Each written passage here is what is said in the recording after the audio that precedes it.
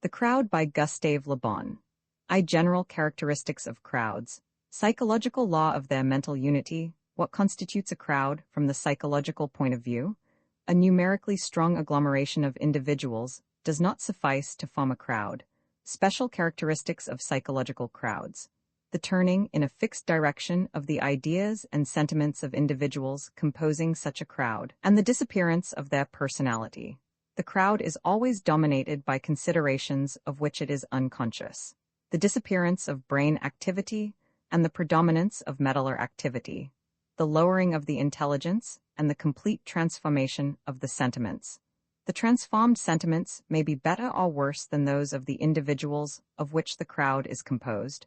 A crowd is as easily heroic as criminal. In its ordinary sense, the word crowd means a gathering of individuals of whatever nationality, profession, or sex, and whatever be the chances that have brought them together. From the psychological point of view, the expression crowd assumes quite a different signification. Under certain given circumstances, and only under those circumstances, an agglomeration of men presents new characteristics very different from those of the individuals composing it. The sentiments and ideas of all the persons in the gathering take one and the same direction, and their conscious personality vanishes. A collective mind is formed, doubtless transitory, but presenting very clearly defined characteristics. The gathering has thus become what, in the absence of a better expression, I will call an organized crowd, or, if the term is considered preferable, a psychological crowd. It forms a single being, and is subjected to the law of the mental unity of crowds. It is evident that it is not by the mere fact of a number of individuals finding themselves accidentally side by side that they acquire the character of an organized crowd. 1,000 individuals accidentally gathered in a public place, without any determined object in no way, constitute a crowd from the psychological point of view. To acquire the special characteristics of such a crowd, the influence is necessary of certain predisposing causes of which we shall have to determine the nature. The disappearance of conscious personality and the turning of feelings and thoughts in a definite direction, which are the primary characteristics of a crowd about to become organized, do not always involve the simultaneous presence of a number of individuals on one spot. Thousands of isolated individuals may acquire at certain moments and under the influence of certain violent emotions, such, for example, as a great national event, the characteristics of a psychological crowd. It will be sufficient in that case that a mere chance should bring them together for their acts to at once assume the characteristics peculiar to the acts of a crowd. At certain moments 6 men might constitute a psychological crowd, which may not happen in the case of hundreds of men gathered together by accident. On the other hand, an entire nation, though there may be no visible agglomeration, may become a crowd under the action of certain influences. A psychological crowd once constituted, it acquires certain provisional but determinable general characteristics. To these general characteristics, there are adjoined particular characteristics, which vary according to the elements of which the crowd is composed, and may modify its mental constitution.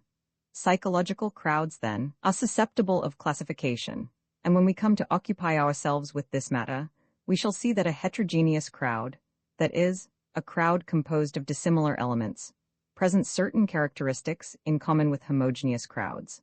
That is, with crowds composed of elements more or less akin sects, castes, and classes, and side by side with these common characteristics particularities, which permit of the two kinds of crowds being differentiated. But before occupying ourselves with the different categories of crowds, we must first of all examine the characteristics common to them all.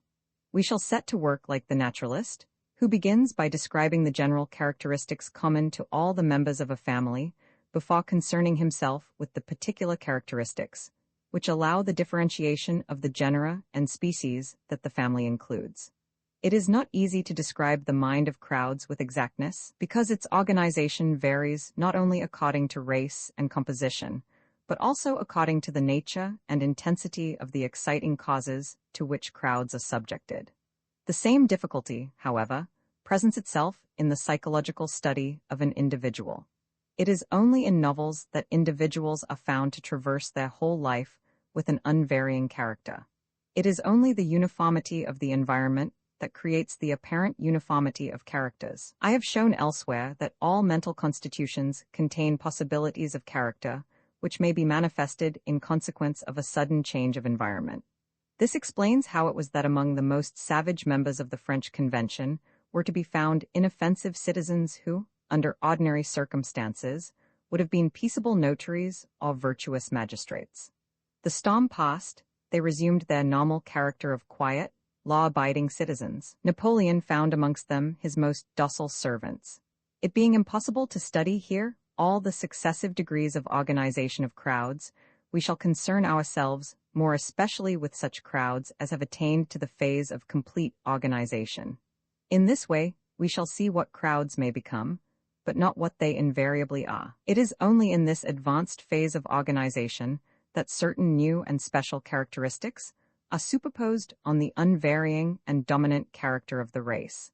Then takes place that turning already alluded to of all the feelings and thoughts of the collectivity in an identical direction.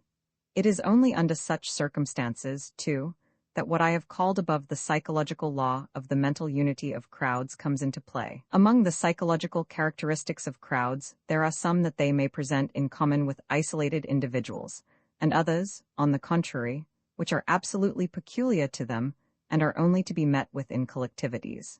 It is these special characteristics that we shall study, first of all, in order to show their importance.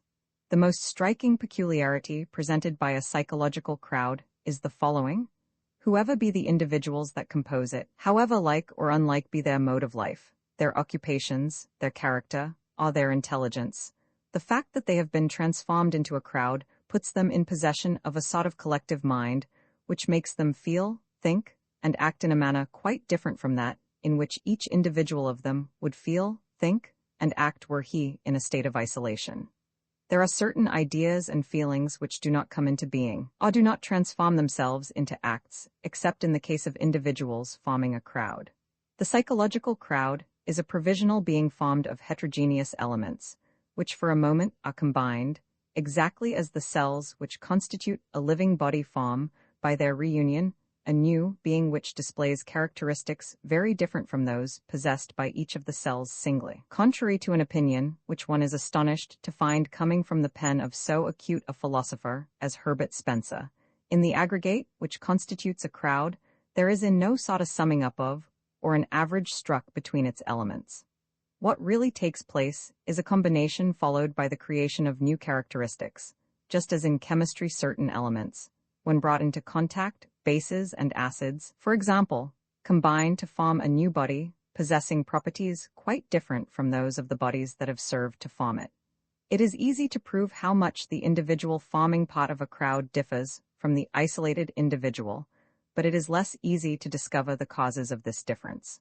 To obtain at any rate a glimpse of them, it is necessary in the first place to call to mind the truth established by modern psychology, that unconscious phenomena play an altogether preponderating part not only in organic life, but also in the operations of the intelligence.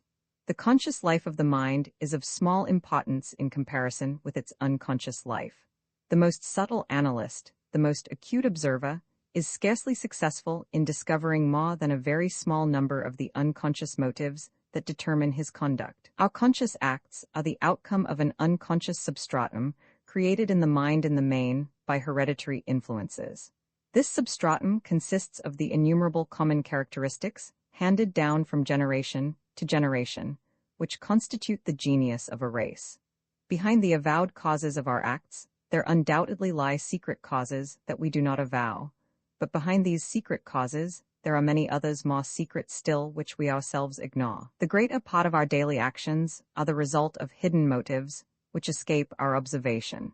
It is more especially with respect to those unconscious elements which constitute the genius of a race that all the individuals belonging to it resemble each other, while it is principally in respect to the conscious elements of their character, the fruit of education, and yet more of exceptional hereditary conditions, that they differ from each other. Men the most unlike in the matter of their intelligence possess instincts, passions, and feelings that are very similar. In the case of everything that belongs to the realm of sentiment, religion, politics, morality, the affections and antipathies, etc., the most eminent men seldom surpass the standard of the most ordinary individuals. From the intellectual point of view, an abyss may exist between a great mathematician and his bootmaker, but from the point of view of character, the difference is most often slight or non-existent. It is precisely these general qualities of character, governed by forces of which we are unconscious, and possessed by the majority of the normal individuals of a race in much the same degree. It is precisely these qualities, I say, that in crowds become common property. In the collective mind, the intellectual aptitudes of the individuals, and in consequence their individuality, are weakened. The heterogeneous is swamped by the homogeneous, and the unconscious qualities obtain the upper hand. This very fact that crowds possess in common ordinary qualities explains why they can never accomplish acts demanding a high degree of intelligence. The decisions affecting matters of general interest come to by an assembly of men of distinction, but specialists in different walks of life are not sensibly superior to the decisions that would be adopted by a gathering of imbeciles. The truth is, they can only bring to bear in common on the work in hand those mediocre qualities which are the birthright of every average individual. In crowds it is stupidity and not mother-wit that is accumulated. It is not all the world, as is so often repeated, that has more wit than Voltaire, but assuredly Voltaire that has more wit than all the world, if by all the world crowds are to be understood. If the individuals of a crowd confine themselves to putting in common the ordinary qualities of which each of them has his share, there would merely result the striking of an average, and not, as we have said, is actually the case, the creation of new characteristics. How is it that these new characteristics are created? This is what we are now to investigate. Different causes determine the appearance of these characteristics peculiar to crowds, and not possessed by isolated individuals. The first is that the individual forming part of a crowd acquires, solely from numerical considerations, a sentiment of invincible power, which allows him to yield to instincts which, had he been alone, he would perforce have kept under restraint. He will be the less disposed to check himself from the consideration that, a crowd being anonymous, and in consequence irresponsible, the sentiment of responsibility which always controls individuals disappears entirely. The second cause, which is contagion, also intervenes to determine the manifestation in crowds of their special characteristics, and at the same time, the trend they ought to take. Contagion is a phenomenon of which it is easy to establish the presence, but that it is not easy to explain. It must be classed among those phenomena of a hypnotic order, which we shall shortly study. In a crowd, every sentiment and act is contagious, and contagious to such a degree that an individual readily sacrifices his personal interest to the collective interest. This is an aptitude very contrary to his nature, and of which a man is scarcely capable, except when he makes part of a crowd. A third cause, and by far the most important, determines in the individuals of a crowd special characteristics, which are quite contrary at times to those presented by the isolated individual. I allude to that suggestibility of which, moreover, the contagion mentioned above is neither more nor less than an effect. To understand this phenomenon, it is necessary to bear in mind certain recent physiological discoveries. We know today that by various processes, an individual may be brought into such a condition that, having entirely lost his conscious personality, he obeys all the suggestions of the operator who has deprived him of it, and commits acts in utter contradiction with his character and habits. The most careful observations seem to prove that an individual immersed for some length of time in a crowd in action soon finds himself, either in consequence of the magnetic influence given out by the crowd, or from some other cause of which we are ignorant, in a special state, which much resembles the state of fascination in which the hypnotized individual finds himself in the hands of the hypnotizer. The activity of the brain being paralyzed in the case of the hypnotized subject, the latter becomes the slave of all the unconscious activities of his spinal cord, which the hypnotizer directs at will. The conscious personality has entirely vanished. Will and discernment are lost. All feelings and thoughts are bent in the direction determined by the hypnotizer. Such also is approximately the state of the individual forming part of a psychological crowd. He is no longer conscious of his acts. In his case, as in the case of the hypnotized subject, at the same time that certain faculties are destroyed, others may be brought to a high degree of exaltation. Under the influence of a suggestion, he will undertake the accomplishment of certain acts with irresistible impetuosity. This impetuosity is the more irresistible in the case of crowds than in that of the hypnotized subject, from the fact that, the suggestion being the same for all the individuals of the crowd, it gains in strength by reciprocity. The individualities in the crowd who might possess a personality sufficiently strong to resist the suggestion are too few in number to struggle against the current. At the utmost, they may be able to attempt a diversion by means of different suggestions. It is in this way, for instance, that a happy expression, an image opportunely evoked, have occasionally deterred crowds from the most bloodthirsty acts. We see, then, that the disappearance of the conscious personality, the predominance of the unconscious personality, the turning by means of suggestion and contagion of feelings and ideas in an identical direction, the tendency to immediately transform the suggested ideas into acts. These, we see, are the principal characteristics of the individual forming part of a crowd. He is no longer himself, but has become an automaton who has ceased to be guided by his will. Moreover, by the mere fact that he forms part of an organized crowd, a man descends several rungs in the ladder of civilization. Isolated, he may be a cultivated individual. In a crowd, he is a barbarian, that is, a creature acting by instinct. He possesses the spontaneity, the violence, the ferocity, and also the enthusiasm and heroism of primitive beings, whom he further tends to resemble by the facility with which he allows himself to be impressed by words and images, which would be entirely without action on each of the isolated individuals composing the crowd, and to be induced to commit acts contrary to his most obvious interests and his best-known habits.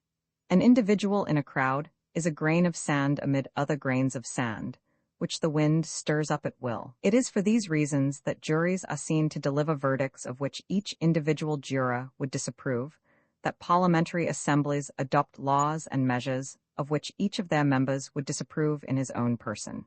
Taken separately, the men of the convention were enlightened citizens of peaceful habits. United in a crowd, they did not hesitate to give their adhesion to the most savage proposals, to guillotine individuals most clearly innocent, and, contrary to their interests, to renounce their inviolability and to decimate themselves. It is not only by his acts that the individual in a crowd differs essentially from himself. Even before he has entirely lost his independence, his ideas and feelings have undergone a transformation, and the transformation is so profound as to change the miser into a spendthrift, the skeptic into a believer, the honest man into a criminal, and the coward into a hero. The renunciation of all its privileges, which the nobility voted in a moment of enthusiasm during the celebrated night of August 4, 1789, would certainly never have been consented to by any of its members taken singly. The conclusion to be drawn from what precedes is that the crowd is always intellectually inferior to the isolated individual, but that, from the point of view of feelings and of the acts these feelings provoke, the crowd may, according to circumstances, be better or worse than the individual. All depends on the nature of the suggestion to which the crowd is exposed. This is the point that has been completely misunderstood by writers who have only studied crowds from the criminal point of view. Doubtless, a crowd is often criminal, but also, it is often heroic. It is crowds rather than isolated individuals that may be induced to run the risk of death to secure the triumph of a creed or an idea that may be fired with enthusiasm for glory and honor, that are led on, almost without bread and without arms, as in the age of the Crusades, to deliver the tomb of Christ from the infidel, or, as in 93, to defend the fatherland. Such heroism is without doubt somewhat unconscious, but it is of such heroism that history is made. Were peoples only to be credited with the great actions performed in cold blood, the annals of the world would register but few of them. Roman II crowds termed criminal crowds, crowds termed criminal crowds. A crowd may be legally yet not psychologically criminal. The absolute unconsciousness of the acts of crowds. Various examples, psychology of the authors of the September massacres. Their reasoning, their sensibility, their ferocity, and their morality. Owing to the fact that crowds, after a period of excitement, enter upon a purely automatic and unconscious state, in which they are guided by suggestion, it seems difficult to qualify them in any case as criminal. I only retain this erroneous qualification because it has been definitely brought into vogue by recent psychological investigations. Certain acts of crowds are assuredly criminal, if considered merely in themselves, but criminal in that case in the same way as the act of a tiger devouring a Hindu, after allowing its young to maul him for their amusement. The usual motive of the crimes of crowds is a powerful suggestion, and the individuals who take part in such crimes are afterwards convinced that they have acted in obedience to duty, which is far from being the case with the ordinary criminal. The history of the crimes committed by crowds illustrates what precedes. The murder of M. Delaunay, the governor of the Bastille, may be cited as a typical example. After the taking of the fortress, the governor, surrounded by a very excited crowd, was dealt blows from every direction. It was proposed to hang him, to cut off his head, to tie him to a horse's tail. While struggling, he accidentally kicked one of those present. Someone proposed, and his suggestion was at once received with acclamation by the crowd, that the individual who had been kicked should cut the governor's throat. The individual in question, a cook out of work, whose chief reason for being at the Bastille was idle curiosity as to what was going on, esteems that since such is the general opinion, the action is patriotic, and even believes he deserves a medal for having destroyed a monster. With a sword that is lent him, he strikes the bared neck, but the weapon being somewhat blunt and not cutting, he takes from his pocket a small black-handled knife, and in his capacity of cook, he would be experienced in cutting up meat, successfully effects the operation. The working of the process indicated above is clearly seen in this example. We have obedience to a suggestion, which is all the stronger because of its collective origin, and the murderer's conviction that he has committed a very meritorious act, a conviction the more natural seeing that he enjoys the unanimous approval of his fellow citizens. An act of this kind may be considered crime legally, but not psychologically. The general characteristics of criminal crowds are precisely the same as those we have met with in all crowds: openness to suggestion, credulity, mobility, the exaggeration of the sentiments good or bad, the manifestation of certain forms of morality, etc. We shall find all these characteristics present in a crowd which has left behind it in French history the most sinister memories, the crowd which perpetrated the September massacres. In point of fact, it offers much similarity with the crowd that committed the St. Bartholomew massacres. I borrow the details from the narration of M. Taine, who took them from contemporary sources. It is not known exactly who gave the order or made the suggestion to empty the prisons by massacring the prisoners. Whether it was Danton, as is probable, or another, does not matter. The one interesting fact for us is the powerful suggestion received by the crowd charged with the massacre. The crowd of murderers numbered some 300 persons and was a perfectly typical heterogeneous crowd. With the exception of a very small number of professional scoundrels, it was composed in the main of shopkeepers and artisans of every trade: bootmakers, locksmiths, hairdressers, masons, clocks, messengers, etc. Under the influence of the suggestion received, they are perfectly convinced, as was the cook referred to above, that they are accomplishing a patriotic duty. They fill a double office, being at once judge and executioner, but they do not for a moment regard themselves as criminals. Deeply conscious of the importance of their duty, they begin by forming a sort of tribunal, and in connection with this act the ingenuousness of crowds and their rudimentary conception of justice are seen immediately. In consideration of the large number of the accused, it is decided that, to begin with, the nobles, priests, officers, and members of the king's household, in a word, all the individuals whose mere profession is proof of their guilt in the eyes of a good patriot, shall be slaughtered in a body, there being no need for a special decision in their case. The remainder shall be judged on their personal appearance and their reputation. In this way, the rudimentary conscience of the crowd is satisfied.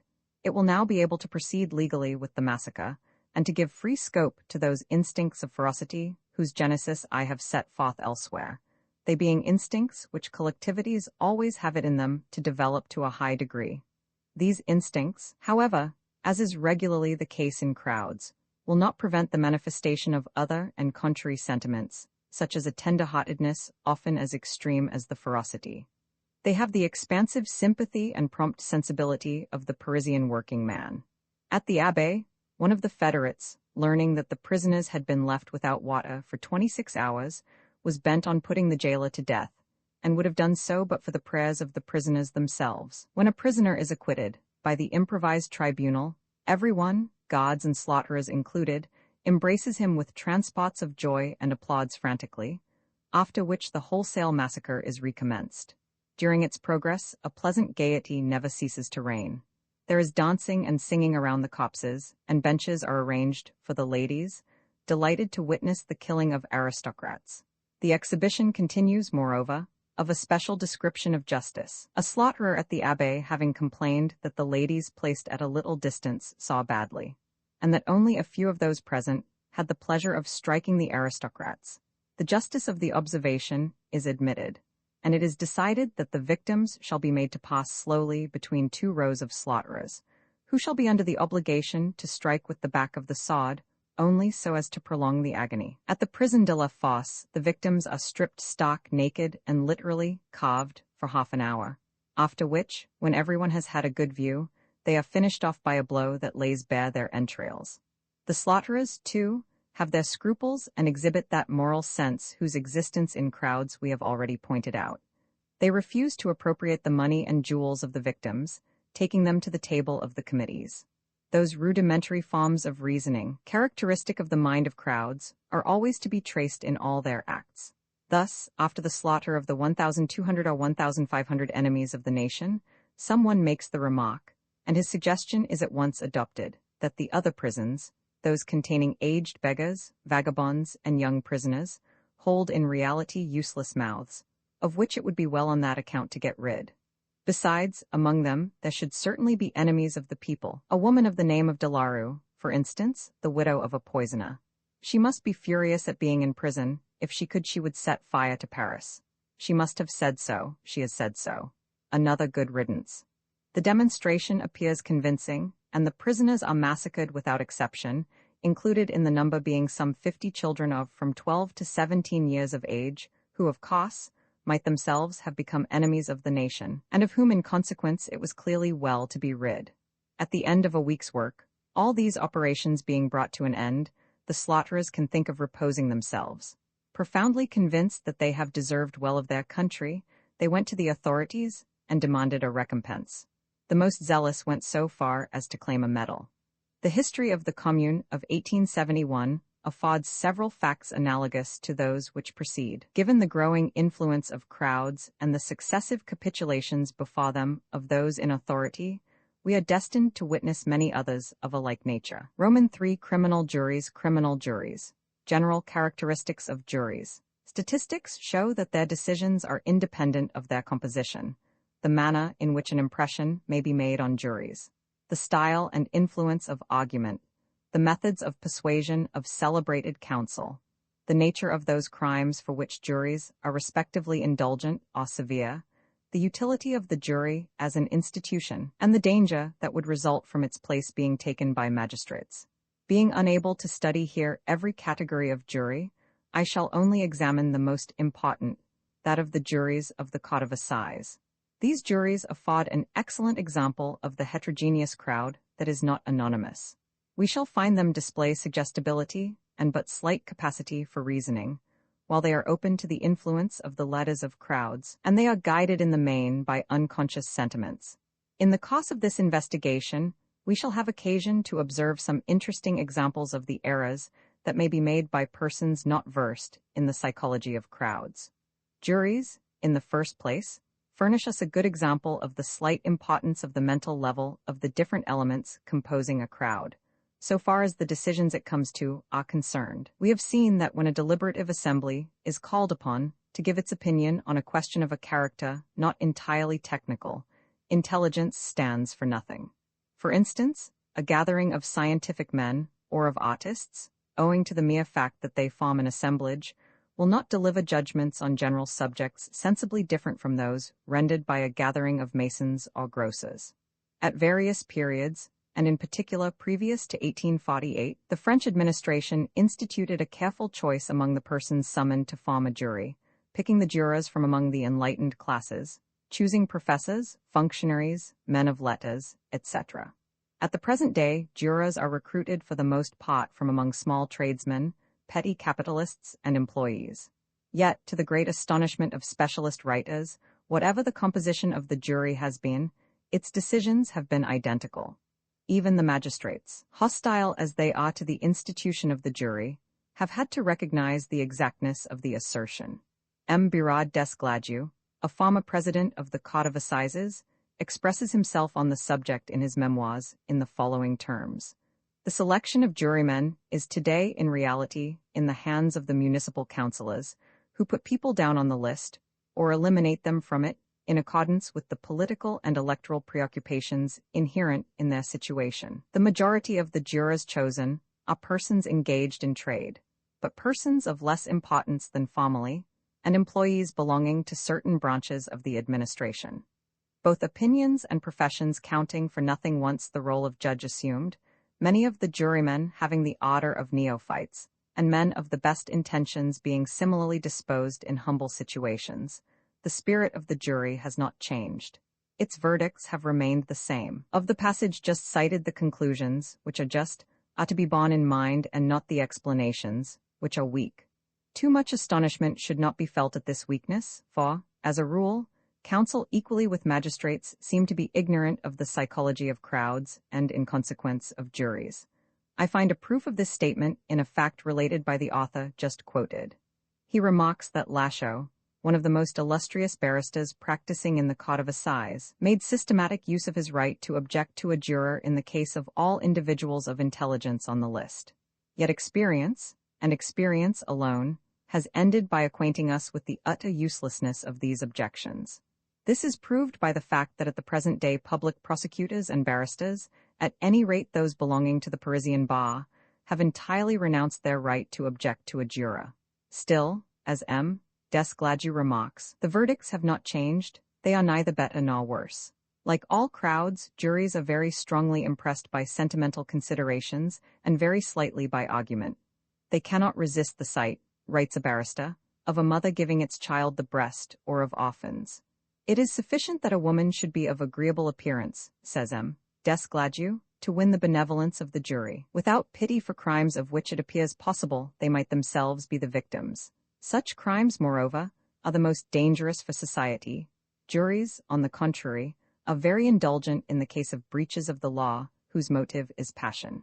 They are rarely severe on infanticide by girl mothers, or hard on the young woman who throws vitriol at the man who has seduced and deserted her, for the reason that they feel instinctively that society runs but slight danger from such crimes.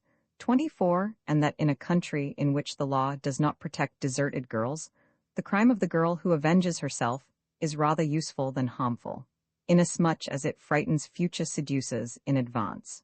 Juries, like all crowds, are profoundly impressed by prestige, and President Desgladieu very properly remarks that, very democratic as juries are in their composition, they are very aristocratic in their likes and dislikes. Name, birth, great wealth, celebrity, the assistance of an illustrious counsel, everything in the nature of distinction, all that lends brilliancy to the accused, stands him in extremely good stead. The chief concern of a good counsel should be to work upon the feelings of the jury, and, as with all crowds, to argue but little, or only to employ rudimentary modes of reasoning. An English barrister, famous for his successes in the assize courts, has well set forth the line of action to be followed. While pleading, he would attentively observe the jury. The most favorable opportunity has been reached. By dint of insight and experience, the counsel reads the effect of each phrase on the faces of the jurymen and draws his conclusions in consequence. His first step is to be sure which members of the jury are already favorable to his cause. It is short work to definitely gain their adhesion, and having done so, he turns his attention to the members who seem, on the contrary, ill-disposed, and endeavors to discover why they are hostile to the accused. This is the delicate part of his task, for there may be an infinity of reasons for condemning a man, apart from the sentiment of justice. These few lines resume the entire mechanism of the art of oratory, and we see why the speech prepared in advance has so slight an effect, it being necessary to be able to modify the terms employed from moment to moment in accordance with the impression produced.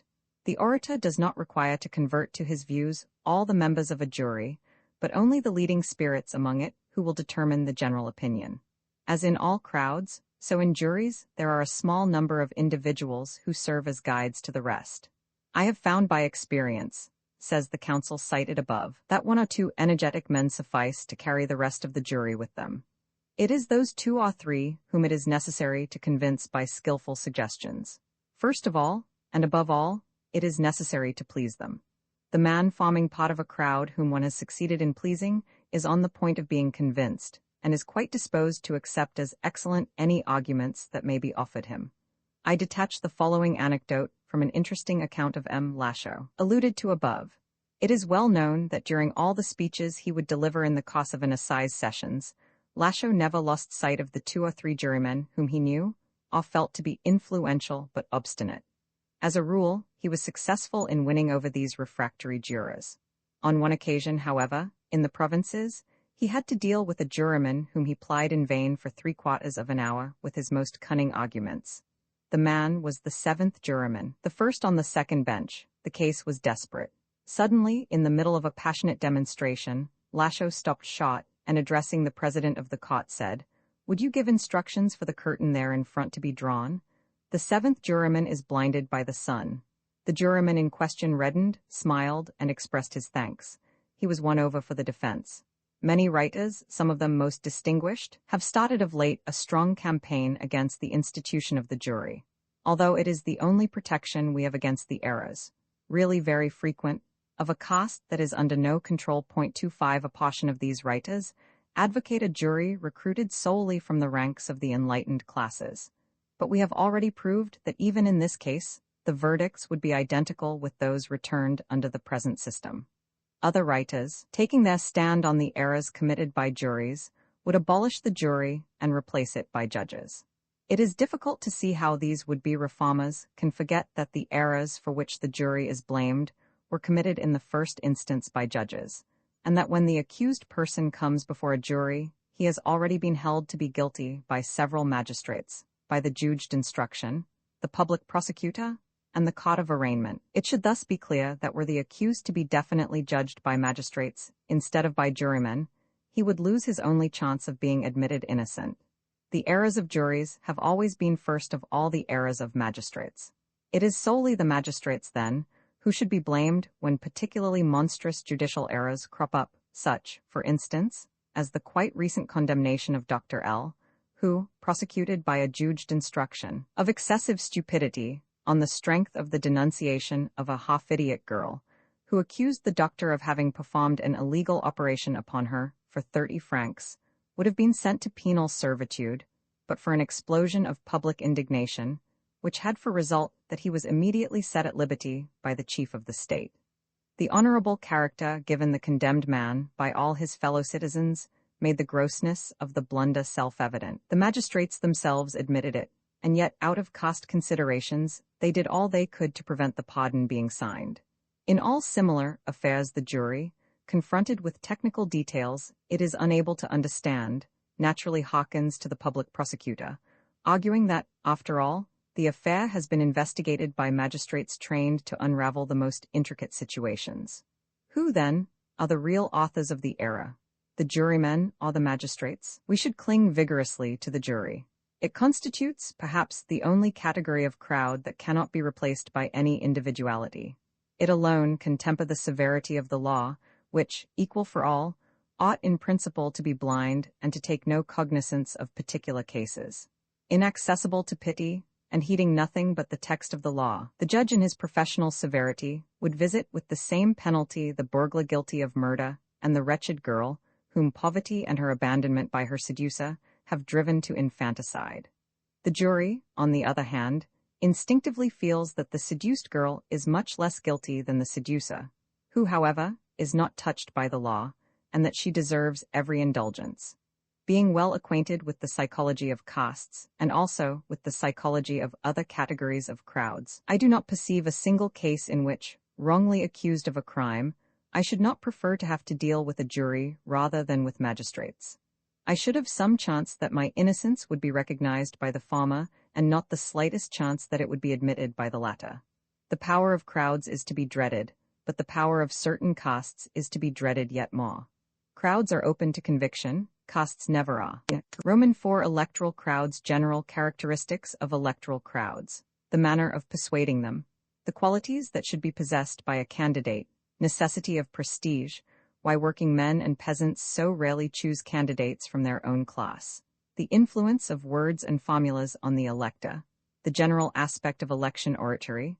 How the opinions of the elector are formed, the power of political committees, they represent the most redoubtable form of tyranny, the committees of the electoral crowds, that is to say, collectivities invested with the power of electing the holders of certain functions, constitute heterogeneous crowds, but as their action is confined to a single clearly determined matter, namely, to choosing between different candidates, they present only a few of the characteristics previously described. Of the characteristics peculiar to crowds, they display in particular, but slight aptitude for reasoning, the absence of the critical spirit, irritability, credulity, and simplicity. In their decision, moreover, is to be traced the influence of the leaders of crowds and the part played by the factors we have enumerated: affirmation, repetition, prestige, and contagion. Let us examine by what methods electoral crowds are to be persuaded. It will be easy to deduce their psychology from the methods that are most successful. It is of primary importance that the candidate should possess prestige. Personal prestige can only be replaced by that resulting from wealth. Talent and even genius are not elements of success of serious importance. Of capital importance, on the other hand, is the necessity for the candidate of possessing prestige, of being able, that is, to force himself upon the electorate without discussion.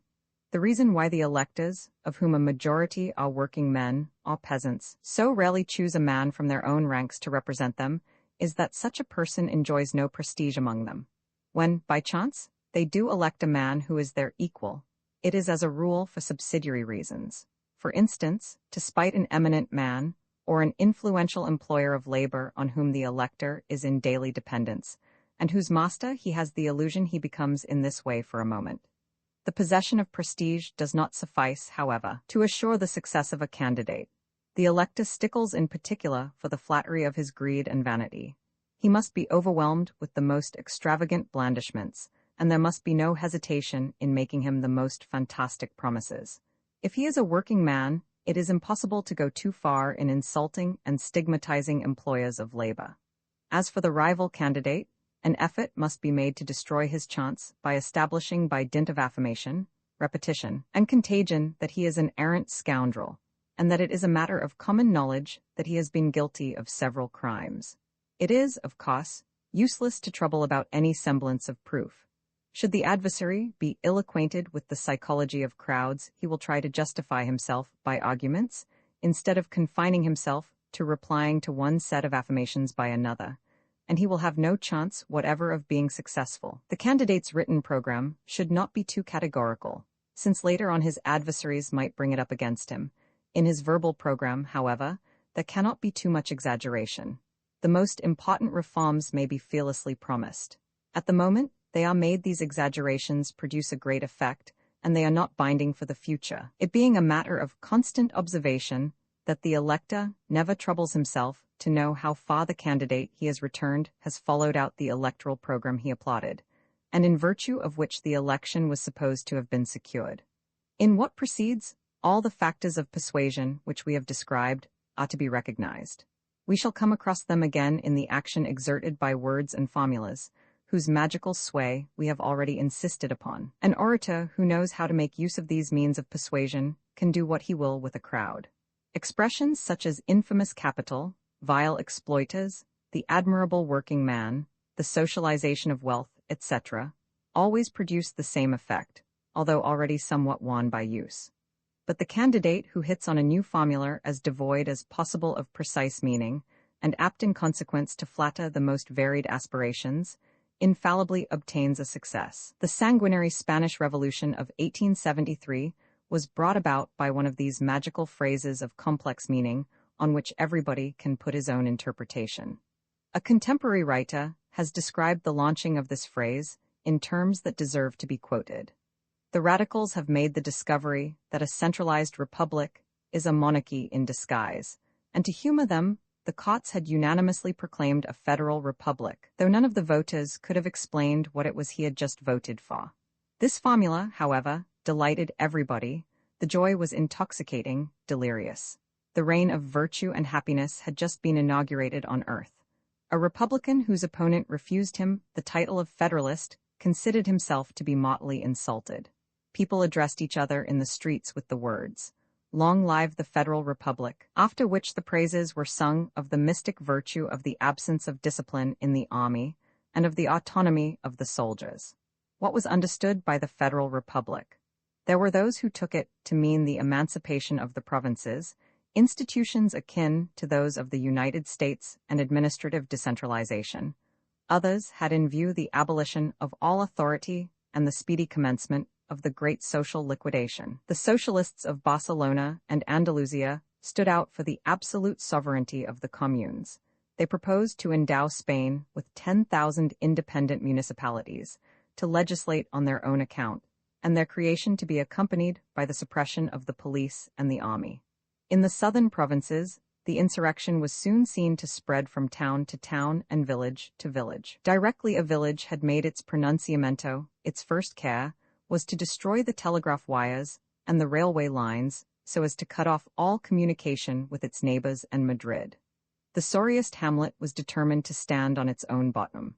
Federation had given place to cantonalism, marked by massacres, incendiarism, and every description of brutality and bloody saturnalia were celebrated throughout the length and breadth of the land. With respect to the influence that may be exerted by reasoning on the minds of electors, to harbor the least doubt on this subject can only be the result of never having read the reports of an electioneering meeting. In such a gathering affirmations, invectives, and sometimes blows are exchanged, but never arguments. Should silence be established for a moment, it is because someone present, having the reputation of a tough customer, has announced that he is about to heckle the candidate by putting him one of those embarrassing questions which are always the joy of the audience. The satisfaction, however, of the opposition party is short-lived, for the voice of the questioner is soon drowned in the uproar made by his adversaries. The following reports of public meetings, chosen from hundreds of similar examples and taken from the daily papers, may be considered as typical. One of the organizers of the meeting having asked the assembly to elect a president, the storm bursts. The anarchists leap onto the platform to take the committee table by storm. The socialists make an energetic defense. Blows are exchanged, and each party accuses the other of being spies in the pay of the government, etc. A citizen leaves the hall with a black eye. The committee is at length installed as best it may be in the midst of the tumult, and the right to speak devolves upon Comrade X. The orator starts a vigorous attack on the socialists, who interrupt him with shouts of idiot, scoundrel, blackguard, etc., epithets to which Comrade X replies by setting forth a theory according to which the socialists are idiots or jokers. The Alemanist party had organized yesterday evening, in the Hall of Commerce, in the Rue du Faubourg du Temple, a great meeting preliminary to the Workers' Fête of the 1st of May. The watchword of the meeting was calm and tranquility. Comrade G alludes to the socialists as idiots and humbugs. At these words there is an exchange of invectives, and orators and audience come to blows. Chairs, tables, and benches are converted into weapons, etc., etc. It is not to be imagined for a moment that this description of discussion is peculiar to a determined class of electors and dependent on their social position. In every anonymous assembly, whatever, though it be composed exclusively of highly educated persons, discussion always assumes the same shape. I have shown that when men are collected in a crowd, there is a tendency towards their mental leveling at work, and proof of this is to be found at every turn. Take, for example, the following extract from a report of a meeting composed exclusively of students, which I borrow from the temps of 13th of February, 1895. The tumult only increased as the evening went on. I do not believe that a single orator succeeded in uttering 2 sentences without being interrupted. At every instant, there came shouts from this or that direction, or from every direction at once. Applause was intermingled with hissing. Violent discussions were in progress between individual members of the audience. Sticks were brandished threateningly. Others beat a tattoo on the floor, and the interrupters were greeted with yells of "Put him out," "I'll let him speak." M.C. lavished such epithets as odious and cowardly, monstrous, vile, venal, and vindictive on the association, which he declared he wanted to destroy, etc., etc. How, it may be asked, can an elector form an opinion under such conditions? To put such a question is to harbor a strange delusion as to the measure of liberty that may be enjoyed by a collectivity. Crowds have opinions that have been imposed upon them, but they never boast reasoned opinions.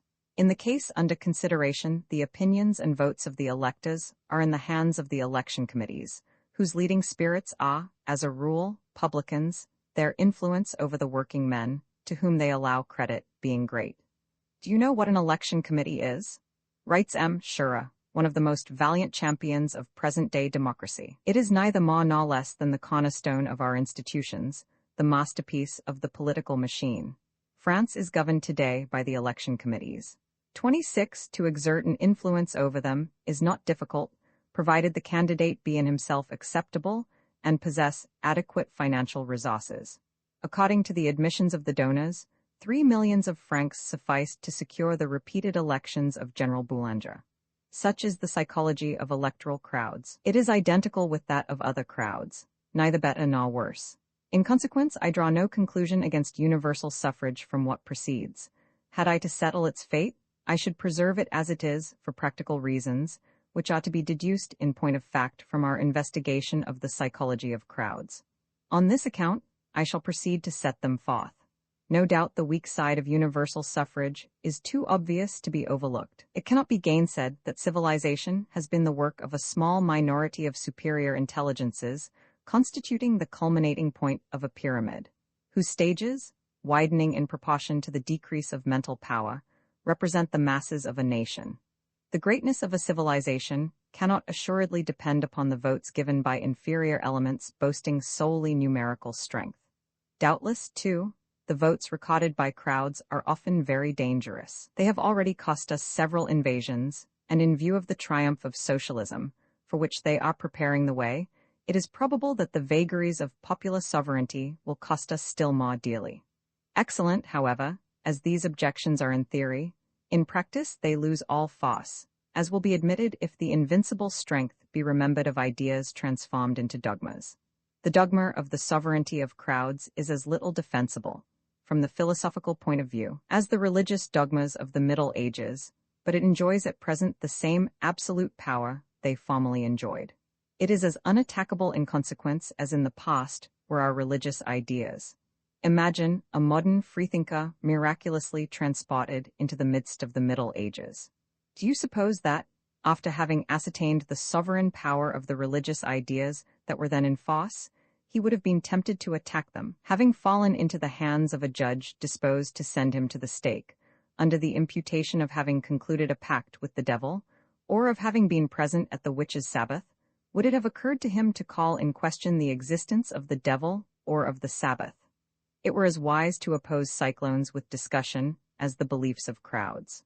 The dogma of universal suffrage possesses today the power the Christian dogmas formerly possessed. Orators and writers allude to it with a respect and adulation that never fell to the share of Louis Roman XIV. In consequence, the same position must be taken up with regard to it as with regard to all religious dogmas.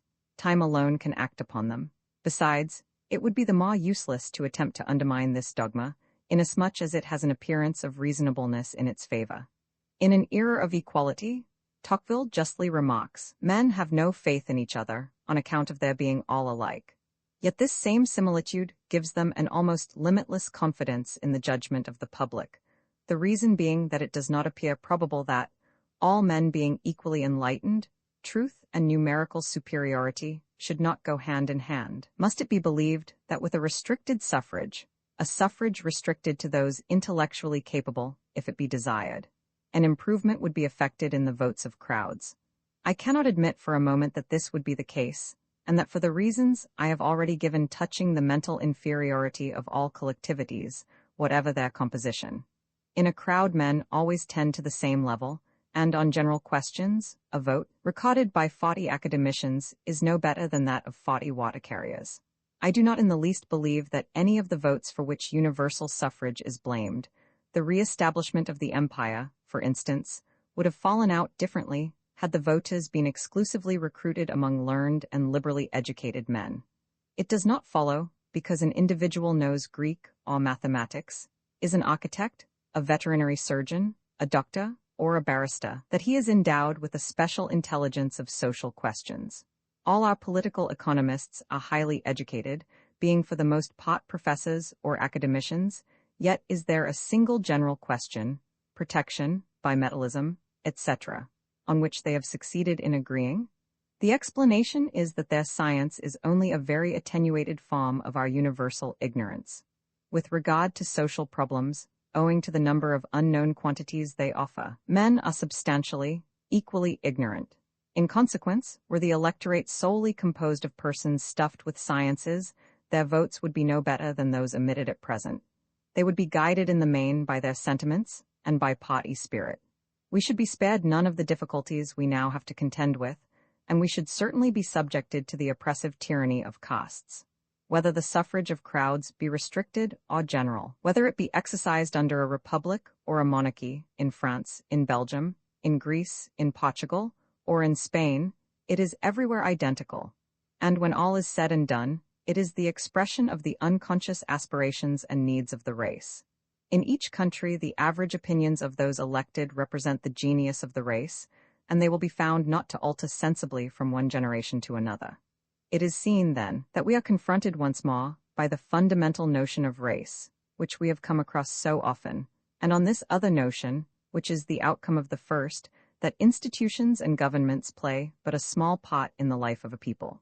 Peoples are guided in the main by the genius of their race, that is, by that inherited residue of qualities of which the genius is the sum total. Race and the slavery of our daily necessities are the mysterious master causes that rule our destiny. Parliamentary assemblies, parliamentary crowds, present most of the characteristics common to heterogeneous crowds that are not anonymous: the simplicity of their opinions, their suggestibility and its limits, their indestructible, fixed opinions and their changed opinions, the reason of the predominance of indecision, the role of the letters, the reason of their prestige. They are the true masters of an assembly whose votes, on that account, are merely those of a small minority, the absolute power they exercise, the elements of their oratorical art, phrases and images, the psychological necessity the leaders are under of being in a general way of stubborn convictions and narrow-minded. It is impossible for a speaker without prestige to obtain recognition for his arguments. The exaggeration of the sentiments, whether good or bad, of assemblies. At certain moments they become automatic. The sittings of the convention, cases in which an assembly loses the characteristics of crowds, the influence of specialists when technical questions arise, the advantages and dangers of a parliamentary system in all countries. It is adapted to modern needs, but it involves financial waste and the progressive curtailment of all liberty. Conclusion. In parliamentary assemblies, we have an example of heterogeneous crowds that are not anonymous.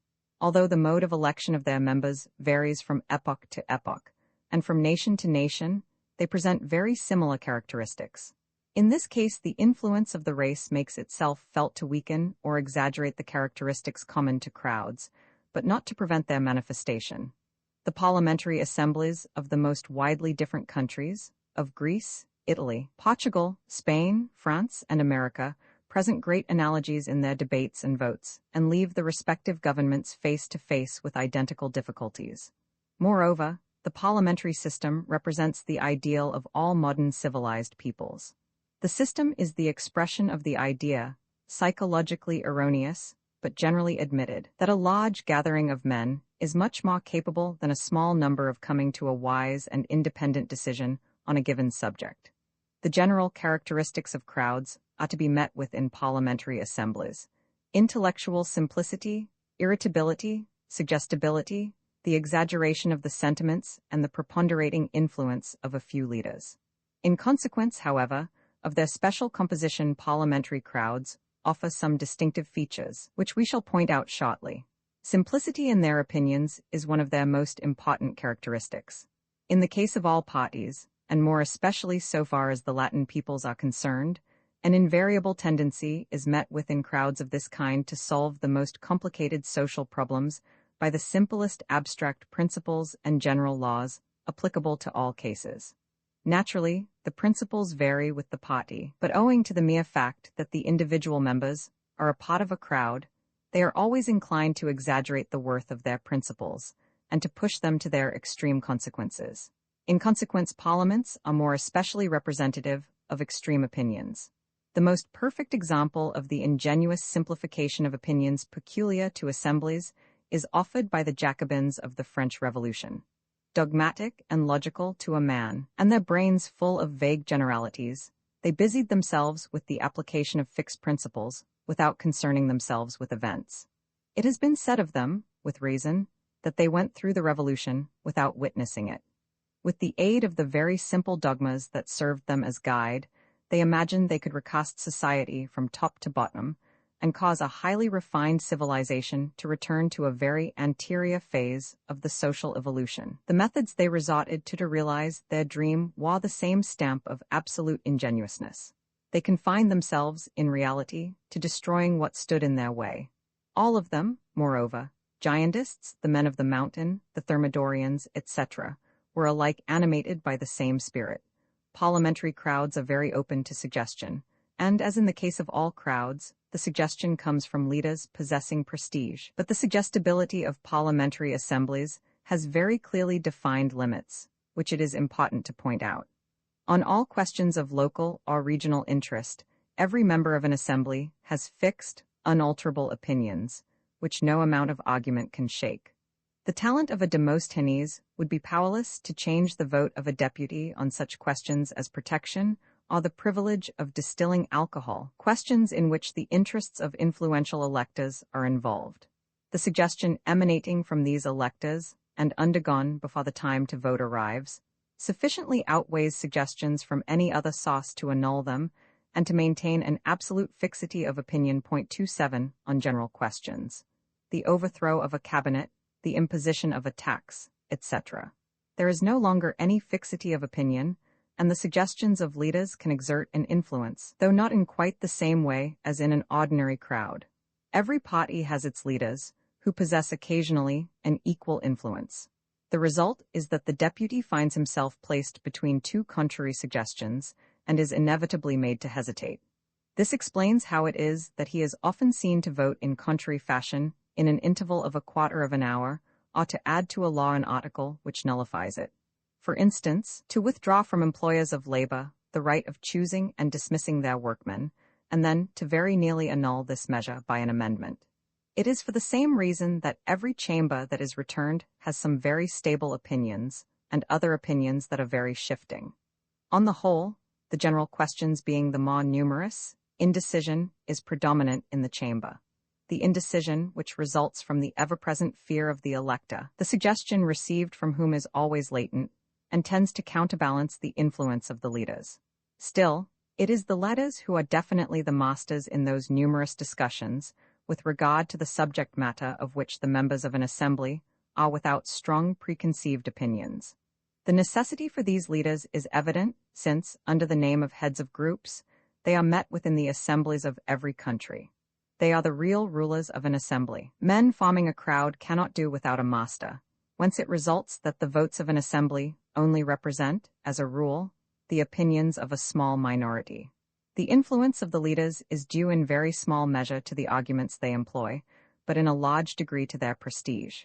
The best proof of this is that, should they by any circumstance lose their prestige, their influence disappears.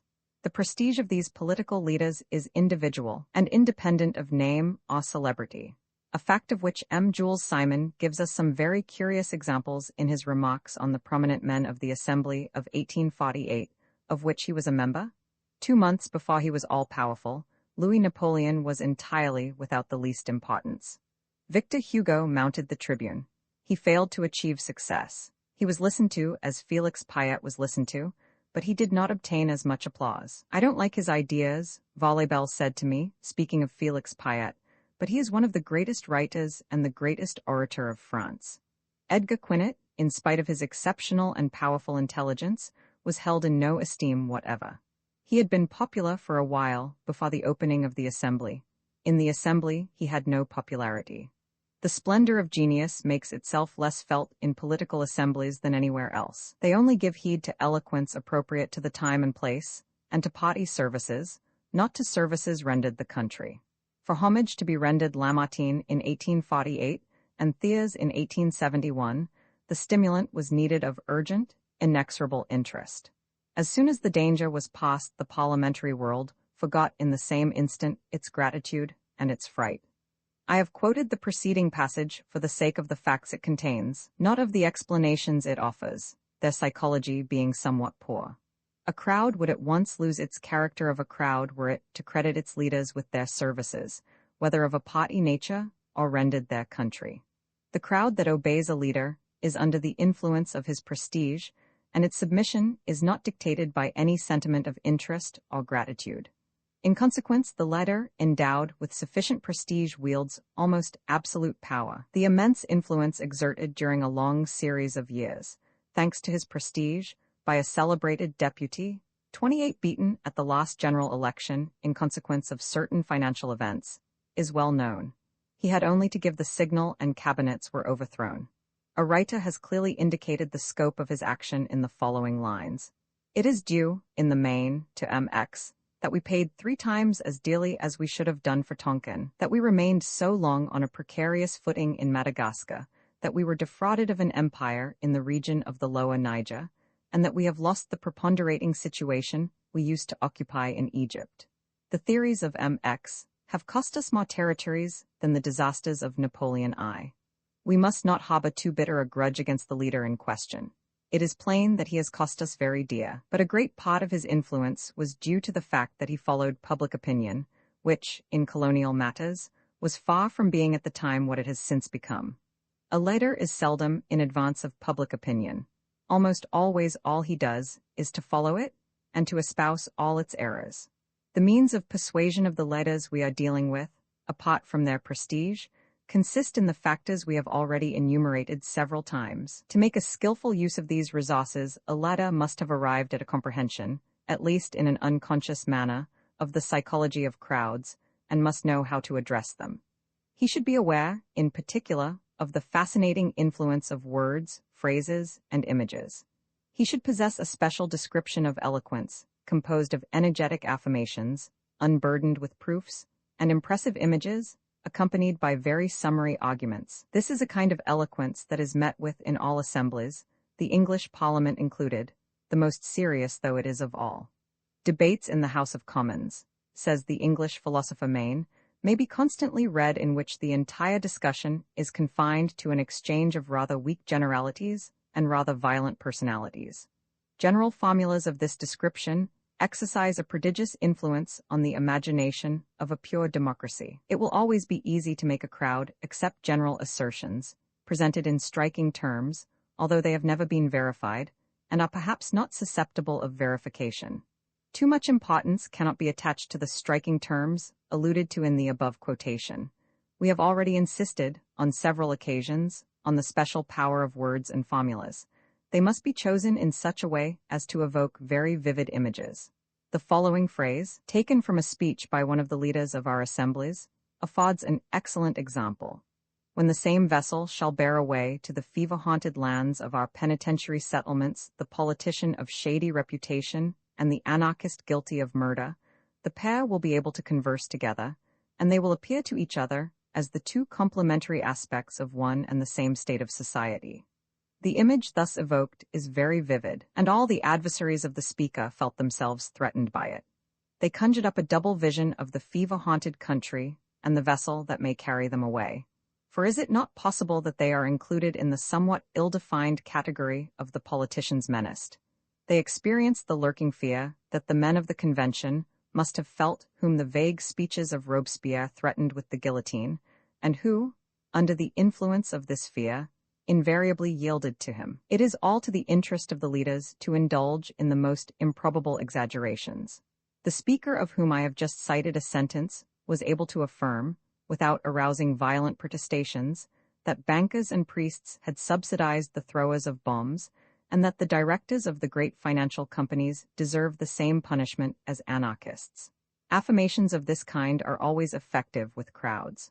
The affirmation is never too violent, the declamation never too threatening. Nothing intimidates the audience more than this sort of eloquence. Those present are afraid that if they protest, they will be put down as traitors or accomplices. As I have said, this peculiar style of eloquence has ever been of sovereign effect in all assemblies. In times of crisis, its power is still further accentuated. The speeches of the great orators of the assemblies of the French Revolution are very interesting reading from this point of view. At every instant, they thought themselves obliged to pause in order to denounce crime and exalt virtue, after which they would burst forth into imprecations against tyrants, and swear to live free men or perish. Those present rose to their feet, applauded furiously, and then, calmed, took their seats again. On occasion, the leader may be intelligent and highly educated, but the possession of these qualities does him, as a rule, more harm than good. By showing how complex things are, by allowing of explanation and promoting comprehension, intelligence always renders its owner indulgent, and blunts, in a large measure, that intensity and violence of conviction needful for apostles. The great leaders of crowds of all ages, and those of the Revolution in particular, have been of lamentably narrow intellect, while it is precisely those whose intelligence has been the most restricted who have exercised the greatest influence. The speeches of the most celebrated of them, of Robespierre, frequently astound one by their incoherence. By merely reading them, no plausible explanation is to be found of the great part played by the powerful dictator. The commonplaces and redundancies of pedagogic eloquence and Latin culture at the service of a mind childish rather than undistinguished, and limited in its notions of attack and defense to the defiant attitude of schoolboys. Not an idea, not a happy turn of phrase, or a telling hit. A storm of declamation that leaves us bawed. After a dose of this unexhilarating reading, one is tempted to exclaim, "Oh," with the amiable Camille Desmoulins. It is terrible at times to think of the power that strong conviction combined with extreme narrowness of mind gives a man possessing prestige. It is none the less necessary that these conditions should be satisfied for a man to ignore obstacles and display strength of will in a high measure. Crowds instinctively recognize in men of energy and conviction the masters they are always in need of. In a parliamentary assembly, the success of a speech depends almost solely on the prestige possessed by the speaker, and not at all on the arguments he brings forward. The best proof of this is that when for one cause or another a speaker loses his prestige, he loses simultaneously all his influence, that is, his power of influencing votes at will. When an unknown speaker comes forward with a speech containing good arguments, but only arguments, the chances are that he will only obtain a hearing. A deputy who is a psychologist of insight, M. de Saubes, has recently traced in the following lines the portrait of the deputy who lacks prestige. When he takes his place in the tribune, he draws a document from his portfolio, spreads it out methodically before him, and makes a start with assurance. He flatters himself that he will implant in the minds of his audience the conviction by which he is himself animated. He has weighed and reweighed his arguments. He is well primed with figures and proofs. He is certain he will convince his hearers. In the face of the evidence he is to adduce, all resistance would be futile. He begins, confident in the justice of his cause, and relying upon the attention of his colleagues, whose only anxiety, of course, is to subscribe to the truth. He speaks, and is at once surprised at the restlessness of the House, and a little annoyed by the noise that is being made. How is it silence is not kept? Why this general inattention? What are those deputies thinking about who are engaged in conversation? What urgent motive has induced this or that deputy to quit his seat? An expression of uneasiness crosses his face. He frowns and stops. Encouraged by the president, he begins again, raising his voice. He is only listened to all the less. He lends emphasis to his words and gesticulates. The noise around him increases. He can no longer hear himself, and again stops. Finally, afraid that his silence may provoke the dreaded cry, the closure, he starts off again. The clamor becomes unbearable. When parliamentary assemblies reach a certain pitch of excitement, they become identical with ordinary heterogeneous crowds, and their sentiments, in consequence, present the peculiarity of being always extreme. They will be seen to commit acts of the greatest heroism or the worst excesses. The individual is no longer himself, and so entirely is this the case that he will vote measures most adverse to his personal interests. The history of the French Revolution shows to what an extent assemblies are capable of losing their self-consciousness and of obeying suggestions most contrary to their interests. It was an enormous sacrifice for the nobility to renounce its privileges, yet it did so without hesitation on a famous night during the sittings of the Constituent Assembly. By renouncing their inviolability, the men of the Convention placed themselves under a perpetual menace of death, and yet they took this step, and were not afraid to decimate their own ranks, though perfectly aware that the scaffold to which they were sending their colleagues today might be their own fate tomorrow. The truth is they had attained to that completely automatic state which I have described elsewhere, and no consideration would hinder them from yielding to the suggestions by which they were hypnotized. The following passage from the memoirs of one of them, Ballade Varennes, is absolutely typical on this score. The decisions with which we have been so reproached, he says, were not desired by us 2 days, a single day before they were taken. It was the crisis and nothing else that gave rise to them. Nothing can be more accurate. The same phenomena of unconsciousness were to be witnessed during all the stormy sittings of the convention. They approved and decreed measures, says Taine, which they held in horror, measures which were not only stupid and foolish, but measures that were crimes, the murder of innocent men, the murder of their friends. The left, supported by the right, unanimously and amid loud applause, sent to the scaffold Danton, its natural chief, and the great promoter and leader of the revolution. Unanimously, and amid the greatest applause the right, supported by the left, votes the worst decrees of the revolutionary government. Unanimously, and amid cries of admiration and enthusiasm, amid demonstrations of passionate sympathy for Collot d'Herbois, Couthon, and Robespierre, the convention, by spontaneous and repeated re-elections, keeps in office the homicidal government which the plain detests because it is homicidal, and the mountain detests because it is decimated by it. The plain and the mountain, the majority and the minority, finish by consenting to help on their own suicide. The 22 Prairial, the entire convention offered itself to the executioner.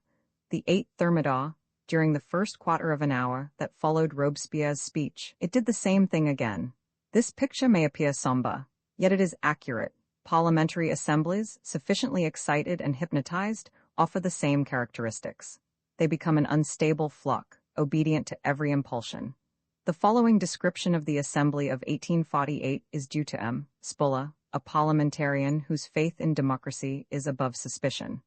I reproduce it from the Revue littéraire, and it is thoroughly typical. It offers an example of all the exaggerated sentiments which I have described as characteristic of crowds, and of that excessive changeableness which permits of assemblies passing, from moment to moment, from one set of sentiments to another entirely opposite. The Republican Party was brought to its perdition by its divisions, its jealousies, its suspicions, and in turn, its blind confidence and its limitless hopes. Its ingenuousness and candor were only equaled by its universal mistrust. An absence of all sense of legality, of all comprehension of discipline, together with boundless terrors and illusions, the peasant and the child are on a level in these respects. Their calm is as great as their impatience. Their ferocity is equal to their docility. This condition is the natural consequence of a temperament that is not formed and of the lack of education. Nothing astonishes such persons, and everything disconcerts them. Trembling with fear or brave to the point of heroism, they would go through fire and water or fly from a shadow. They are ignorant of cause and effect and of the connecting links between events. They are as promptly discouraged as they are exalted. They are subject to every description of panic.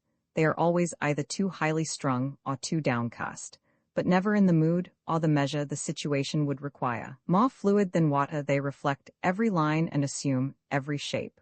What sort of a foundation for a government can they be expected to supply? Fortunately, all the characteristics just described as to be met with in parliamentary assemblies are in no wise constantly displayed. Such assemblies only constitute crowds at certain moments. The individuals composing them retain their individuality in a great number of cases, which explains how it is that an assembly is able to turn out excellent technical laws. It is true that the author of these laws is a specialist who has prepared them in the quiet of his study, and that in reality, the law voted is the work of an individual and not of an assembly. These laws are naturally the best. They are only liable to have disastrous results when a series of amendments has converted them into the outcome of a collective effort. The work of a crowd is always inferior, whatever its nature, to that of an isolated individual. It is specialists who safeguard assemblies from passing ill-advised or unworkable measures. The specialist in this case is a temporary leader of crowds. The assembly is without influence on him, but he has influence over the assembly. In spite of all the difficulties attending their working, parliamentary assemblies are the best form of government mankind has discovered as yet, and more especially the best means it has found to escape the yoke of personal tyrannies. They constitute assuredly the ideal government at any rate for philosophers, thinkers, writers, artists, and learned men, in a word, for all those who form the cream of a civilization. Moreover, in reality they only present two serious dangers, one being inevitable financial waste, and the other, the progressive restriction of the liberty of the individual. The first of these dangers is the necessary consequence of the exigencies and want of foresight of electoral crowds. Should a member of an assembly propose a measure giving apparent satisfaction to democratic ideas, should he bring in a bill, for instance, to assure old-age pensions to all workers, and to increase the wages of any class of state employees, the other deputies, victims of suggestion in their dread of their electors, will not venture to seem to disregard the interests of the latter by rejecting the proposed measure, although well aware they are imposing a fresh strain on the budget and necessitating the creation of new taxes. It is impossible for them to hesitate to give their votes. The consequences of the increase of expenditure are remote and will not entail disagreeable consequences for them personally, while the consequences of a negative vote might clearly come to light when they next present themselves for re-election. In addition to this first cause of an exaggerated expenditure, there is another not less imperative, the necessity of voting all grants for local purposes.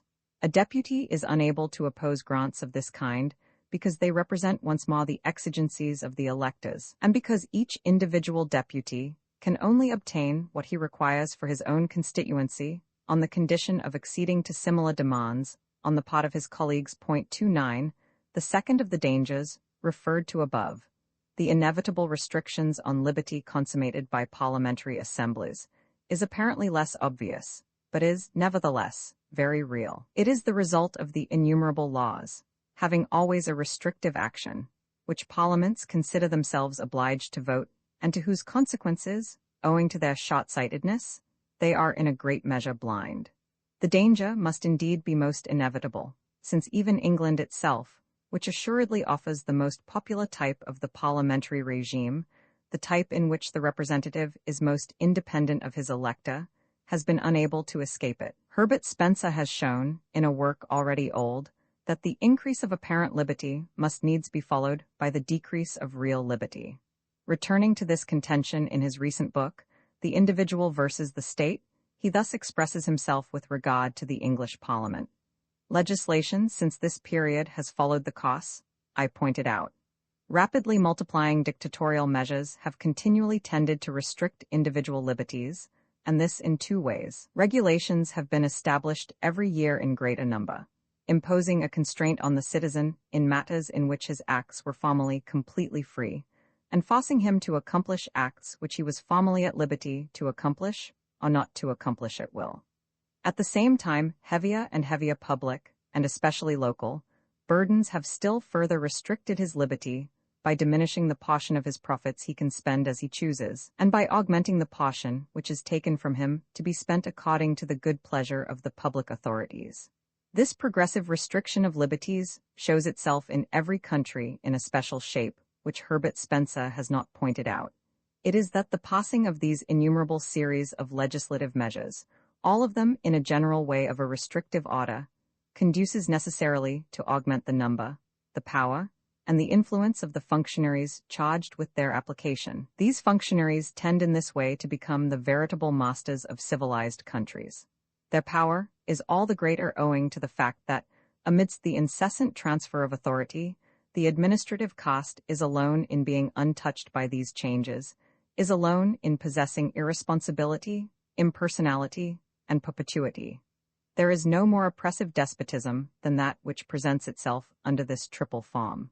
This incessant creation of restrictive laws and regulations, surrounding the pettiest actions of existence with the most complicated formalities, inevitably has for its result the confining within narrower and narrower limits of the sphere in which the citizen may move freely.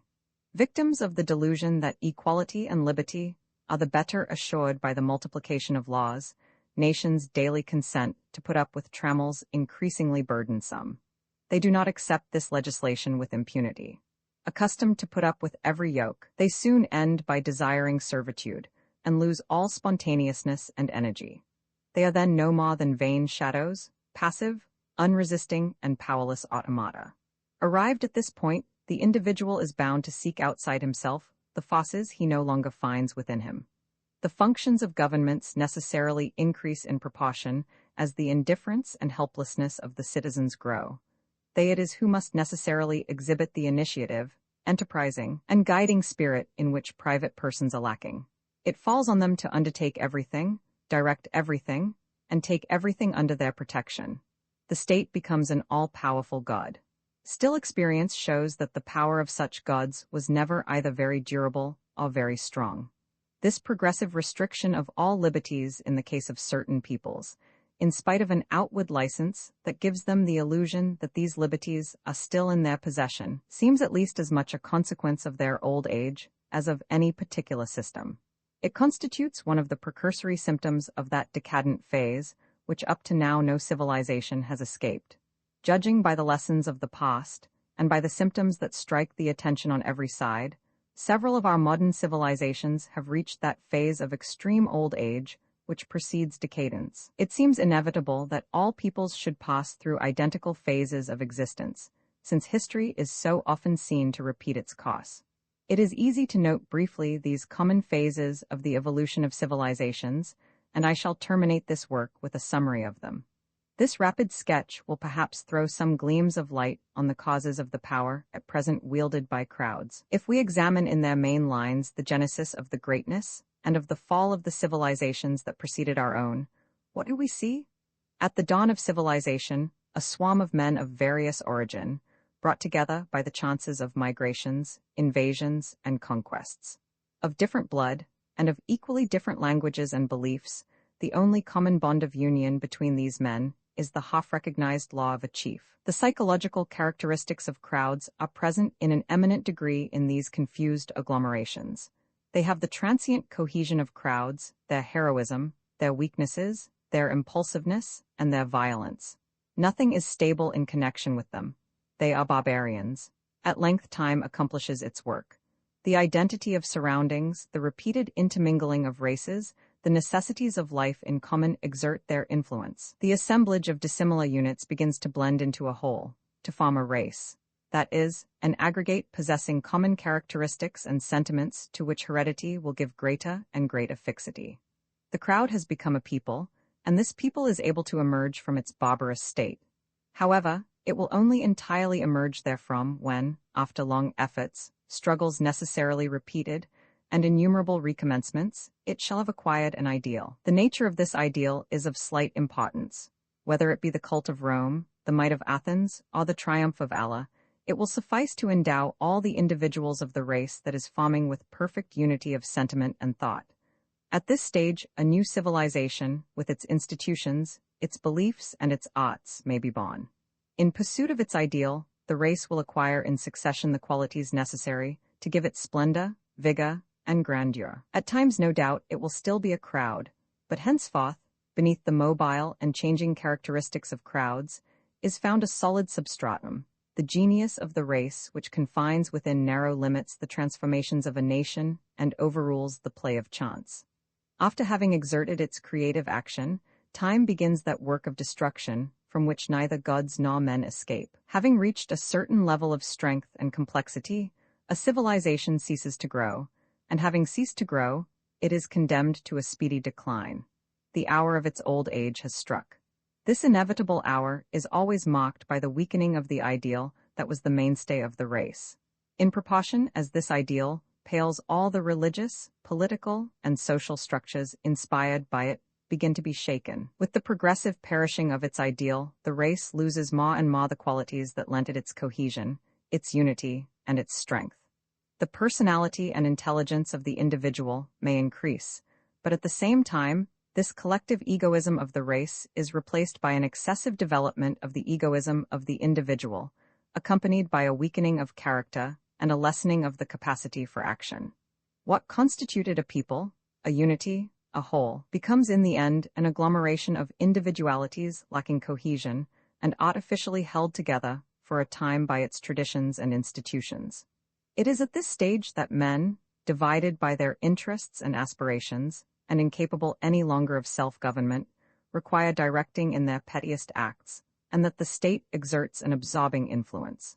With the definite loss of its old ideal, the genius of the race entirely disappears. It is a mere swarm of isolated individuals and returns to its original state, that of a crowd. Without consistency and without a future, it has all the transitory characteristics of crowds. Its civilization is now without stability and at the mercy of every chance. The populace is sovereign, and the tide of barbarism mounts. The civilization may still seem brilliant because it possesses an outward front, the work of a long past, but it is in reality an edifice crumbling to ruin, which nothing supports, and destined to fall in at the first storm. To pass in pursuit of an ideal from the barbarous to the civilized state, and then, when this ideal has lost its virtue, to decline and die, such is the cycle of the life of a people. Roman II, the sentiments and morality of crowds, having indicated in a general way the principal characteristics of crowds, it remains to study these characteristics in detail. It will be remarked that among the special characteristics of crowds there are several, such as impulsiveness, irritability, incapacity to reason, the absence of judgment and of the critical spirit, the exaggeration of the sentiments, and others besides, which are almost always observed in beings belonging to inferior forms of evolution, in women, savages, and children, for instance. However, I merely indicate this analogy in passing. Its demonstration is outside the scope of this work. It would, moreover, be useless for persons acquainted with the psychology of primitive beings, and would scarcely carry conviction to those in ignorance of this matter. I now proceed to the successive consideration of the different characteristics that may be observed in the majority of crowds. 1. Impulsiveness, mobility, and irritability of crowds. The crowd is at the mercy of all exterior exciting causes, and reflects their incessant variations. The impulses which the crowd obeys are so imperious as to annihilate the feeling of personal interest. Premeditation is absent from crowds. Racial influence. When studying the fundamental characteristics of a crowd, we stated that it is guided almost exclusively by unconscious motives. Its acts are far more under the influence of the spinal cord than of the brain. In this respect, a crowd is closely akin to quite primitive beings. The acts performed may be perfect so far as their execution is concerned, but as they are not directed by the brain, the individual conducts himself according as the exciting causes to which he is submitted may happen to decide. A crowd is at the mercy of all external exciting causes and reflects their incessant variations. It is the slave of the impulses which it receives. The isolated individual may be submitted to the same exciting causes as the man in a crowd, but as his brain shows him the inadvisability of yielding to them, he refrains from yielding. This truth may be physiologically expressed by saying that the isolated individual possesses the capacity of dominating his reflex actions, while a crowd is devoid of this capacity. The varying impulses to which crowds obey may be, according to their exciting causes, generous or cruel, heroic or cowardly, but they will always be so imperious that the interest of the individual, even the interest of self-preservation, will not dominate them. The exciting causes that may act on crowds being so varied, and crowds always obeying them, crowds are in consequence extremely mobile. This explains how it is that we see them pass in a moment from the most bloodthirsty ferocity to the most extreme generosity and heroism. A crowd may easily enact the part of an executioner, but not less easily that of a martyr. It is crowds that have furnished the torrents of blood requisite for the triumph of every belief. It is not necessary to go back to the heroic ages to see what crowds are capable of in this latter direction. They are never sparing of their life in an insurrection, and not long since a general, too becoming suddenly popular, might easily have found 100,000 men ready to sacrifice their lives for his cause had he demanded it. Any display of premeditation by crowds is in consequence out of the question. They may be animated in succession by the most contrary sentiments, but they will always be under the influence of the exciting causes of the moment. They are like the leaves which a tempest whirls up and scatters in every direction and then allows to fall. When studying later on certain revolutionary crowds, we shall give some examples of the variability of their sentiments. This mobility of crowds renders them very difficult to govern, especially when a measure of public authority has fallen into their hands. Did not the necessities of everyday life constitute a sort of invisible regulator of existence, it would scarcely be possible for democracies to last. Still, though the wishes of crowds are frenzied, they are not durable. Crowds are as incapable of willing as of thinking for any length of time. A crowd is not merely impulsive and mobile. Like a savage, it is not prepared to admit that anything can come between its desire and the realization of its desire. It is the less capable of understanding such an intervention, in consequence of the feeling of irresistible power given it by its numerical strength. The notion of impossibility disappears for the individual in a crowd. An isolated individual knows well enough that alone he cannot set fire to a palace or loot a shop, and should he be tempted to do so, he will easily resist the temptation. Making part of a crowd, he is conscious of the power given him by number, and it is sufficient to suggest to him ideas of murder or pillage for him to yield immediately to temptation. An unexpected obstacle will be destroyed with frenzied rage. Did the human organism allow of the perpetuity of furious passion, it might be said that the normal condition of a crowd balked in its wishes is just such a state of furious passion. The fundamental characteristics of the race, which constitute the unvarying source from which all our sentiments spring, always exert an influence on the irritability of crowds, their impulsiveness and their mobility, as on all the popular sentiments we shall have to study. All crowds are doubtless always irritable and impulsive, but with great variations of degree. For instance, the difference between a Latin and an Anglo-Saxon crowd is striking. The most recent facts in French history throw a vivid light on this point. The mere publication, 25 years ago, of a telegram relating an insult supposed to have been offered an ambassador was sufficient to determine an explosion of fury, whence followed immediately a terrible war. Some years later, the telegraphic announcement of an insignificant reverse at Langson provoked a fresh explosion which brought about the instantaneous overthrow of the government. At the same moment, a much more serious reverse undergone by the English expedition to Khartoum produced only a slight emotion in England, and no ministry was overturned. Crowds are everywhere distinguished by feminine characteristics, but Latin crowds are the most feminine of all. Whoever trusts in them may rapidly attain a lofty destiny, but to do so is to be perpetually skirting the brink of a Tarpeian rock, with the certainty of one day being precipitated from it. 2. The suggestibility and credulity of crowds, the obedience of crowds to suggestions. The images evoked in the mind of crowds are accepted by them as realities. Why these images are identical for all the individuals composing a crowd.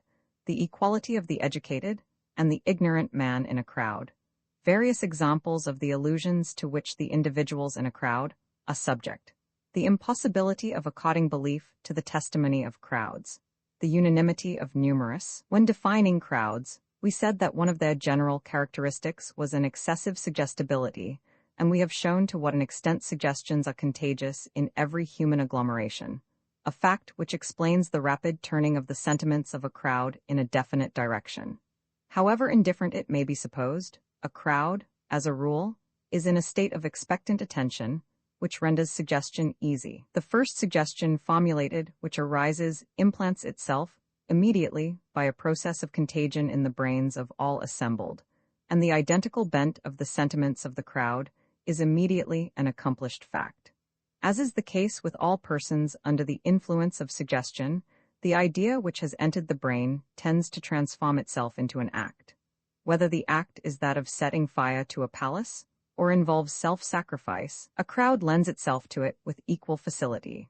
All will depend on the nature of the exciting cause, and no longer, as in the case of the isolated individual, on the relations existing between the act suggested and the sum total of the reasons which may be urged against its realization. In consequence, a crowd, perpetually hovering on the bottle end of unconsciousness, readily yielding to all suggestions, having all the violence of feeling peculiar to beings who cannot appeal to the influence of reason, deprived of all critical faculty, cannot be otherwise than excessively credulous. The improbable does not exist for a crowd, and it is necessary to bear this circumstance well in mind to understand the facility with which are created and propagated the most improbable legends and stories. Point 3. The creation of the legends, which so easily obtain circulation in crowds, is not solely the consequence of their extreme credulity. It is also the result of the prodigious perversions that events undergo in the imagination of a throng. The simplest event that comes under the observation of a crowd is soon totally transformed. A crowd thinks in images, and the image itself immediately calls up a series of other images, having no logical connection with the first. We can easily conceive this state by thinking of the fantastic succession of ideas to which we are sometimes led by calling up in our minds any fact. Our reason shows us the incoherence there is in these images, but a crowd is almost blind to this truth, and confuses with the real event what the deforming action of its imagination has superimposed thereon. A crowd scarcely distinguishes between the subjective and the objective. It accepts as real the images evoked in its mind, though they most often have only a very distant relation with the observed fact. The ways in which a crowd perverts any event of which it is a witness ought, it would seem, to be innumerable and unlike each other, since the individuals composing the gathering are of very different temperaments. But this is not the case. As the result of contagion, the perversions are of the same kind, and take the same shape in the case of all the assembled individuals.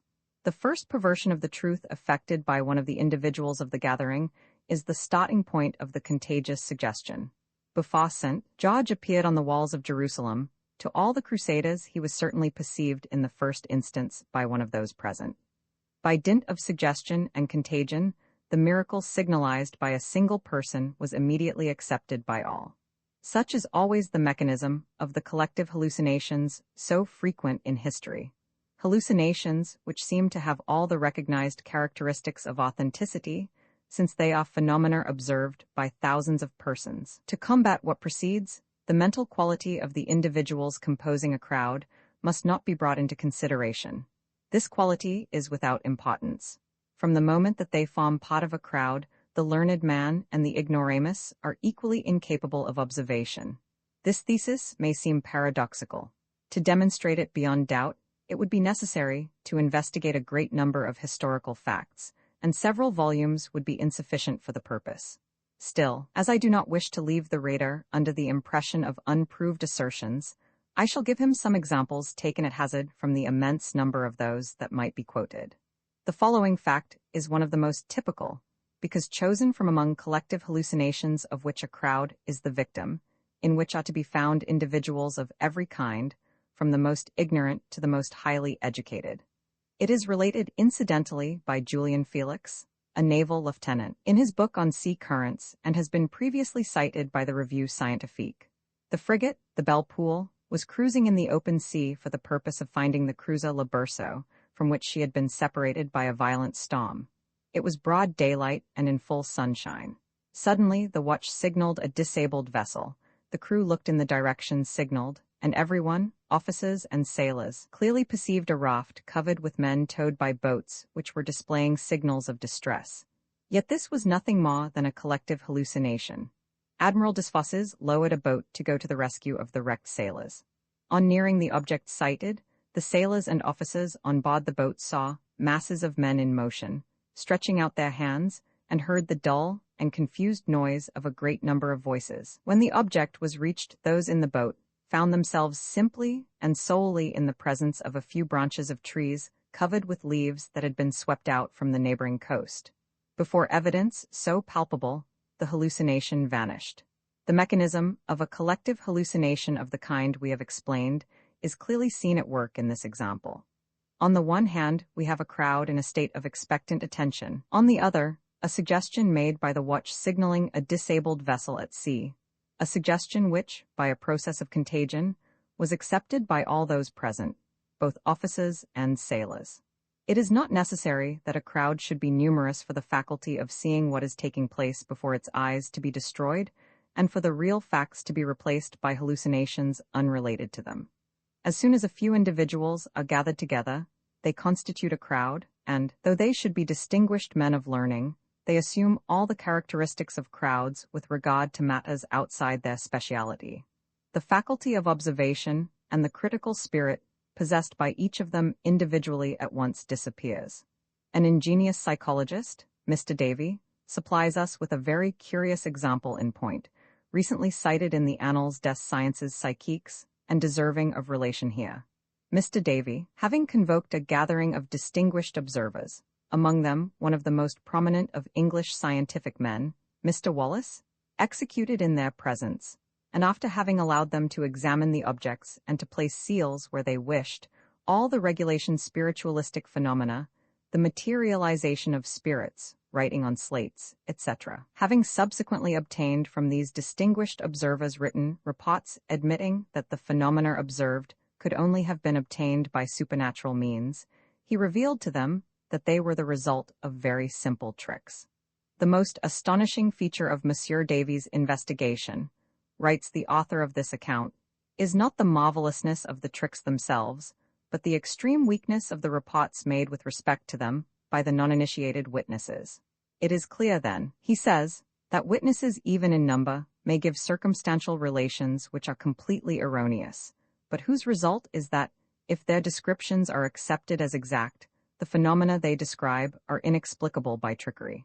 The methods invented by Mr. Davy were so simple that one is astonished that he should have had the boldness to employ them, but he had such a power over the mind of the crowd that he could persuade it that it saw what it did not see. Here, as always, we have the power of the hypnotizer over the hypnotized. Moreover, when this power is seen in action on minds of a superior order and previously invited to be suspicious, it is understandable how easy it is to deceive ordinary crowds. Analogous examples are innumerable. As I write these lines, the papers are full of the story of two little girls found drowned in the Seine.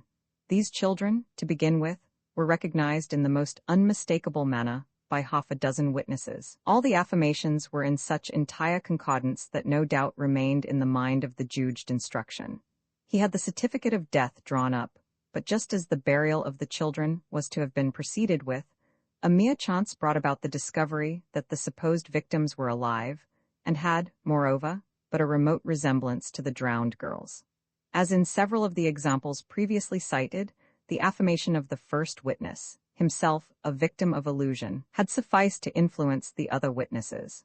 In parallel cases, the starting point of the suggestion is always the illusion produced in an individual by more or less vague reminiscences, contagion following as the result of the affirmation of this initial illusion. If the first observer be very impressionable, it will often be sufficient that the corpse he believes he recognizes should present, apart from all real resemblance, some peculiarity, a scar, or some detail of toilet which may evoke the idea of another person. The idea evoked may then become the nucleus of a sort of crystallization which invades the understanding and paralyzes all critical faculty. What the observer then sees is no longer the object itself, but the image evoked in his mind. In this way are to be explained erroneous recognitions of the dead bodies of children by their own mother, as occurred in the following case, already old, but which has been recently recalled by the newspapers. In it ought to be traced precisely the two kinds of suggestion of which I have just pointed out the mechanism. The child was recognized by another child, who was mistaken. The series of unwarranted recognitions then began. An extraordinary thing occurred. The day after a schoolboy had recognized the copse, a woman exclaimed, "Good heavens, it is my child." She was taken up to the copse, she examined the clothing, and noted a scar on the forehead.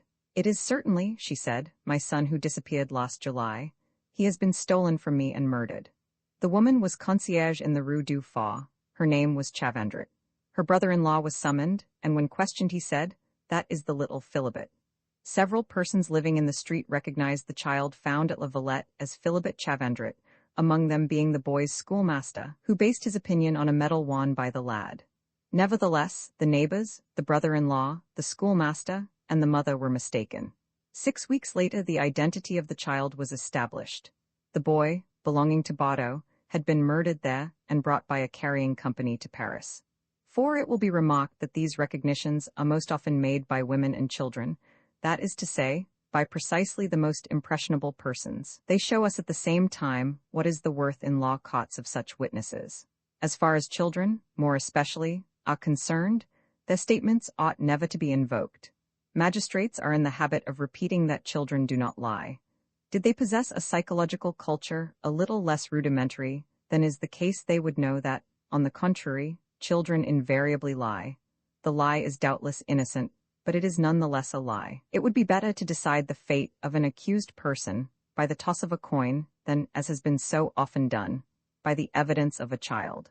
To return to the faculty of observation possessed by crowds, our conclusion is that their collective observations are as erroneous as possible, and that most often they merely represent the illusion of an individual who, by a process of contagion, has suggestioned his fellows. Facts proving that the most utter mistrust of the evidence of crowds is advisable might be multiplied to any extent. Thousands of men were present 25 years ago at the celebrated cavalry charge during the Battle of Sedan, and yet it is impossible, in the face of the most contradictory ocular testimony, to decide by whom it was commanded. The English general, Lord Wolseley, has proved in a recent book that up to now, the gravest errors of fact have been committed with regard to the most important incidents of the Battle of Waterloo, facts that hundreds of witnesses had nevertheless attested. 5 Such facts show us what is the value of the testimony of crowds. Treatises on logic include the unanimity of numerous witnesses in the category of the strongest proofs that can be invoked in support of the exactness of a fact. Yet what we know of the psychology of crowds shows that treatises on logic need on this point to be rewritten. The events with regard to which there exists the most doubt are certainly those which have been observed by the greatest number of persons. To say that a fact has been simultaneously verified by thousands of witnesses is to say, as a rule, that the real fact is very different from the accepted account of it. It clearly results from what precedes that works of history must be considered as works of pure imagination. They are fanciful accounts of ill-observed facts, accompanied by explanations the result of reflection. To write such books is the most absolute waste of time. Had not the past left us its literary, artistic, and monumental works, we should know absolutely nothing in reality with regard to bygone times. Are we in possession of a single word of truth concerning the lives of the great men who have played preponderating parts in the history of humanity, men such as Hercules, Buddha, or Muhammad? In all probability we are not. In point of fact, moreover, their real lives are of slight importance to us. Our interest is to know what our great men were as they are presented by popular legend. It is legendary heroes, and not for a moment real heroes, who have impressed the minds of crowds. Unfortunately, legends, even although they have been definitely put on record by books, have in themselves no stability.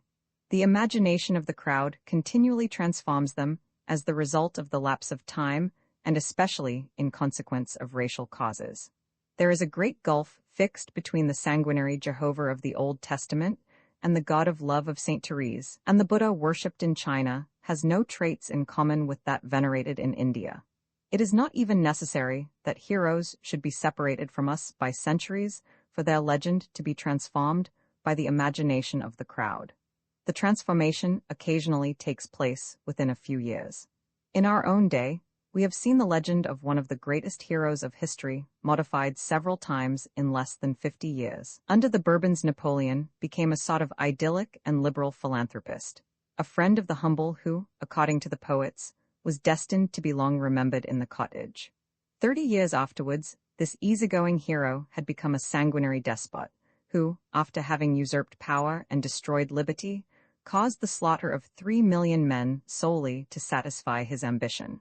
At present, we are witnessing a fresh transformation of the legend. When it has undergone the influence of some dozens of centuries, the learned men of the future, face to face with these contradictory accounts, will perhaps doubt the very existence of the hero, as some of them now doubt that of Buddha, and will see in him nothing more than a solar myth or a development of the legend of Hercules. They will doubtless console themselves easily for this uncertainty. For better initiated than we are today in the characteristics and psychology of crowds, they will know that history is scarcely capable of preserving the memory of anything except myths. 3. The exaggeration and ingenuousness of the sentiments of crowds. Crowds do not admit doubt or uncertainty, and always go to extremes, their sentiments always excessive. Whether the feelings exhibited by a crowd be good or bad, they present the double character of being very simple and very exaggerated. On this point, as on so many others, an individual in a crowd resembles primitive beings. Inaccessible to fine distinctions, he sees things as a whole and is blind to their intermediate phases. The exaggeration of the sentiments of a crowd is heightened by the fact that any feeling, when once it is exhibited, communicating itself very quickly by a process of suggestion and contagion, the evident approbation of which it is the object, considerably increases its force. The simplicity and exaggeration of the sentiments of crowds have for result that a throng knows neither doubt nor uncertainty. Like women, it goes at once to extremes. A suspicion transforms itself as soon as announced into incontrovertible evidence. A commencement of antipathy or disapprobation, which in the case of an isolated individual would not gain strength, becomes at once furious hatred in the case of an individual in a crowd. The violence of the feelings of crowds is also increased, especially in heterogeneous crowds, by the absence of all sense of responsibility. The certainty of impunity, a certainty the stronger as the crowd is more numerous, and the notion of a considerable momentary force due to number, make possible in the case of crowds sentiments and acts impossible for the isolated individual. In crowds, the foolish, ignorant, and envious persons are freed from the sense of their insignificance and powerlessness, and are possessed instead by the notion of brutal and temporary, but immense strength. Unfortunately, this tendency of crowds towards exaggeration is often brought to bear upon bad sentiments. These sentiments are atavistic residuum of the instincts of the primitive man, which the fear of punishment obliges the isolated and responsible individual to curb. Thus it is that crowds are so easily led into the worst excesses. Still, this does not mean that crowds, skillfully influenced, are not capable of heroism and devotion and of evincing the loftiest virtues. They are even more capable of showing these qualities than the isolated individual. We shall soon have occasion to revert to this point when we come to study the morality of crowds. Given to exaggeration in its feelings, a crowd is only impressed by excessive sentiments. An orator wishing to move a crowd must make an abusive use of violent affirmations. To exaggerate, to affirm, to resort to repetitions, and never to attempt to prove anything by reasoning are methods of argument well known to speakers at public meetings. Moreover, a crowd exacts a like exaggeration in the sentiments of its heroes. Their apparent qualities and virtues must always be amplified. It has been justly remarked that on the stage, a crowd demands from the hero of the piece a degree of courage, morality, and virtue that is never to be found in real life. Quite rightly, importance has been laid on the special standpoint from which matters are viewed in the theatre. Such a standpoint exists, no doubt, but its rules for the most part have nothing to do with common sense and logic. The art of appealing to crowds is no doubt of an inferior order, but it demands quite special aptitudes. It is often impossible on reading plays to explain their success. Managers of theatres, when accepting pieces, are themselves, as a rule, very uncertain of their success, because to judge the matter it would be necessary that they should be able to transform themselves into a crowd. Point 6 here, once more. Were we able to embark on more extensive explanations, we should show the preponderating influence of racial considerations. A play which provokes the enthusiasm of the crowd in one country has sometimes no success in another, or has only a partial and conventional success, because it does not put in operation influences capable of working on an altered public. I need not add that the tendency to exaggeration in crowds is only present in the case of sentiments, and not at all in the matter of intelligence. I have already shown that, by the mere fact that an individual forms part of a crowd, his intellectual standard is immediately and considerably lowered. A learned magistrate, M. Todd, has also verified this fact in his researches on the crimes of crowds. It is only then, with respect to sentiment, that crowds can rise to a very high or, on the contrary, descend to a very low level. For the intolerance, dictatorialness, and conservatism of crowds, the reasons of these sentiments, the servility of crowds in the face of a strong authority, the momentary revolutionary instincts of crowds do not prevent them from being extremely conservative, crowds instinctively hostile to changes and progress. Crowds are only cognizant of simple and extreme sentiments. The opinions, ideas, and beliefs suggested to them are accepted or rejected as a whole, and considered as absolute truths or as not less absolute errors. This is always the case with beliefs induced by a process of suggestion instead of engendered by reasoning. Everyone is aware of the intolerance that accompanies religious beliefs and of the despotic empire they exercise on men's minds. Being in doubt as to what constitutes truth or error, and having, on the other hand, a clear notion of its strength. A crowd is as disposed to give authoritative effect to its inspirations as it is intolerant. An individual may accept contradiction and discussion. A crowd will never do so. At public meetings, the slightest contradiction on the part of an orator is immediately received with howls of fury and violent invective, soon followed by blows, and expulsion should the orator stick to his point. Without the restraining presence of the representatives of authority, the contradictor, indeed, would often be done to death. Dictatorialness and intolerance are common to all categories of crowds, but they are met with in a varying degree of intensity. Here, once more, reappears that fundamental notion of race which dominates all the feelings and all the thoughts of men. It is more especially in Latin crowds that authoritativeness and intolerance are found developed in the highest measure. In fact, their development is such in crowds of Latin origin that they have entirely destroyed that sentiment of the independence of the individual so powerful in the Anglo-Saxon. Latin crowds are only concerned with the collective independence of the sect to which they belong, and the characteristic feature of their conception of independence is the need they experience of bringing those who are in disagreement with themselves into immediate and violent subjection to their beliefs. Among the Latin races, the Jacobins of every epoch, from those of the Inquisition downwards, have never been able to attain to a different conception of liberty. Authoritativeness and intolerance are sentiments of which crowds have a very clear notion, which they easily conceive and which they entertain as readily as they put them in practice when once they are imposed upon them. Crowds exhibit a docile respect for force and are but slightly impressed by kindness, which for them is scarcely other than a form of weakness. Their sympathies have never been bestowed on easygoing masters, but on tyrants who vigorously oppress them. It is to these latter that they always erect the loftiest statues. It is true that they willingly trample on the despot whom they have stripped of his power, but it is because, having lost his strength, he has resumed his place among the feeble, who are to be despised because they are not to be feared. The type of hero dear to crowds will always have the semblance of a Caesar.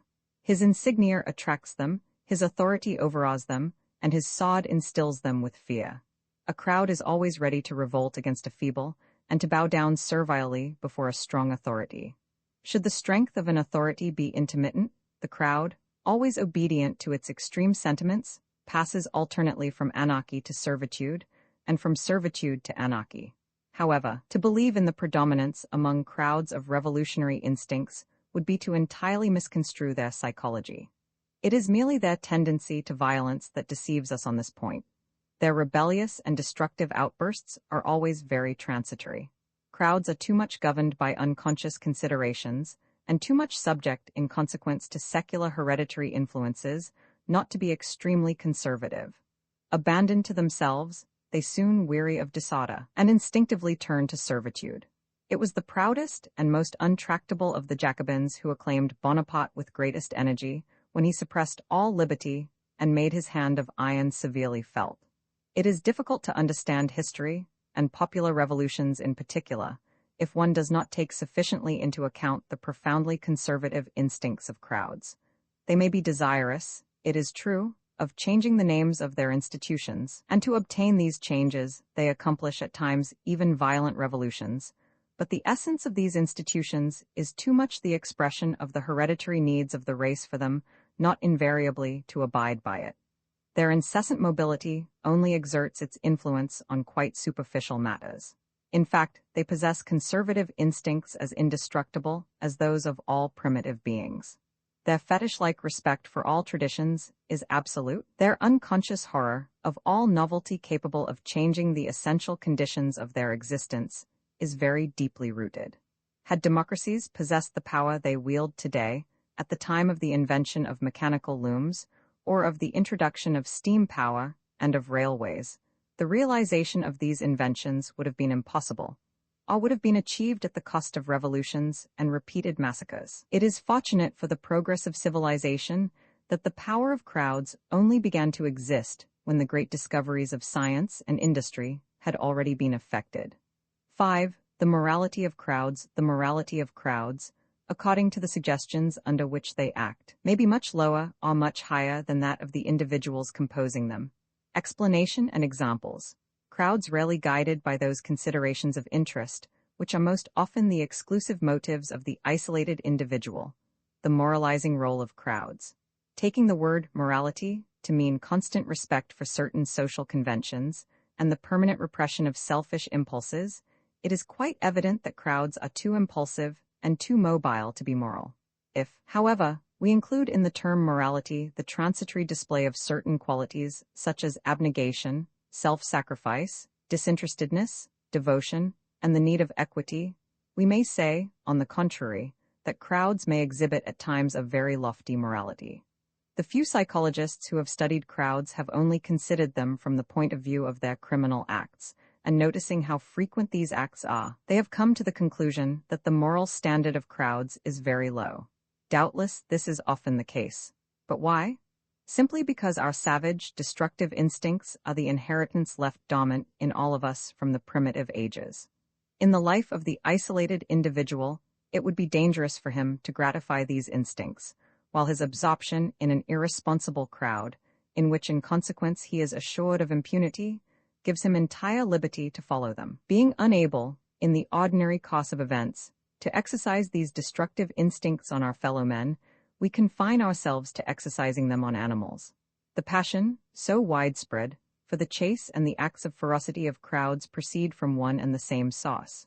A crowd which slowly slaughters a defenseless victim displays a very cowardly ferocity. But for the philosopher, this ferocity is very closely related to that of the huntsmen who gather in dozens for the pleasure of taking part in the pursuit and killing of a luckless stag by their hounds.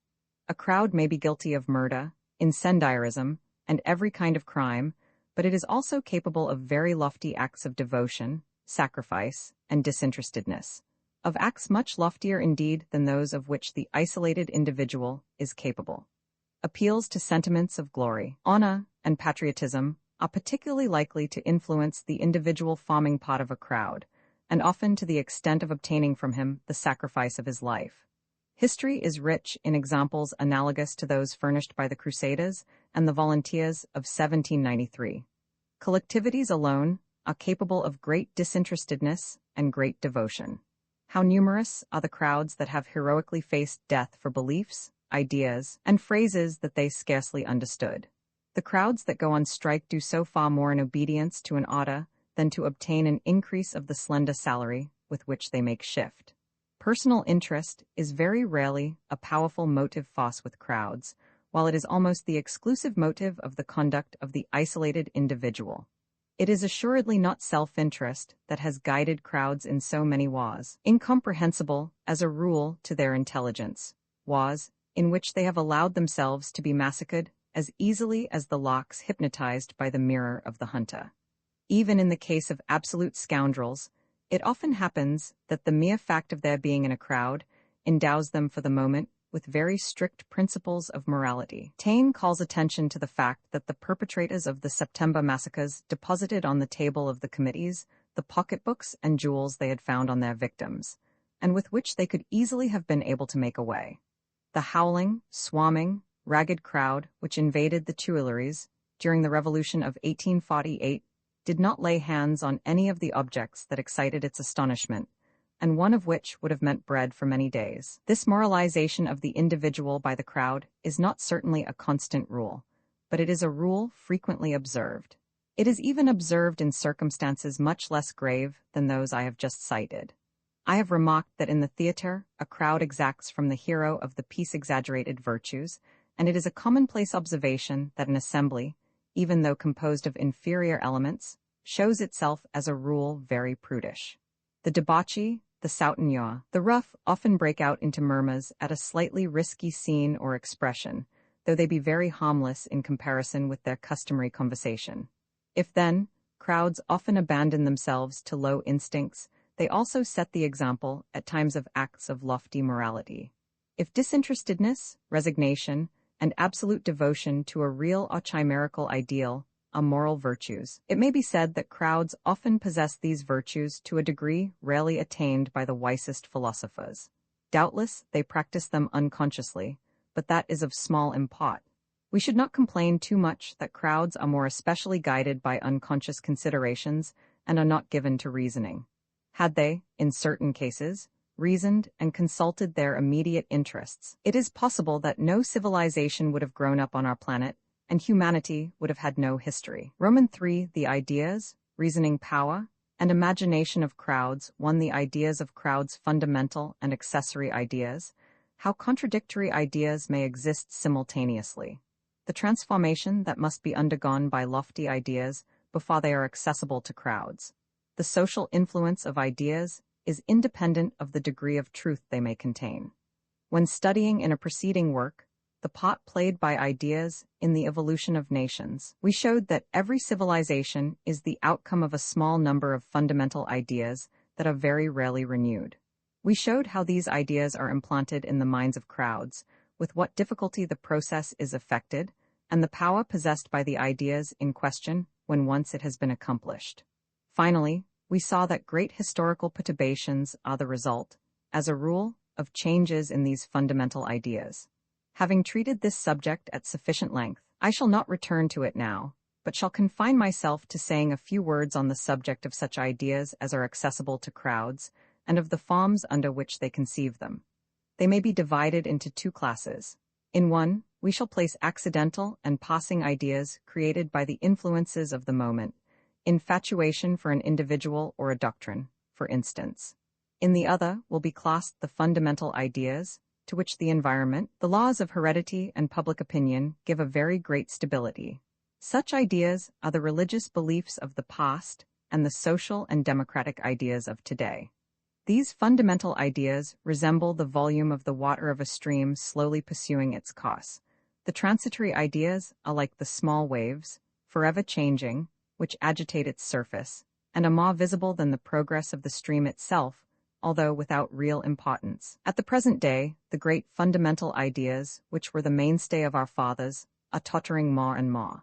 They have lost all solidity, and at the same time the institutions resting upon them are severely shaken.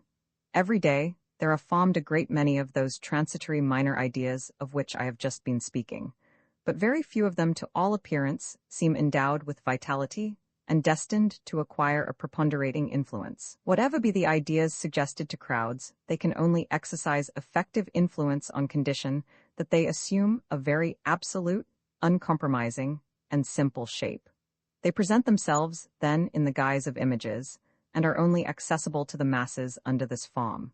These image-like ideas are not connected by any logical bond of analogy or succession, and may take each other's place like the slides of a magic lantern, which the operator withdraws from the groove in which they were placed one above the other. This explains how it is that the most contradictory ideas may be seen to be simultaneously current in crowds. According to the chances of the moment, a crowd will come under the influence of one of the various ideas stored up in its understanding, and is capable, in consequence, of committing the most dissimilar acts. Its complete lack of the critical spirit does not allow of its perceiving these contradictions. This phenomenon is not peculiar to crowds. It is to be observed in many isolated individuals, not only among primitive beings, but in the case of all those, the fervent sectaries of a religious faith, for instance, who by one side or another of their intelligence are akin to primitive beings. I have observed its presence to a curious extent in the case of educated Hindus brought up at our European universities and having taken their degree. A number of Western ideas had been superposed on their unchangeable and fundamental hereditary or social ideas. According to the chances of the moment, the one or the other set of ideas showed themselves, each with their special accompaniment of acts or utterances, the same individual presenting in this way the most flagrant contradictions. These contradictions are more apparent than real, for it is only hereditary ideas that have sufficient influence over the isolated individual to become motives of conduct. It is only when, as the result of the intermingling of different races, a man is placed between different hereditary tendencies that his acts from one moment to another may be really entirely contradictory. It would be useless to insist here on these phenomena, although their psychological importance is capital. I am of opinion that at least 10 years of travel and observation would be necessary to arrive at a comprehension of them. Ideas being only accessible to crowds after having assumed a very simple shape must often undergo the most thoroughgoing transformations to become popular. It is especially when we are dealing with somewhat lofty philosophic or scientific ideas that we see how far-reaching are the modifications they require in order to lower them to the level of the intelligence of crowds. These modifications are dependent on the nature of the crowds, or of the race to which the crowds belong, but their tendency is always belittling and in the direction of simplification. This explains the fact that, from the social point of view, there is in reality scarcely any such thing as a hierarchy of ideas, that is to say, as ideas of greater or less elevation. However great or true an idea may have been to begin with, it is deprived of almost all that which constituted its elevation and its greatness by the mere fact that it has come within the intellectual range of crowds and exerts an influence upon them. Moreover, from the social point of view, the hierarchical value of an idea, its intrinsic worth, is without importance. The necessary point to consider is the effects it produces. The Christian ideas of the Middle Ages, the democratic ideas of the last century, or the social ideas of today, are assuredly not very elevated. Philosophically considered, they can only be regarded as somewhat sorry errors, and yet their power has been and will be immense, and they will count for a long time to come among the most essential factors that determine the conduct of states. Even when an idea has undergone the transformations which render it accessible to crowds, it only exerts influence when, by various processes which we shall examine elsewhere, it has entered the domain of the unconscious, when indeed it has become a sentiment, for which much time is required. For it must not be supposed that merely because the justness of an idea has been proved it can be productive of effective action even on cultivated minds. This fact may be quickly appreciated by noting how slight is the influence of the clearest demonstration on the majority of men. Evidence, if it be very plain, may be accepted by an educated person, but the convert will be quickly brought back by his unconscious self to his original conceptions.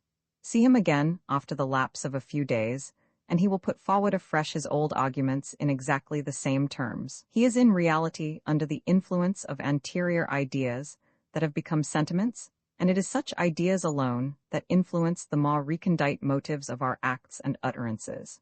It cannot be otherwise in the case of crowds. When by various processes an idea has ended by penetrating into the minds of crowds, it possesses an irresistible power and brings about a series of effects, opposition to which is bootless. The philosophical ideas which resulted in the French Revolution took nearly a century to implant themselves in the mind of the crowd. Their irresistible force, when once they had taken root, is known. The striving of an entire nation towards the conquest of social equality and the realization of abstract rights and ideal liberties caused the tottering of all thrones and profoundly disturbed the Western world. During 20 years, the nations were engaged in internecine conflict, and Europe witnessed hecatombs that would have terrified Genghis Khan and Tamerlane. The world had never seen on such a scale what may result from the promulgation of an idea. A long time is necessary for ideas to establish themselves in the minds of crowds, but just as long a time is needed for them to be eradicated. For this reason, crowds, as far as ideas are concerned, are always several generations behind learned men and philosophers. All statesmen are well aware today of the admixture of error contained in the fundamental ideas I referred to a short while back. But as the influence of these ideas is still very powerful, they are obliged to govern in accordance with principles in the truth of which they have ceased to believe. 2. The reasoning power of crowds are not to be influenced by reasoning. The reasoning of crowds is always of a very inferior order. There is only the appearance of analogy or succession in the ideas they associate. It cannot absolutely be said that crowds do not reason and are not to be influenced by reasoning. However, the arguments they employ and those which are capable of influencing them are, from a logical point of view, of such an inferior kind that it is only by way of analogy that they can be described as reasoning. The inferior reasoning of crowds is based, just as is reasoning of a high order, on the association of ideas, but between the ideas associated by crowds, there are only apparent bonds of analogy or succession.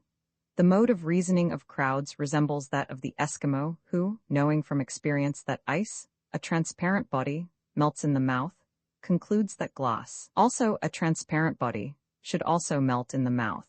Or that of the savage who imagines that by eating the heart of a courageous foe he acquires his bravery. Or of the workman who, having been exploited by one employer of labor, immediately concludes that all employers exploit their men.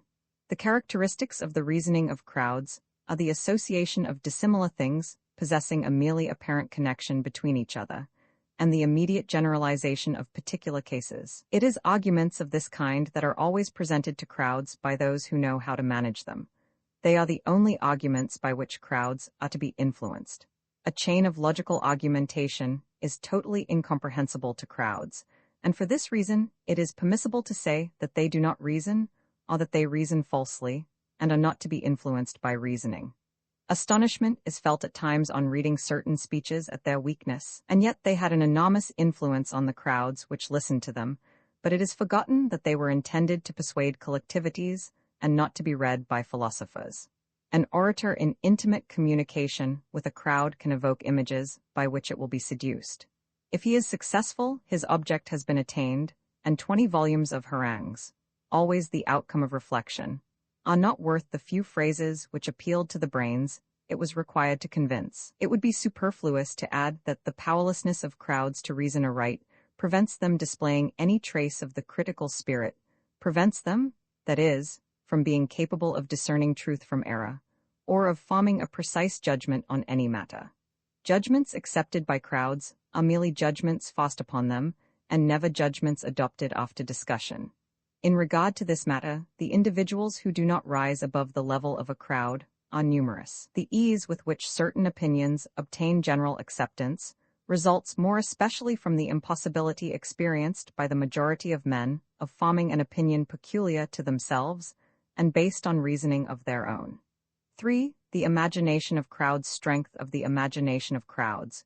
Crowds think in images, and these images succeed each other, without any connecting link. Crowds are especially impressed by the marvelous. Legends and the marvelous are the real pillars of civilization. The popular imagination has always been the basis of the power of statesmen, the manner in which facts capable of striking the imagination of crowds present themselves for observation. Just as is the case with respect to persons in whom the reasoning power is absent, the figurative imagination of crowds is very powerful, very active, and very susceptible of being keenly impressed. The images evoked in their mind by a personage, an event, an accident, are almost as lifelike as the reality. Crowds are to some extent in the position of the sleeper whose reason, suspended for the time being, allows the arousing in his mind of images of extreme intensity which would quickly be dissipated could they be submitted to the action of reflection. Crowds, being incapable both of reflection and of reasoning, are devoid of the notion of improbability, and it is to be noted that in a general way, it is the most improbable things that are the most striking. This is why it happens that it is always the marvelous and legendary side of events that more specially strike crowds. When a civilization is analyzed, it is seen that, in reality, it is the marvelous and the legendary that are its true supports. Appearances have always played a much more important part than reality in history, where the unreal is always of greater moment than the real. Crowds, being only capable of thinking in images, are only to be impressed by images. It is only images that terrify or attract them and become motives of action. For this reason, theatrical representations, in which the image is shown in its most clearly visible shape, always have an enormous influence on crowds. Bread and spectacular shows constituted for the plebeians of ancient Rome the ideal of happiness, and they asked for nothing more. Throughout the successive ages, this ideal has scarcely varied. Nothing has a greater effect on the imagination of crowds of every category than theatrical representations. The entire audience experiences at the same time the same emotions, and if these emotions are not at once transformed into acts, it is because the most unconscious spectator cannot ignore that he is the victim of illusions, and that he has laughed or wept over imaginary adventures. Sometimes, however, the sentiments suggested by the images are so strong that they tend, like habitual suggestions, to transform themselves into acts.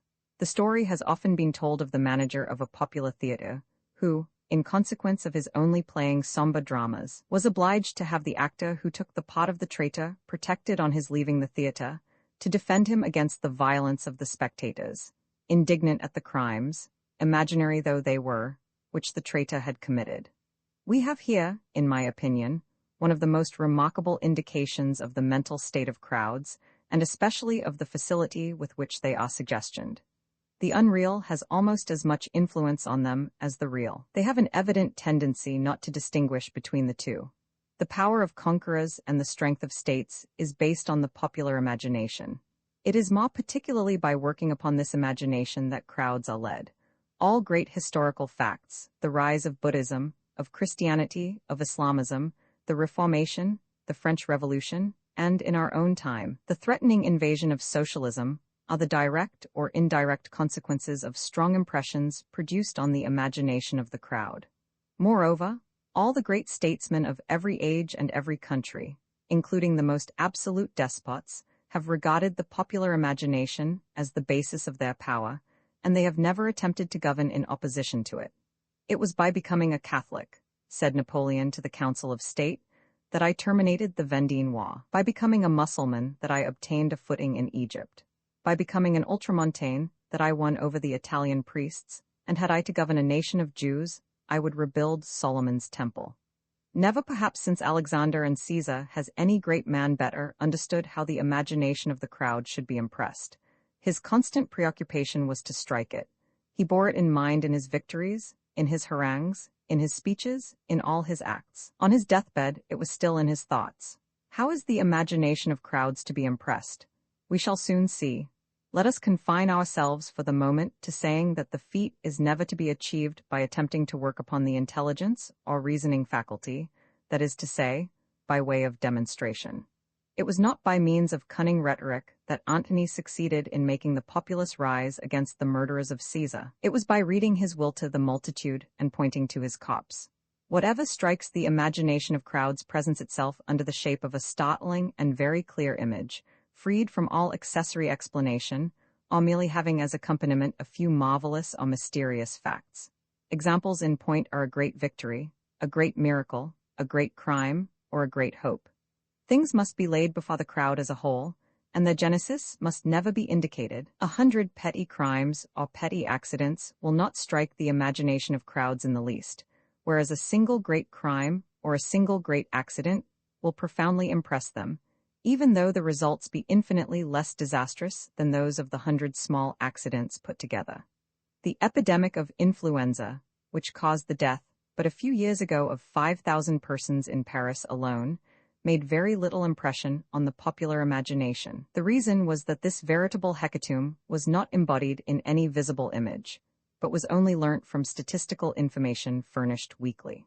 An accident which should have caused the death of only 500 instead of 5,000 persons, but on the same day and in public, as the outcome of an accident appealing strongly to the eye, by the fall, for instance, of the Eiffel Tower, would have produced, on the contrary, an immense impression on the imagination of the crowd. The probable loss of a transatlantic steamer that was supposed, in the absence of news, to have gone down in mid-ocean, profoundly impressed the imagination of the crowd for a whole week.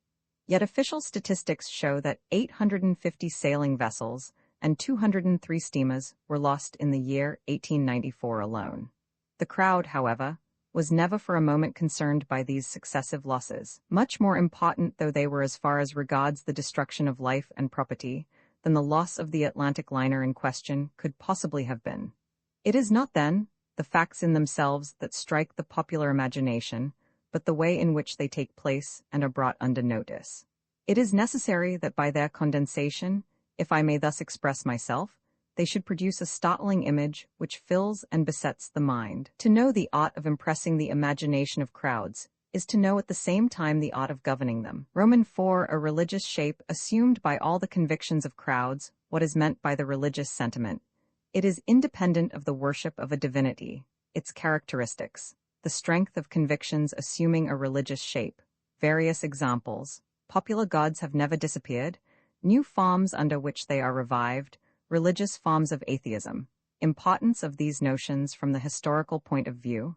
The Reformation, St. Bartholomew, the Terror, and all analogous events are the result of the religious sentiments of crowds and not of the will of isolated individuals.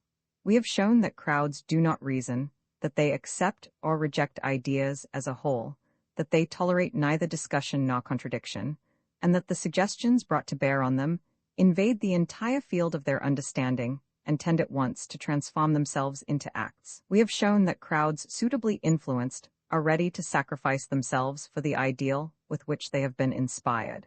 We have also seen that they only entertain violent and extreme sentiments, that in their case, sympathy quickly becomes adoration, and antipathy, almost as soon as it is aroused, is transformed into hatred. These general indications furnish us already with a presentiment of the nature of the convictions of crowds.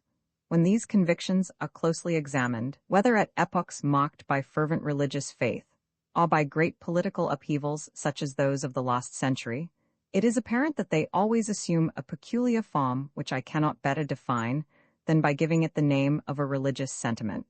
This sentiment has very simple characteristics, such as worship of a being supposed superior, fear of the power with which the being is credited, blind submission to its commands, inability to discuss its dogmas, the desire to spread them, and a tendency to consider as enemies all by whom they are not accepted.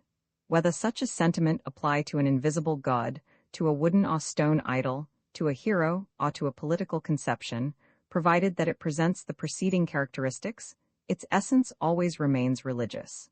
The supernatural and the miraculous are found to be present to the same extent. Crowds unconsciously accord a mysterious power to the political formula, or the victorious leader, that for the moment arouses their enthusiasm. A person is not religious solely when he worships a divinity, but when he puts all the resources of his mind, the complete submission of his will, and the whole-souled ardor of fanaticism at the service of a cause, or an individual, who becomes the goal and guide of his thoughts and actions. Intolerance and fanaticism are the necessary accompaniments of the religious sentiment. They are inevitably displayed by those who believe themselves in the possession of the secret of earthly or eternal happiness. These two characteristics are to be found in all men grouped together when they are inspired by a conviction of any kind. The Jacobins of the Reign of Terror were at bottom as religious as the Catholics of the Inquisition, and their cruel ardor proceeded from the same source. The convictions of crowds assume those characteristics of blind submission, fierce intolerance, and the need of violent propaganda which are inherent in the religious sentiment, and it is for this reason that it may be said that all their beliefs have a religious form. The hero acclaimed by a crowd is a veritable god for that crowd. Napoleon was such a god for 15 years, and a divinity never had more fervent worshippers or sent men to their death with greater ease. The Christian and pagan gods never exercised a more absolute empire over the minds that had fallen under their sway. All founders of religious or political creeds have established them solely because they were successful in inspiring crowds with those fanatical sentiments which have as result that men find their happiness in worship and obedience and are ready to lay down their lives for their idol. This has been the case at all epochs. Fustel de Coulanges, in his excellent work on Roman Gaul, justly remarks that the Roman Empire was in no wise maintained by force, but by the religious admiration it inspired. It would be without a parallel in the history of the world. He observes rightly that a form of government held in popular detestation should have lasted for 5 centuries. It would be inexplicable that the 30 legions of the empire should have constrained 100 million men to obedience. The reason of their obedience was that the emperor, who personified the greatness of Rome, was worshipped like a divinity by unanimous consent. There were altars in honor of the emperor in the smallest townships of his realm. From one end of the empire to the other, a new religion was seen to arise in those days, which had for its divinities the emperors themselves. Some years before the Christian era, the whole of Gaul, represented by 60 cities, built in common a temple near the town of Lyons in honor of Augustus. Its priests, elected by the united Gallic cities, were the principal personages in their country. It is impossible to attribute all this to fear and servility.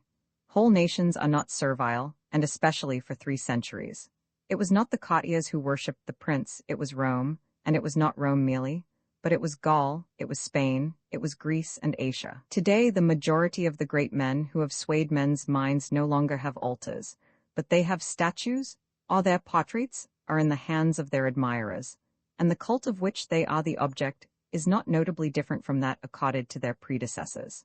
An understanding of the philosophy of history is only to be got by a thorough appreciation of this fundamental point of the psychology of crowds. The crowd demands a god before everything else. It must not be supposed that these are the superstitions of a bygone age, which reason has definitely banished. Sentiment has never been vanquished in its eternal conflict with reason. Crowds will hear no more of the words divinity and religion, in whose name they were so long enslaved.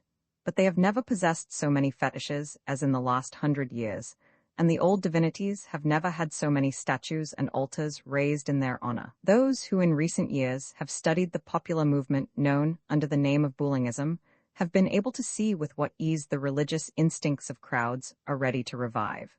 There was not a country in that did not possess the hero's portrait. He was credited with the power of remedying all injustices and all evils, and thousands of men would have given their lives for him. Great might have been his place in history, had his character been at all on a level with his legendary reputation. It is thus a very useless commonplace to assert that a religion is necessary for the masses, because all political, divine, and social creeds only take root among them on the condition of always assuming the religious shape, a shape which obviates the danger of discussion. Were it possible to induce the masses to adopt atheism, this belief would exhibit all the intolerant ardor of a religious sentiment, and in its exterior forms would soon become a cult. The evolution of the small positivist sect furnishes us a curious proof in point. What happened to the nihilist whose story is related by that profound thinker, Dostoevsky, has quickly happened to the positivists. Illumined one day by the light of reason, he broke the images of divinities and saints that adorn the altar of a chapel, extinguished the candles, and, without losing a moment, replaced the destroyed objects by the works of atheistic philosophers such as Buchner and Molescott, after which he piously relighted the candles. The object of his religious beliefs had been transformed, but can it be truthfully said that his religious sentiments had changed? Certain historical events, and they are precisely the most important, I again repeat, are not to be understood unless one has attained to an appreciation of the religious form which the convictions of crowds always assume in the long run. There are social phenomena that need to be studied far more from the point of view of the psychologist than from that of the naturalist. The great historian Taine has only studied the revolution as a naturalist, and on this account the real genesis of events has often escaped him. He has perfectly observed the facts, but from want of having studied the psychology of crowds, he has not always been able to trace their causes.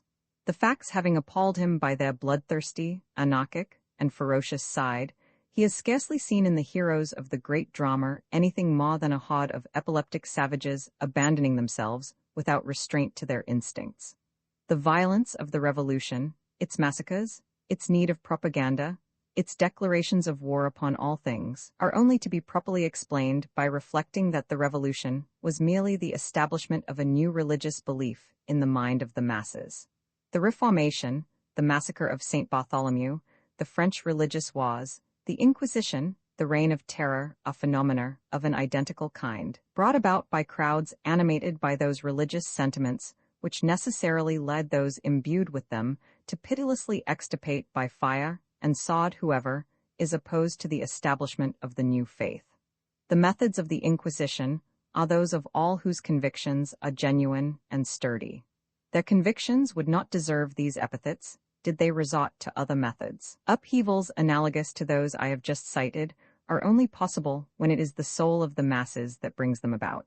The most absolute despots could not cause them. When historians tell us that the massacre of Saint Bartholomew was the work of a king, they show themselves as ignorant of the psychology of crowds as of that of sovereigns. Manifestations of this order can only proceed from the soul of crowds. The most absolute power of the most despotic monarch can scarcely do more than hasten or retard the moment of their apparition. The massacre of Saint Bartholomew, or the religious wars, were no more the work of kings than the Reign of Terror was the work of Robespierre, Danton, or Saint Just. At the bottom of such events is always to be found the working of the soul of the masses, and never the power of potentates. Remote factors of the opinions and beliefs of crowds, preparatory factors of the beliefs of crowds. The origin of the beliefs of crowds is the consequence of a preliminary process of elaboration, study of the different factors of these beliefs. Having studied the mental constitution of crowds and become acquainted with their modes of feeling, thinking, and reasoning, we shall now proceed to examine how their opinions and beliefs arise and become established. The factors which determine these opinions and beliefs are of two kinds: remote factors and immediate factors. The remote factors are those which render crowds capable of adopting certain convictions and absolutely refractory to the acceptance of others. These factors prepare the ground in which are suddenly seen to germinate certain new ideas whose force and consequences are a cause of astonishment, though they are only spontaneous in appearance. The outburst and putting in practice of certain ideas among crowds present at times a startling suddenness. This is only a superficial effect, behind which must be sought a preliminary and preparatory action of long duration. The immediate factors are those which, coming on the top of this long, preparatory working, in whose absence they would remain without effect, serve as the source of active persuasion on crowds. That is, they are the factors which cause the idea to take shape and set it loose with all its consequences. The resolutions by which collectivities are suddenly carried away arise out of these immediate factors. It is due to them that a riot breaks out or a strike is decided upon, and to them that enormous majorities invest one man with power to overthrow a government. The successive action of these two kinds of factors is to be traced in all great historical events. The French Revolution, to cite but one of the most striking of such events, had among its remote factors the writings of the philosophers, the exactions of the nobility, and the progress of scientific thought. The mind of the masses, thus prepared, was then easily roused by such immediate factors as the speeches of orators and the resistance of the court party to insignificant reforms. Among the remote factors, there are some of a general nature, which are found to underlie all the beliefs and opinions of crowds. They are race, traditions, time, institutions, and education. We now proceed to study the influence of these different factors. One race, the predominating influence it exercises, it represents the suggestions of ancestors. This factor, race, must be placed in the first rank, for in itself, it far surpasses in importance all the others. We have sufficiently studied it in another work. It is therefore needless to deal with it again. We showed, in a previous volume, what an historical race is, and how, its character once formed, it possesses, as the result of the laws of heredity, such power that its beliefs, institutions, and arts, in a word, all the elements of its civilization, are merely the outward expression of its genius. We showed that the power of the race is such that no element can pass from one people to another without undergoing the most profound transformations. Point 7. Environment, circumstances, and events represent the social suggestions of the moment. They may have a considerable influence, but this influence is always momentary if it be contrary to the suggestions of the race.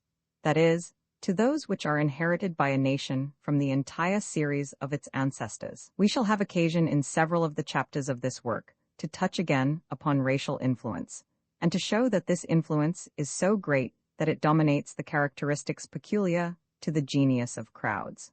It follows from this fact that the crowds of different countries offer very considerable differences of beliefs and conduct, and are not to be influenced in the same manner. Two traditions, they are the synthesis of the soul of the race. Social importance of traditions, how, after having been necessary, they become harmful. Crowds are the most obstinate maintainers of traditional ideas. Traditions represent the ideas, the needs, and the sentiments of the past. They are the synthesis of the race, and weigh upon us with immense force. The biological sciences have been transformed since embryology has shown the immense influence of the past on the evolution of living beings, and the historical sciences will not undergo a less change when this conception has become more widespread. As yet, it is not sufficiently general, and many statesmen are still no further advanced than the theorists of the last century, who believed that a society could break off with its past and be entirely recast on lines suggested solely by the light of reason. A people is an organism created by the past, and, like every other organism, it can only be modified by slow hereditary accumulations. It is tradition that guides men, and more especially so when they are in a crowd. The changes they can effect in their traditions with any ease merely bear, as I have often repeated, upon names and outward forms. This circumstance is not to be regretted. Neither a national genius nor civilization would be possible without traditions. In consequence, man's two great concerns, since he has existed, have been to create a network of traditions, which he afterwards endeavors to destroy when their beneficial effects have worn themselves out. Civilization is impossible without traditions, and progress impossible without the destruction of those traditions. The difficulty, and it is an immense difficulty, is to find a proper equilibrium between stability and variability. Should a people allow its customs to become too firmly rooted, it can no longer change and becomes, like China, incapable of improvement. Violent revolutions are in this case of no avail, for what happens is that either the broken fragments of the chain are pieced together again, and the past resumes its empire without change, or the fragments remain apart, and decadence soon succeeds anarchy. The ideal for a people is in consequence to preserve the institutions of the past, merely changing them insensibly and little by little. This ideal is difficult to realize. The Romans in ancient and the English in modern times are almost alone in having realized it. It is precisely crowds that cling the most tenaciously to traditional ideas and oppose their being changed with the most obstinacy. This is notably the case with the category of crowds constituting castes. I have already insisted upon the conservative spirit of crowds and shown that the most violent rebellions merely end in a changing of words and terms. At the end of the last century, in the presence of destroyed churches, of priests expelled the country or guillotined, it might have been thought that the old religious ideas had lost all their strength. And yet a few years had barely lapsed before the abolished system of public worship had to be re-established in deference to universal demands. Point 8 blotted out for a moment, the old traditions had resumed their sway. No example could better display the power of tradition on the mind of crowds. The most redoubtable idols do not dwell in temples, nor the most despotic tyrants in palaces. Both the one and the other can be broken in an instant. But the invisible masters that reign in our innermost selves are safe from every effort at revolt, and only yield to the slow wearing away of centuries. 3 times it prepares in succession the establishment of beliefs and then their destruction. It is by the aid of this factor that order may proceed from chaos. In social, as in biological problems, time is one of the most energetic factors. It is the sole real creator and the sole great destroyer. It is time that has made mountains with grains of sand and raised the obscure cell of geological eras to human dignity. The action of centuries is sufficient to transform any given phenomenon. It has been justly observed that an ant with enough time at its disposal could level Mount Blanc. A being possessed of the magical force of varying time at his will would have the power attributed by believers to God. In this place, however, we have only to concern ourselves with the influence of time on the genesis of the opinions of crowds. Its action from this point of view is still immense. Dependent upon it are the great forces such as race, which cannot form themselves without it. It causes the birth, the growth, and the death of all beliefs. It is by the aid of time that they acquire their strength, and also by its aid that they lose it. It is time in particular that prepares the opinions and beliefs of crowds, or at least the soil on which they will germinate. This is why certain ideas are realizable at one epoch, and not at another. It is time that accumulates that immense detritus of beliefs and thoughts on which the ideas of a given period spring up. They do not grow at hazard and by chance. The roots of each of them strike down into a long past. When they blossom, it is time that has prepared their blooming. And to arrive at a notion of their genesis, it is always back in the past that it is necessary to search. They are the daughters of the past and the mothers of the future, but throughout the slaves of time. Time, in consequence, is our veritable master, and it suffices to leave it free to act to see all things transformed. At the present day, we are very uneasy with regard to the threatening aspirations of the masses and the destructions and upheavals foreboded thereby. Time, without other aid, will see to the restoration of equilibrium. No form of government, Lavis very properly writes, was founded in a day. Political and social organizations are works that demand centuries. The feudal system existed for centuries in a shapeless, chaotic state before it found its laws. Absolute monarchy also existed for centuries before arriving at regular methods of government, and these periods of expectancy were extremely troubled. For political and social institutions, erroneous idea of their part, their influence extremely weak, they are effects, not causes. Nations are incapable of choosing what appear to them the best institutions. Institutions are labels which shelter the most dissimilar things under the same title. How institutions may come to be created. Certain institutions theoretically bad, such as centralization obligatory, for certain nations. The idea that institutions can remedy the defects of societies, that national progress is the consequence of the improvement of institutions and governments, and that social changes can be effected by decrees. This idea, I say, is still generally accepted. It was the starting point of the French Revolution, and the social theories of the present day are based upon it. The most continuous experience has been unsuccessful in shaking this grave delusion. Philosophers and historians have endeavored in vain to prove its absurdity, but yet they have had no difficulty in demonstrating that institutions are the outcome of ideas, sentiments, and customs, and that ideas, sentiments, and customs are not to be recast by recasting legislative codes. A nation does not choose its institutions at will any more than it chooses the color of its hair or its eyes. Institutions and governments are the product of the race. They are not the creators of an epoch, but are created by it. Peoples are not governed in accordance with their caprices of the moment, but as their character determines that they shall be governed. Centuries are required to form a political system and centuries needed to change it. Institutions have no intrinsic virtue. In themselves, they are neither good nor bad. Those which are good at a given moment for a given people may be harmful in the extreme for another nation. Moreover, it is in no way in the power of a people to really change its institutions. Undoubtedly, at the cost of violent revolutions, it can change their name, but in their essence they remain unmodified. The names are mere futile labels with which an historian who goes to the bottom of things need scarcely concern himself. It is in this way, for instance, that England, the most democratic country in the world, lives, nevertheless, under a monarchical regime, whereas the countries in which the most oppressive despotism is rampant are the Spanish-American republics. In spite of their republican constitutions, the destinies of peoples are determined by their character, and not by their government. I have endeavored to establish this view in my previous volume by setting forth categorical examples. To lose time in the manufacture of cut-and-dried constitutions is, in consequence, a puerile task, the useless labor of an ignorant rhetorician. Necessity and time undertake the charge of elaborating constitutions when we are wise enough to allow these two factors to act. This is the plan the Anglo-Saxons have adopted, as their great historian, Macaulay, teaches us in a passage that the politicians of all Latin countries ought to learn by heart.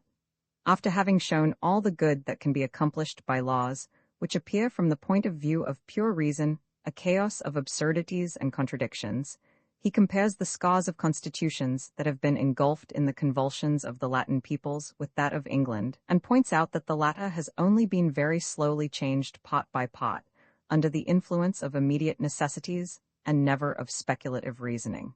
To think nothing of symmetry and much of convenience, never to remove an anomaly merely because it is an anomaly, never to innovate except when some grievance is felt, never to innovate except so far as to get rid of the grievance, never to lay down any proposition of wider extent than the particular case for which it is necessary to provide. These are the rules which have, from the age of John to the age of Victoria, generally guided the deliberations of our 250 parliaments. It would be necessary to take one by one the laws and institutions of each people to show to what extent they are the expression of the needs of each race, and are incapable, for that reason, of being violently transformed.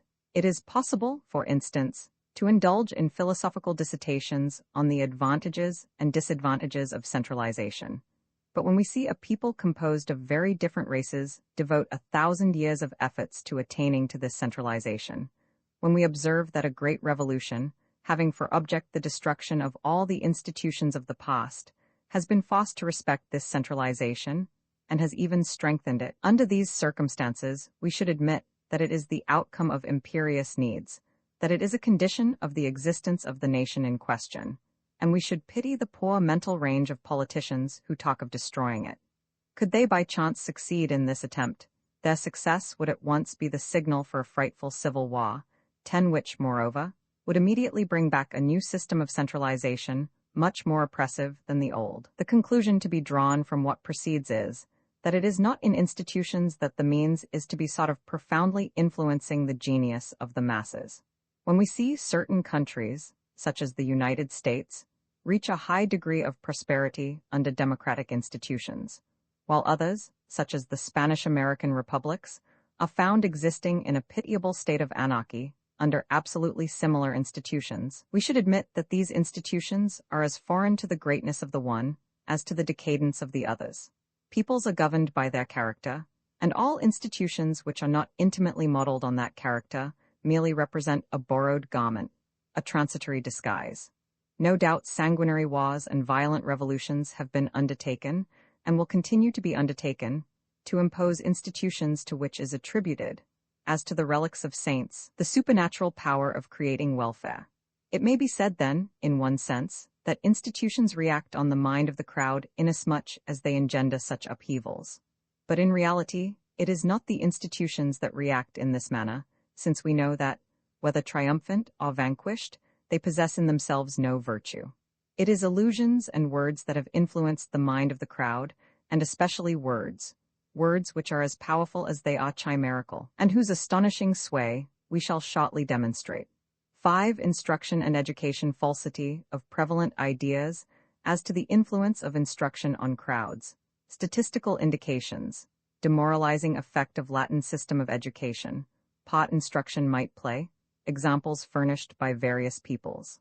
Foremost among the dominant ideas of the present epoch is to be found the notion that instruction is capable of considerably changing men, and has for its unfailing consequence to improve them and even to make them equal. By the mere fact of its being constantly repeated, this assertion has ended by becoming one of the most steadfast democratic dogmas. It would be as difficult now to attack it as it would have been formerly to have attacked the dogmas of the Church. On this point, however, as on many others, democratic ideas are in profound disagreement with the results of psychology and experience.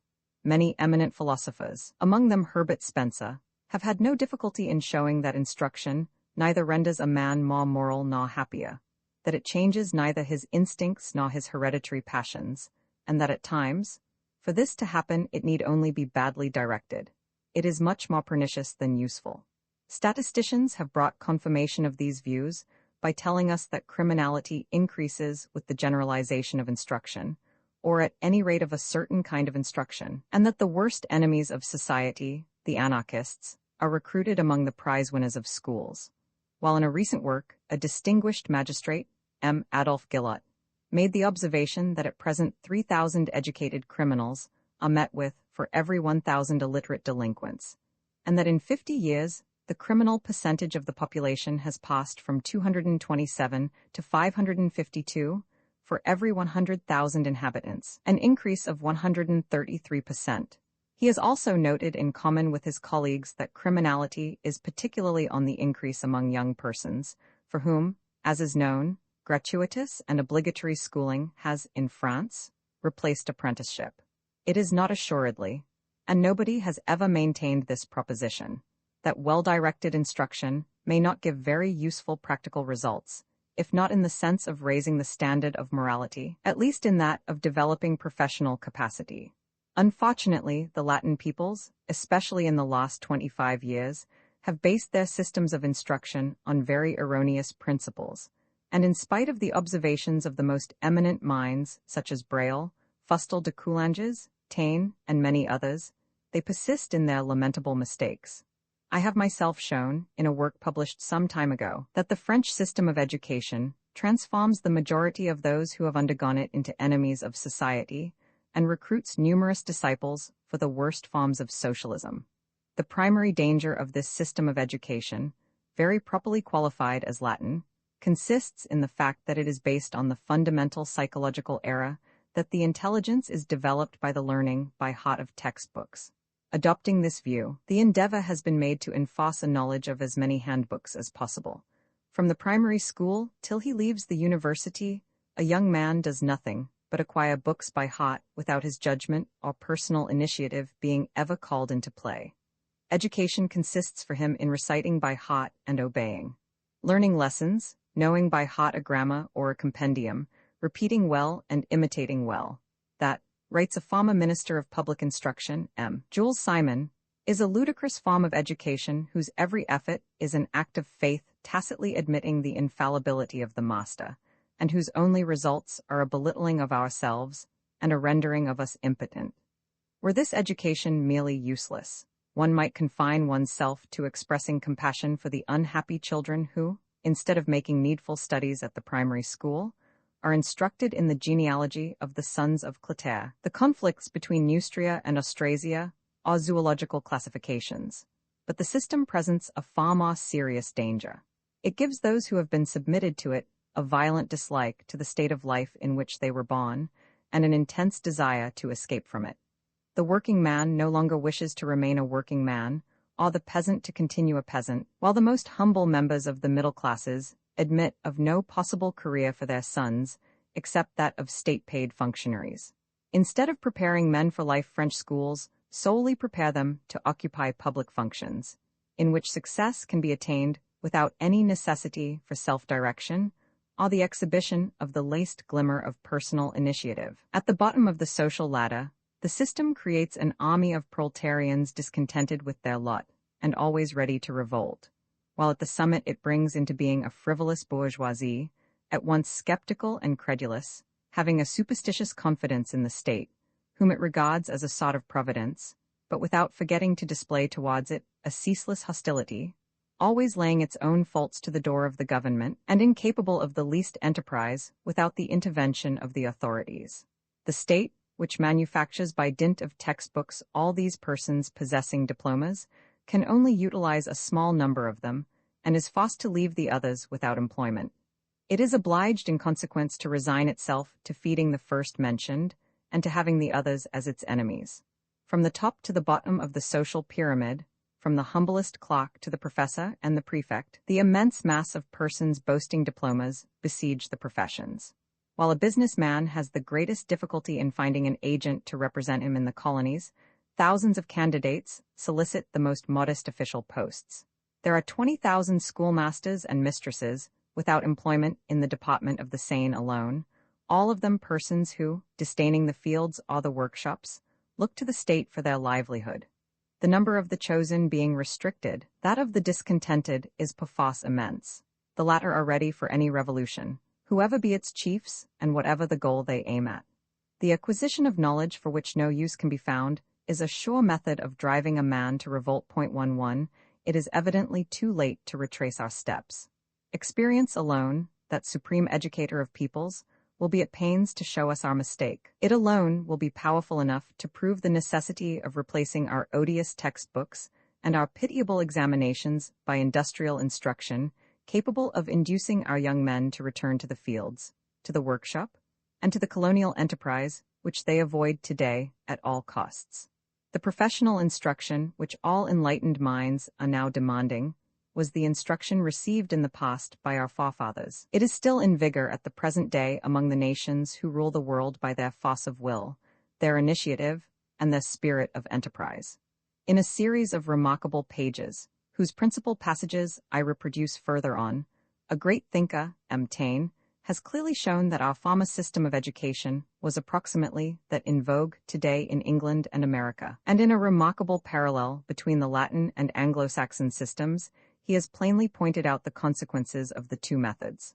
One might consent, perhaps, at a pinch, to continue to accept all the disadvantages of our classical education, although it produced nothing but discontented men, and men unfitted for their station in life, did the superficial acquisition of so much knowledge, the faultless repeating by heart of so many textbooks, raise the level of intelligence. But does it really raise this level? Alas, no. The conditions of success in life are the possession of judgment, experience, initiative, and character, qualities which are not bestowed by books. Books are dictionaries, which it is useful to consult, but of which it is perfectly useless to have lengthy portions in one's head. How is it possible for professional instruction to develop the intelligence in a measure quite beyond the reach of classical instruction? This has been well shown by M. Taine. Ideas, he says, are only formed in their natural and normal surroundings. The promotion of the growth is effected by the innumerable impressions appealing to the senses which a young man receives daily in the workshop, the mine, the law court, the study, the builder's yard, the hospital, at the sight of tools, materials, and operations, in the presence of customers, workers, and labor, of work well or ill done, costly or lucrative. In such a way are obtained those trifling perceptions of detail of the eyes, the ear, the hands, and even the sense of smell, which, picked up involuntarily and silently elaborated, take shape within the learner and suggest to him sooner or later this or that new combination, simplification, economy, improvement, or invention. The young Frenchman is deprived, and precisely at the age when they are most fruitful, of all these precious contacts, of all these indispensable elements of assimilation. For 7 or 8 years on end, he is shut up in a school, and is cut off from that direct personal experience, which would give him a keen and exact notion of men and things, and of the various ways of handling them. At least 9 out of 10 have wasted their time and pains during several years of their life, telling, important, even decisive years. Among such are to be counted, first of all, the half or 2/3 of those who present themselves for examination. I refer to those who are rejected. And then among those who are successful, who obtain a degree, a certificate, a diploma, there is still a half or 2/3. I refer to the overworked. Too much has been demanded of them by exacting that on a given day, on a chair or before a board, they should, for 2 hours in succession, and with respect to a group of sciences, be living repertories of all human knowledge. In point of fact, they were that, or nearly so, for 2 hours on that particular day, but a month later they are so no longer. They could not go through the examination again. Their too numerous and too burdensome acquisitions slip incessantly from their mind and are not replaced. Their mental vigor has declined, their fertile capacity for growth has dried up, the fully developed man appears, and he is often a used-up man. Settled down, married, resigned to turning in a circle, and indefinitely in the same circle, he shuts himself up in his confined function, which he fulfills adequately, but nothing more. Such is the average yield. Assuredly, the receipts do not balance the expenditure.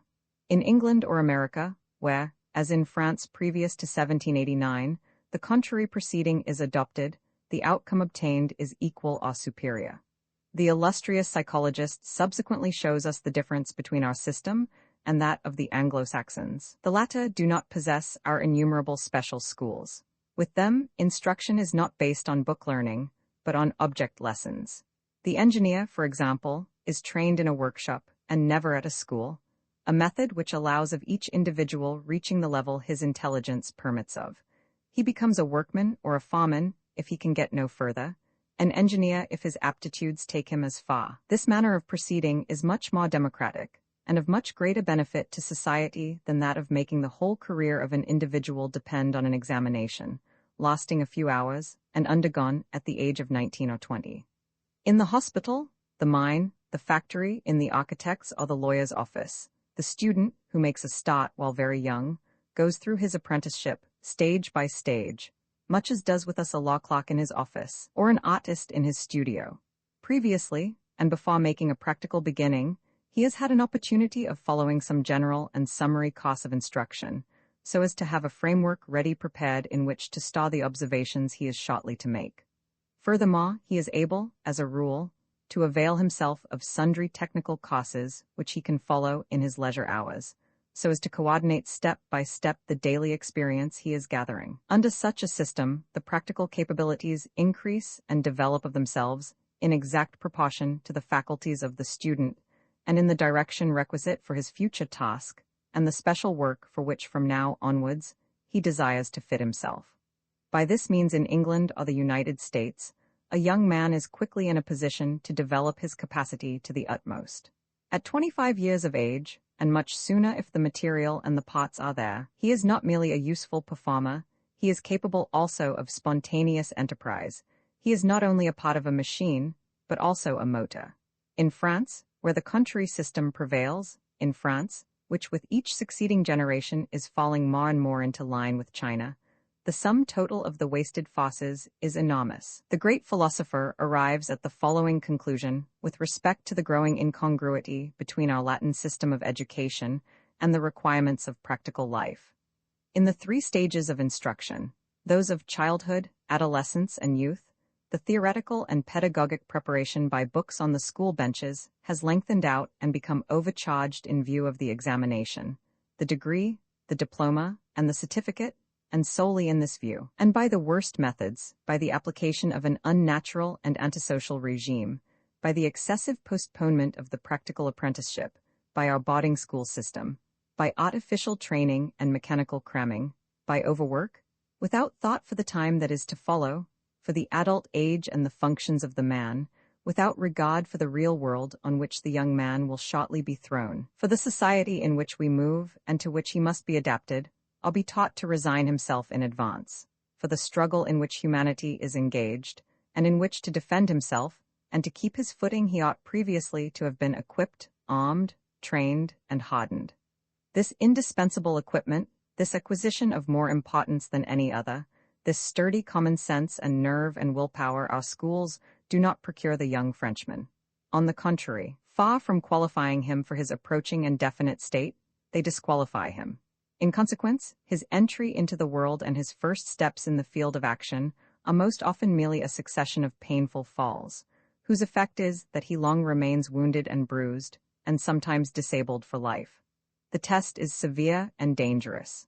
In the course of it, the mental and moral equilibrium is affected and runs the risk of not being re-established. Too sudden and complete disillusion has supervened. The deceptions have been too great, the disappointments too keen. 12. Have we digressed in what proceeds from the psychology of crowds? Assuredly not. If we desire to understand the ideas and beliefs that are germinating today in the masses and will spring up tomorrow, it is necessary to know how the ground has been prepared. The instruction given the youth of a country allows of a knowledge of what that country will one day be. The education accorded the present generation justifies the most gloomy provisions. It is in part by instruction and education that the mind of the masses is improved or deteriorated. It was necessary, in consequence, to show how this mind has been fashioned by the system in vogue, and how the mass of the indifferent and the neutral has become progressively an army of the discontented, ready to obey all the suggestions of utopians and rhetoricians. It is in the schoolroom that socialists and anarchists are found nowadays, and that the way is being paved for the approaching period of decadence for the Latin peoples. Roman II, the immediate factors of the opinions of crowds. We have just investigated the remote and preparatory factors which give the mind of crowds a special receptivity and make possible therein the growth of certain sentiments and certain ideas. It now remains for us to study the factors capable of acting in a direct manner. We shall see in a forthcoming chapter how these factors should be put in force in order that they may produce their full effect. In the first part of this work, we studied the sentiments, ideas, and methods of reasoning of collective bodies, and from the knowledge thus acquired, it would evidently be possible to deduce in a general way the means of making an impression on their mind. We already know what strikes the imagination of crowds, and are acquainted with the power and contagiousness of suggestions, of those especially that are presented under the form of images. However, as suggestions may proceed from very different sources, the factors capable of acting on the minds of crowds may differ considerably. It is necessary, then, to study them separately. This is not a useless study. Crowds are somewhat like the Sphinx of ancient fable. It is necessary to arrive at a solution of the problems offered by their psychology, or to resign ourselves to being devoured by them. 1. Images, words, and formulas. The magical power of words and formulae, the power of words bound up with the images they evoke, and independent of their real sense. These images vary from age to age, and from race to race, the wear and tear of words. Examples of the considerable variations of sense of much-used words. The political utility of baptizing old things with new names when the words by which they were designated produced an unfavorable impression on the masses. Variations of the sense of words in consequence of race differences. The different meanings of the word democracy in Europe and America. When studying the imagination of crowds, we saw that it is particularly open to the impressions produced by images. These images do not always lie ready to hand, but it is possible to evoke them by the judicious employment of words and formulas. Handled with art, they possess in sober truth the mysterious power formerly attributed to them by the adepts of magic. They cause the birth in the minds of crowds of the most formidable tempests, which in turn they are capable of stilling. A pyramid far loftier than that of old Cheops could be raised merely with the bones of men who have been victims of the power of words and formulas. The power of words is bound up with the images they evoke, and is quite independent of their real significance. Words whose sense is the most ill-defined are sometimes those that possess the most influence. Such, for example, are the terms democracy, socialism, equality, liberty, etc., whose meaning is so vague that bulky volumes do not suffice to precisely fix it. Yet it is certain that a truly magical power is attached to those short syllables, as if they contained the solution of all problems. They synthesize the most diverse unconscious aspirations and the hope of their realization. Reason and arguments are incapable of combating certain words and formulas. They are uttered with solemnity in the presence of crowds, and as soon as they have been pronounced, an expression of respect is visible on every countenance, and all heads are bowed. By many they are considered as natural forces, as supernatural powers. They evoke grandiose and vague images in men's minds, but this very vagueness that wraps them in obscurity augments their mysterious power. They are the mysterious divinities hidden behind the tabernacle, which the devout only approach in fear and trembling. The images evoked by words being independent of their sense, they vary from age to age and from people to people, the formulas remaining identical.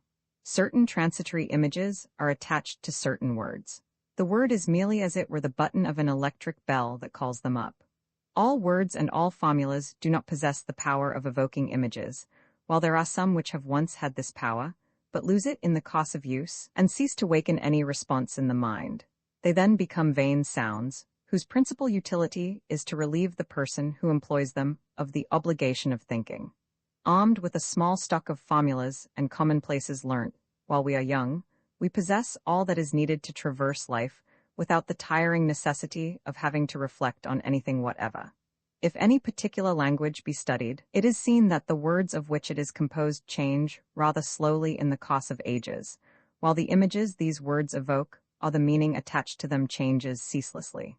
This is the reason why, in another work, I have arrived at the conclusion that the absolute translation of a language, especially of a dead language, is totally impossible.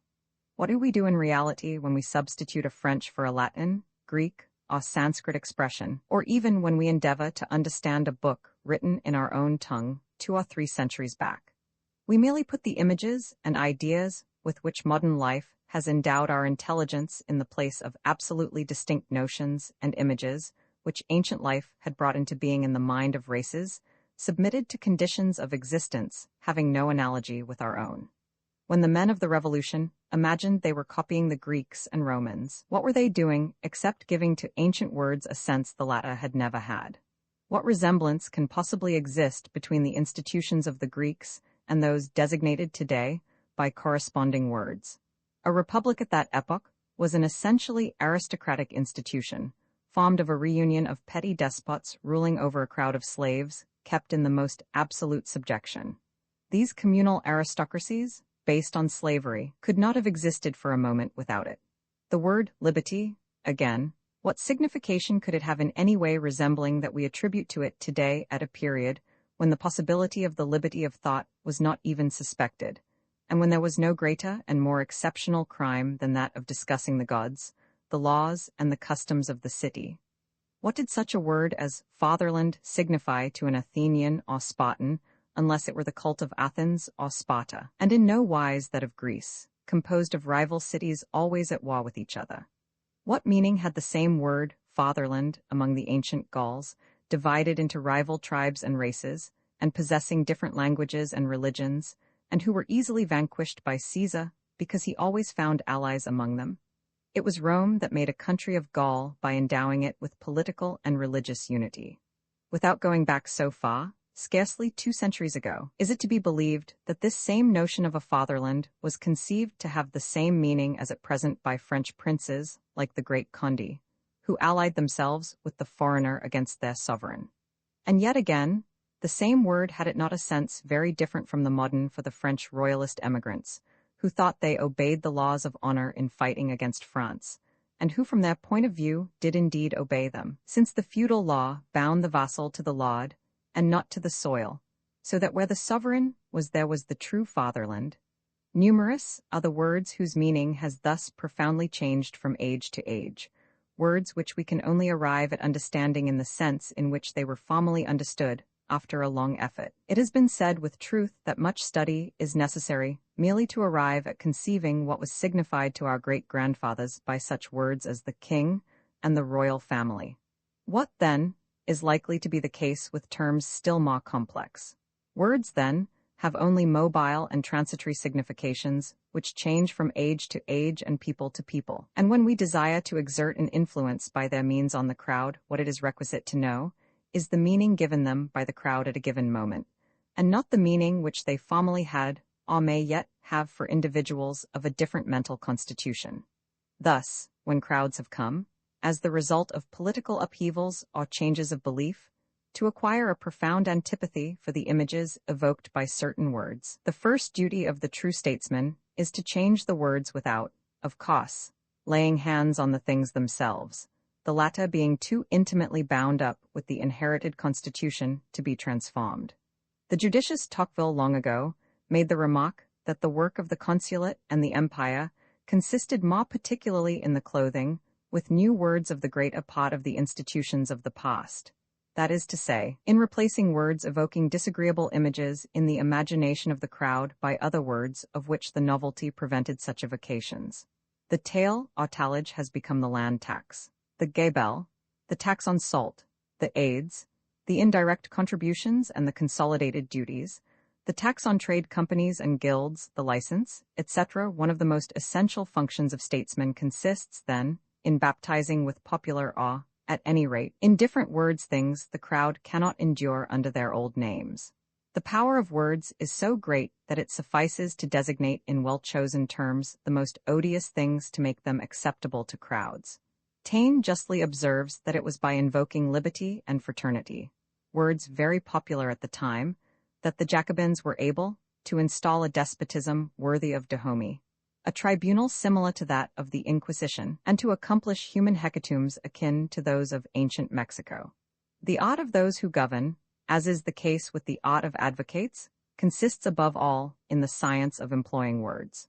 One of the greatest difficulties of this art is that in one and the same society, the same words most often have very different meanings for the different social classes, who employ in appearance the same words, but never speak the same language. In the preceding examples, it is especially time that has been made to intervene as the principal factor in the changing of the meaning of words.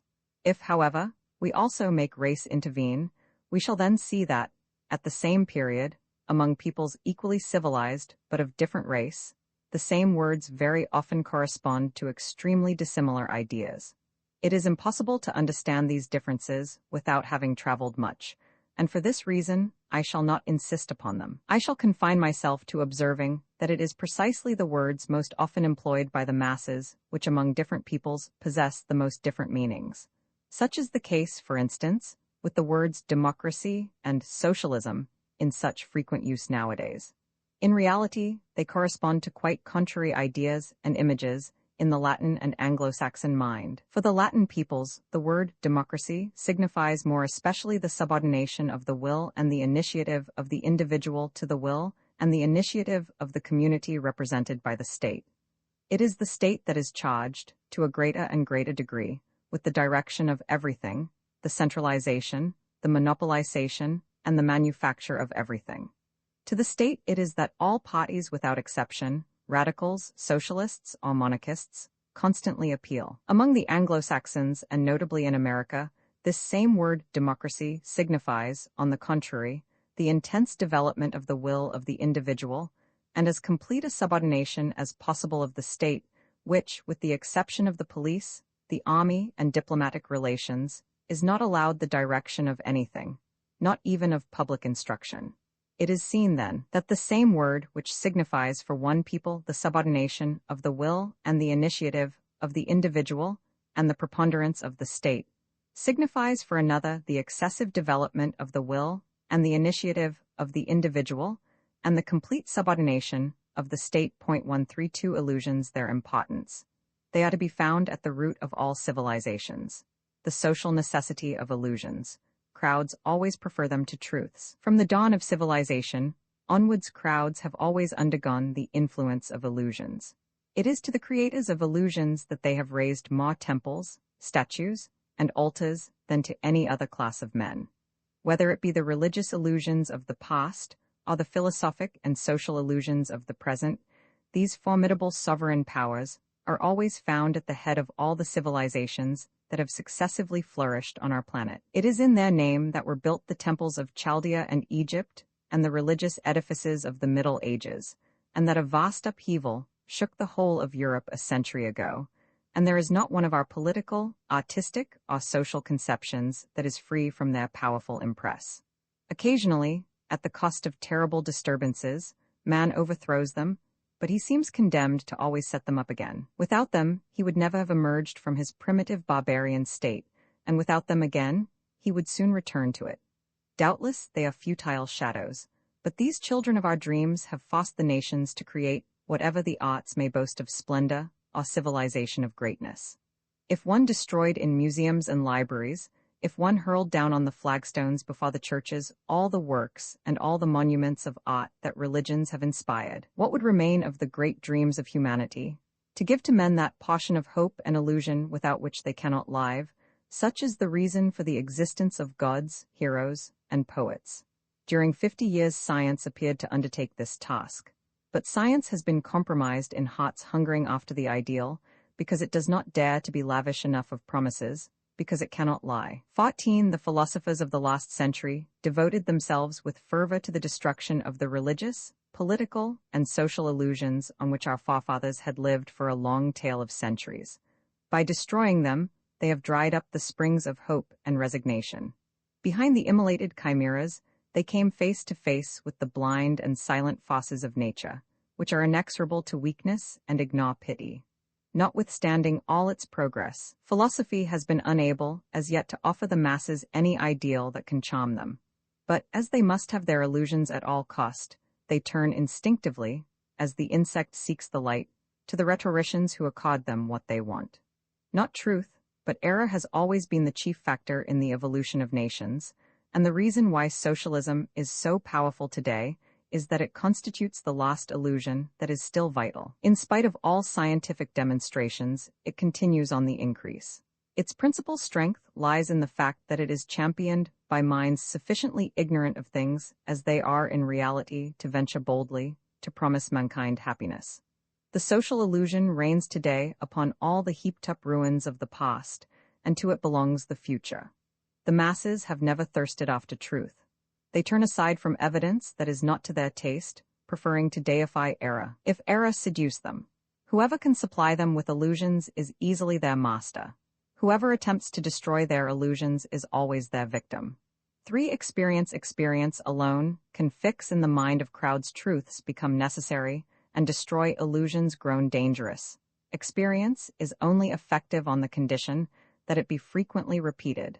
The cost of the experience is requisite to persuade crowds. Experience constitutes almost the only effective process by which a truth may be solidly established in the mind of the masses, and illusions grown too dangerous be destroyed.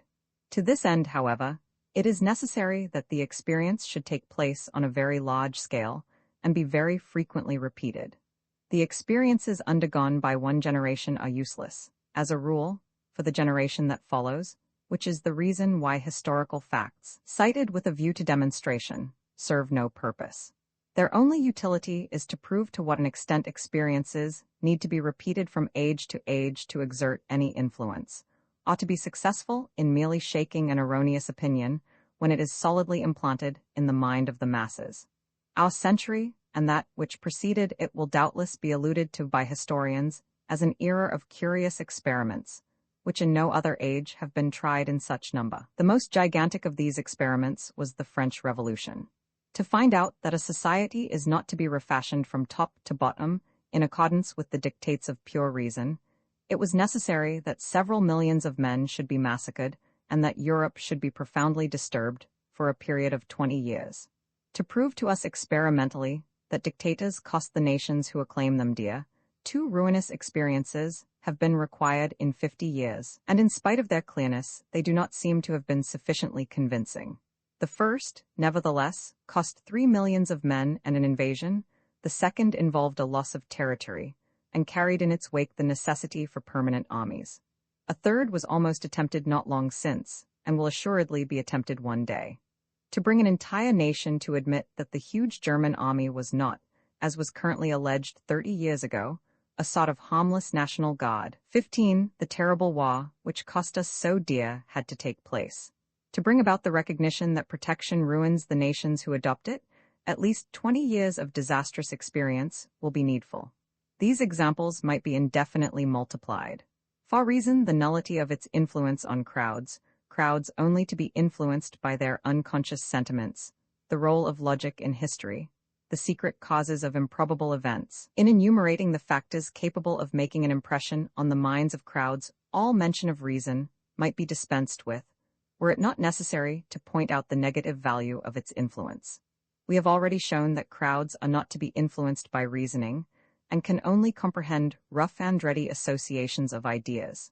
The orators who know how to make an impression upon them always appeal in consequence to their sentiments, and never to their reason. The laws of logic have no action on crowds. 16. To bring home conviction to crowds, it is necessary first of all to thoroughly comprehend the sentiments by which they are animated, to pretend to share these sentiments, then to endeavor to modify them by calling up, by means of rudimentary associations, certain eminently suggestive notions, to be capable, if need be, of going back to the point of view from which a start was made, and, above all, to divine from instant to instant the sentiments to which one's discourse is giving birth.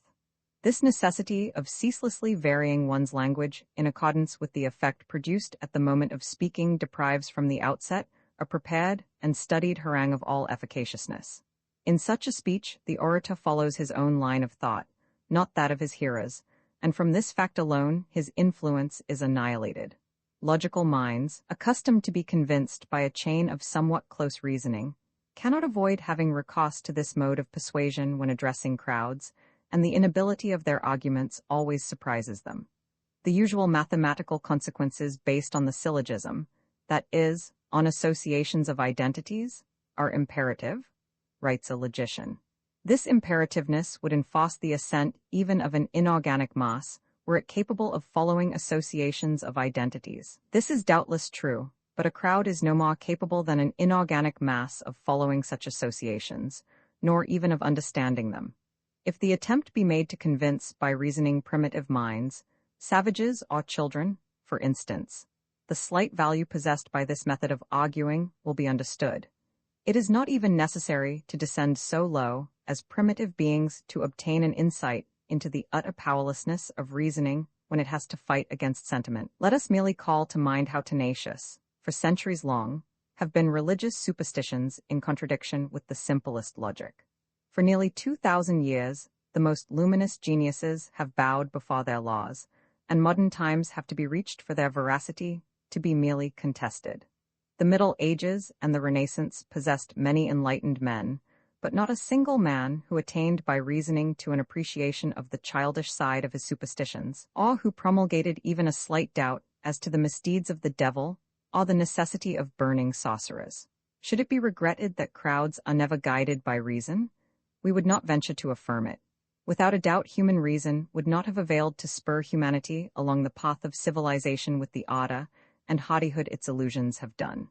These illusions, the offspring of those unconscious forces by which we are led, were doubtless necessary. Every race carries in its mental constitution the laws of its destiny, and it is, perhaps, these laws that it obeys with a resistless impulse, even in the case of those of its impulses, which apparently are the most unreasoned. It seems at times as if nations were submitted to secret forces analogous to those which compel the acorn to transform itself into an oak or a comet to follow its orbit. What little insight we can get into these forces must be sought for in the general course of the evolution of a people, and not in the isolated facts from which this evolution appears at times to proceed. Were these facts alone to be taken into consideration, history would seem to be the result of a series of improbable chances. It was improbable that a Galilean carpenter should become for 2,000 years an all-powerful god in whose name the most important civilizations were founded. Improbable, too, that a few bands of Arabs, emerging from their deserts, should conquer the greater part of the old Greco-Roman world and establish an empire greater than that of Alexander. Improbable, again, that in Europe, at an advanced period of its development, and when authority throughout it had been systematically hierarchized, an obscure lieutenant of artillery should have succeeded in reigning over a multitude of peoples and kings. Let us leave reason, then, to philosophers, and not insist too strongly on its intervention in the governing of men. It is not by reason, but most often in spite of it, that are created those sentiments that are the mainsprings of all civilization. Sentiments such as honor, self-sacrifice, religious faith, patriotism, and the love of glory. Roman 3, the ladders of crowds, and their means of persuasion. We are now acquainted with the mental constitution of crowds, and we also know what are the motives capable of making an impression on their mind. It remains to investigate how these motives may be set in action, and by whom they may usefully be turned to practical account. 1. The leaders of crowds, the instinctive need of all beings forming a crowd to obey a leader. The psychology of the leaders of crowds. They alone can endow crowds with faith and organize them. The leaders, forcibly despotic. Classification of the leaders. The part played by the will. As soon as a certain number of living beings are gathered together, whether they be animals or men, they place themselves instinctively under the authority of a chief. In the case of human crowds, the chief is often nothing more than a ringleader or agitator, but as such he plays a considerable part. His will is the nucleus around which the opinions of the crowd are grouped and attain to identity. He constitutes the first element towards the organization of heterogeneous crowds and paves the way for their organization in sects. In the meantime, he directs them. A crowd is a servile flock that is incapable of ever doing without a master. The leader has most often started as one of the led. He has himself been hypnotized by the idea, whose apostle he has since become. It has taken possession of him to such a degree that everything outside it vanishes, and that every contrary opinion appears to him an error or a superstition. An example in point is Robespierre, hypnotized by the philosophical ideas of Rousseau, and employing the methods of the Inquisition to propagate them. The leaders we speak of are more frequently men of action than thinkers. They are not gifted with keen foresight, nor could they be, as this quality generally conduces to doubt and inactivity. They are especially recruited from the ranks of those morbidly nervous, excitable, half-deranged persons who are bordering on madness. However absurd may be the idea they uphold or the goal they pursue, their convictions are so strong that all reasoning is lost upon them. Contempt and persecution do not affect them, or only serve to excite them the more. They sacrifice their personal interest, their family, everything. The very instinct of self-preservation is entirely obliterated in them, and so much so that often the only recompense they solicit is that of martyrdom. The intensity of their faith gives great power of suggestion to their words. The multitude is always ready to listen to the strong-willed man, who knows how to impose himself upon it. Men gathered in a crowd lose all force of will, and turn instinctively to the person who possesses the quality they lack. Nations have never lacked leaders, but all of the latter have by no means been animated by those strong convictions proper to apostles. These leaders are often subtle rhetoricians, seeking only their own personal interest, and endeavoring to persuade by flattering base instincts. The influence they can assert in this manner may be very great, but it is always ephemeral. The men of ardent convictions who have stirred the soul of crowds, the Peter the Hermits, the Luthers, the Savonarolas, the men of the French Revolution, have only exercised their fascination after having been themselves fascinated first of all by a creed. They are then able to call up in the souls of their fellows that formidable force known as faith, which renders a man the absolute slave of his dream. The arousing of faith, whether religious, political, or social, whether faith in a work, in a person, or an idea, has always been the function of the great leaders of crowds, and it is on this account that their influence is always very great. Of all the forces at the disposal of humanity, faith has always been one of the most tremendous, and the gospel rightly attributes to it the power of moving mountains. To endow a man with faith is to multiply his strength tenfold. The great events of history have been brought about by obscure believers who have had little beyond their faith in their favor. It is not by the aid of the learned or of philosophers, and still less of skeptics, that have been built up the great religions which have swayed the world, or the vast empires which have spread from one hemisphere to the other. In the cases just cited, however, we are dealing with great leaders, and they are so few in number that history can easily reckon them up. They form the summit of a continuous series, which extends from these powerful masters of men down to the workman who, in the smoky atmosphere of an inn, slowly fascinates his comrades by ceaselessly drumming into their ears a few set phrases, whose purport he scarcely comprehends, but the application of which, according to him, must surely bring about the realization of all dreams and of every hope. In every social sphere, from the highest to the lowest. As soon as a man ceases to be isolated, he speedily falls under the influence of a ladder. The majority of men, especially among the masses, do not possess clear and reasoned ideas on any subject, whatever outside their own speciality. The leader serves them as guide. It is just possible that he may be replaced, though very inefficiently, by the periodical publications, which manufacture opinions for their readers and supply them with ready-made phrases, which dispense them of the trouble of reasoning. The leaders of crowds wield a very despotic authority, and this despotism indeed is a condition of their obtaining a following. It has often been remarked how easily they extort obedience, although without any means of backing up their authority, from the most turbulent section of the working classes. They fix the hours of labor and the rate of wages, and they decree strikes, which are begun and ended at the hour they ordain. At the present day, these leaders and agitators tend more and more to usurp the place of the public authorities in proportion as the latter allow themselves to be called in question and shorn of their strength. The tyranny of these new masters has for result that the crowds obey them much more docilely than they have obeyed any government. If in consequence of some accident or other, the leaders should be removed from the scene, the crowd returns to its original state of a collectivity without cohesion or force of resistance.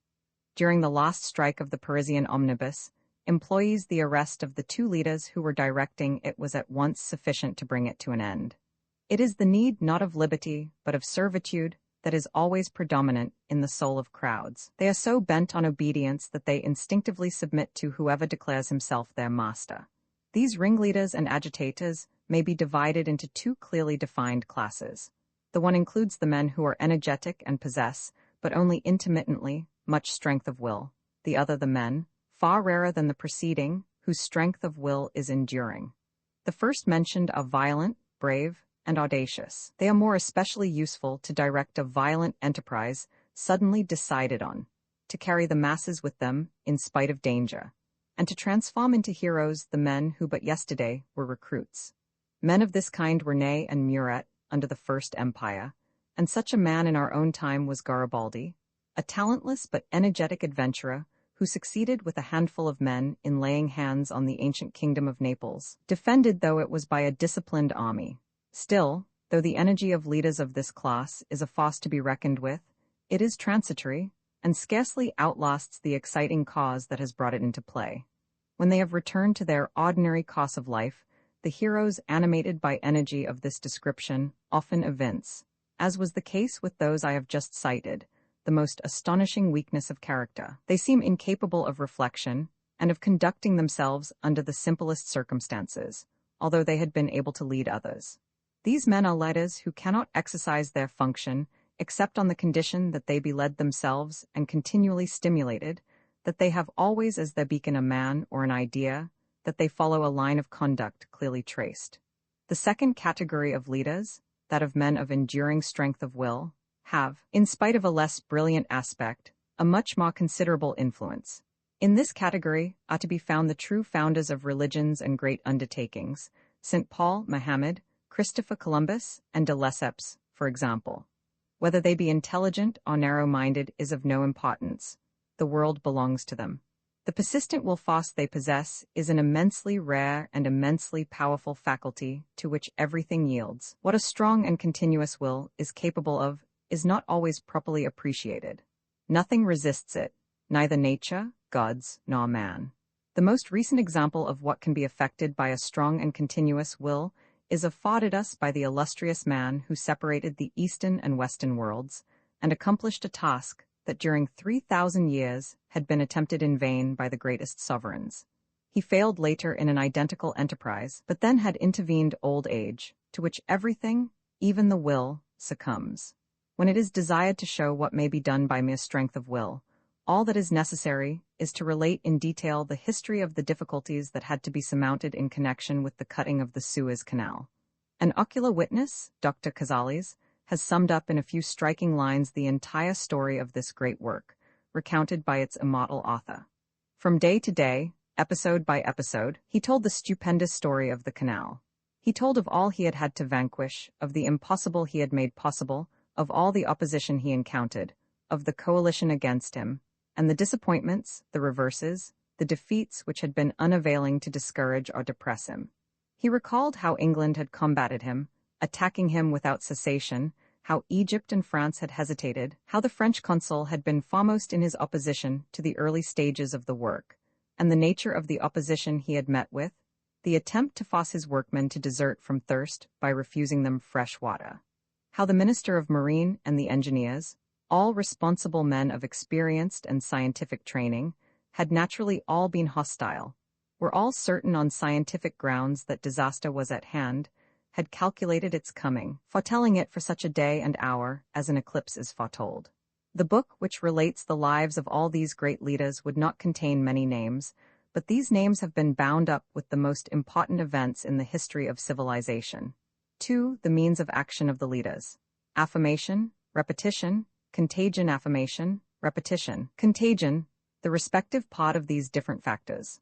The way in which contagion may spread from the lower to the upper classes in a society, a popular opinion soon becomes a general opinion.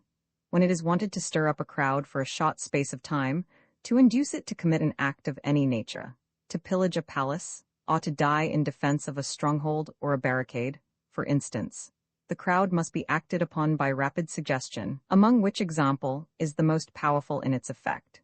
To attain this end, however, it is necessary that the crowd should have been previously prepared by certain circumstances, and above all, that he who wishes to work upon it should possess the quality to be studied farther on, to which I give the name of prestige.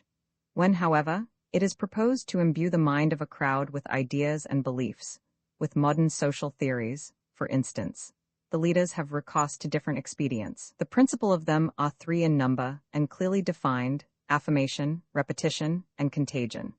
Their action is somewhat slow, but its effects, once produced, are very lasting. Affirmation, pure and simple, kept free of all reasoning and all proof, is one of the surest means of making an idea enter the mind of crowds. The conciser an affirmation is, the more destitute of every appearance of proof and demonstration, the more weight it carries. The religious books and the legal codes of all ages have always resorted to simple affirmation. Statesmen called upon to defend a political cause, and commercial men pushing the sale of their products by means of advertising, are acquainted with the value of affirmation. Affirmation, however, has no real influence unless it be constantly repeated, and so far as possible in the same terms. It was Napoleon, I believe, who said that there is only one figure in rhetoric of serious importance, namely, repetition. The thing affirmed comes by repetition to fix itself in the mind in such a way that it is accepted in the end as a demonstrated truth. The influence of repetition on crowds is comprehensible when the power is seen which it exercises on the most enlightened minds. This power is due to the fact that the repeated statement is embedded in the long run in those profound regions of our unconscious selves in which the motives of our actions are forged. At the end of a certain time, we have forgotten who is the author of the repeated assertion, and we finish by believing it. To this circumstance is due the astonishing power of advertisements.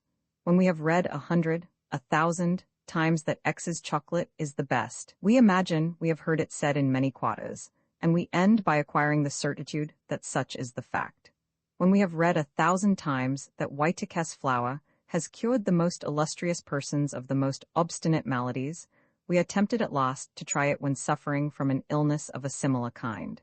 If we always read in the same papers that is an arrant scamp and be a most honest man, we finish by being convinced that this is the truth, unless, indeed, we are given to reading another paper of the contrary opinion, in which the 2 qualifications are reversed. Affirmation and repetition are alone powerful enough to combat each other. When an affirmation has been sufficiently repeated, and there is unanimity in this repetition, as has occurred in the case of certain famous financial undertakings rich enough to purchase every assistance, what is called a current of opinion is formed, and the powerful mechanism of contagion intervenes. Ideas, sentiments, emotions, and beliefs possess in crowds a contagious power as intense as that of microbes. This phenomenon is very natural, since it is observed even in animals when they are together in number. Should a hoss in a stable take to biting his manger, the other hosses in the stable will imitate him. A panic that is seized on a few sheep will soon extend to the whole flock. In the case of men collected in a crowd, all emotions are very rapidly contagious, which explains the suddenness of panics. Brain disorders, like madness, are themselves contagious. The frequency of madness among doctors who are specialists for the mad is notorious. Indeed, forms of madness have recently been cited, agoraphobia, for instance, which are communicable from men to animals. For individuals to succumb to contagion, their simultaneous presence on the same spot is not indispensable. The action of contagion may be felt from a distance under the influence of events, which give all minds an individual trend and the characteristics peculiar to crowds. This is especially the case when men's minds have been prepared to undergo the influence in question by those remote factors of which I have made a study above. An example in point is the revolutionary movement of 1848, which, after breaking out in Paris, spread rapidly over a great part of Europe and shook a number of thrones. Imitation, to which so much influence is attributed in social phenomena, is in reality a mere effect of contagion. Having shown its influence elsewhere, I shall confine myself to reproducing what I said on the subject 15 years ago. My remarks have since been developed by other writers in recent publications. Man, like animals, has a natural tendency to imitation. Imitation is a necessity for him, provided always that the imitation is quite easy. It is this necessity that makes the influence of what is called fashion so powerful. Whether in the matter of opinions, ideas, literary manifestations, or merely of dress, how many persons are bold enough to run counter to the fashion? It is by examples, not by arguments, that crowds are guided. At every period, there exists a small number of individualities which react upon the remainder and are imitated by the unconscious mass. It is needful, however, that these individualities should not be in too pronounced disagreement with received ideas. Were they so, to imitate them would be too difficult, and their influence would be nil. For this very reason, men who are too superior to their epoch are generally without influence upon it. The line of separation is too strongly marked. For the same reason, two Europeans, in spite of all the advantages of their civilization, have so insignificant an influence on Eastern people. They differ from them to too great an extent. The dual action of the past and of reciprocal imitation renders, in the long run, all the men of the same country and the same period so alike that even in the case of individuals who would seem destined to escape this double influence, such as philosophers, learned men, and men of letters, thought and style have a family air which enables the age to which they belong to be immediately recognized. It is not necessary to talk for long with an individual to attain to a thorough knowledge of what he reads, of his habitual occupations, and of the surroundings amid which he lives. 17 Contagion is so powerful that it forces upon individuals not only certain opinions, but certain modes of feeling as well. Contagion is the cause of the contempt in which, at a given period, certain works are held.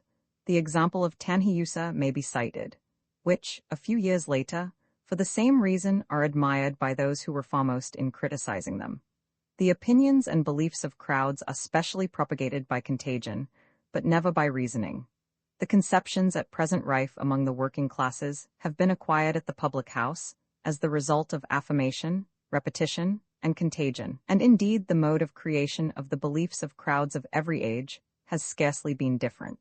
Renan justly institutes a comparison between the first founders of Christianity and the socialist working men spreading their ideas from public house to public house. While Voltaire had already observed in connection with the Christian religion that, for more than 100 years, it was only embraced by the vilest riffraff. It will be noted that in cases analogous to those I have just cited, contagion, after having been at work among the popular classes, has spread to the higher classes of society. This is what we see happening at the present day with regard to the socialist doctrines which are beginning to be held by those who will yet be their first victims.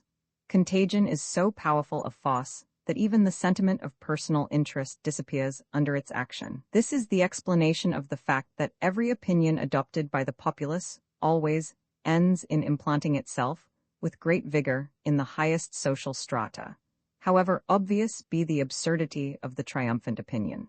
This reaction of the lower upon the higher social classes is the more curious, owing to the circumstance that the beliefs of the crowd always have their origin, to a greater or less extent, in some higher idea, which has often remained without influence in the sphere in which it was evolved.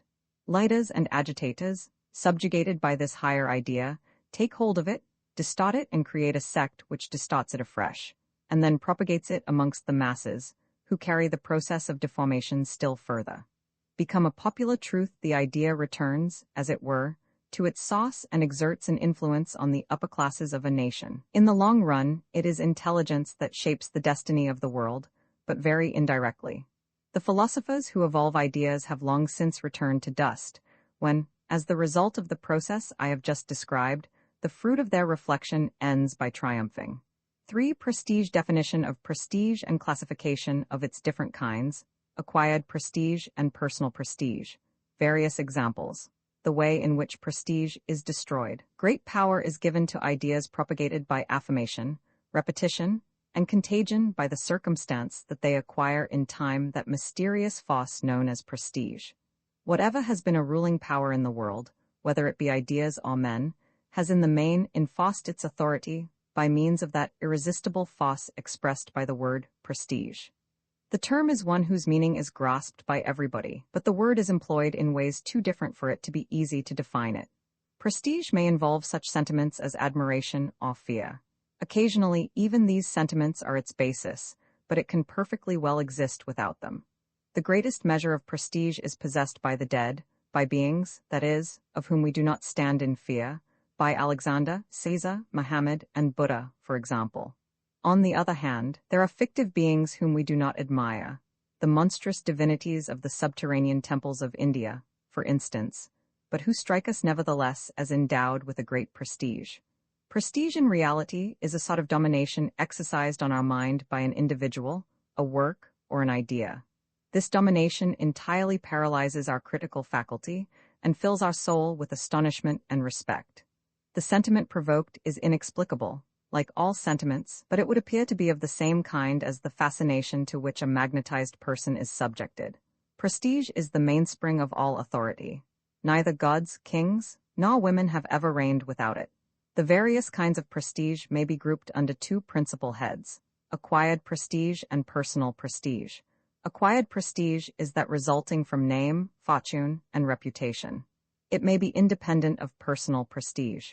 Personal prestige, on the contrary, is something essentially peculiar to the individual.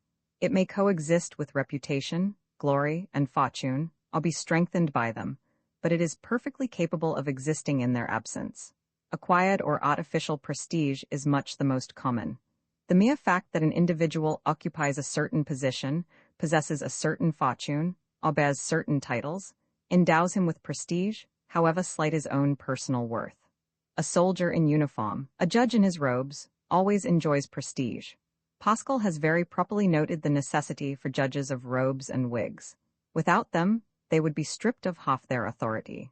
The most unbending socialist is always somewhat impressed by the sight of a prince or a marquis, and the assumption of such titles makes the robbing of tradesmen an easy matter. 18. The prestige of which I have just spoken is exercised by persons. Side by side with it may be placed that exercised by opinions, literary and artistic works, etc.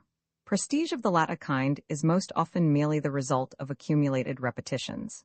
History, literary and artistic history especially, being nothing more than the repetition of identical judgments, which nobody endeavors to verify, everyone ends by repeating what he learnt at school, till there come to be names and things which nobody would venture to meddle with. For a modern reader, the perusal of Homer results incontestably in immense boredom, but who would venture to say so? The Parthenon, in its present state, is a wretched ruin, utterly destitute of interest, but it is endowed with such prestige that it does not appear to us as it really is, but with all its accompaniment of historic memories. The special characteristic of prestige is to prevent us seeing things as they are, and to entirely paralyze our judgment. Crowds always, and individuals as a rule, stand in need of ready-made opinions on all subjects. The popularity of these opinions is independent of the measure of truth or error they contain, and is solely regulated by their prestige. I now come to personal prestige. Its nature is very different from that of artificial or acquired prestige, with which I have just been concerned. It is a faculty independent of all titles, of all authority, and possessed by a small number of persons whom it enables to exercise a veritably magnetic fascination on those around them, although they are socially their equals, and lack all ordinary means of domination. They force the acceptance of their ideas and sentiments on those about them, and they are obeyed as is the tamer of wild beasts by the animal that could easily devour him. The great leaders of crowds, such as Buddha, Jesus, Muhammad, Joan of Arc, and Napoleon, have possessed this form of prestige in a high degree, and to this endowment is more particularly due the position they attained. Gods, heroes, and dogmas win their way in the world of their own inward strength. They are not to be discussed. They disappear, indeed, as soon as discussed. The great personages I have just cited were in possession of their power of fascination long before they became illustrious, and would never have become so without it. It is evident, for instance, that Napoleon at the zenith of his glory enjoyed an immense prestige by the mere fact of his power, but he was already endowed in part with this prestige when he was without power and completely unknown. When, an obscure general, he was sent, thanks to influential protection, to command the army of Italy, he found himself among rough generals who were of a mind to give a hostile reception to the young intruder dispatched them by the Directory. From the very beginning, from the first interview, without the aid of speeches, gestures, or threats, at the first sight of the man who was to become great they were vanquished. Taine furnishes a curious account of this interview taken from contemporary memoirs. The generals of division, amongst others Augereau, a sort of swashbuckler, uncouth and heroic, proud of his height and his bravery, arrive at the staff quarters very badly disposed towards the little upstart dispatched them from Paris. On the strength of the description of him that has been given them, Augereau is inclined to be insolent and insubordinate.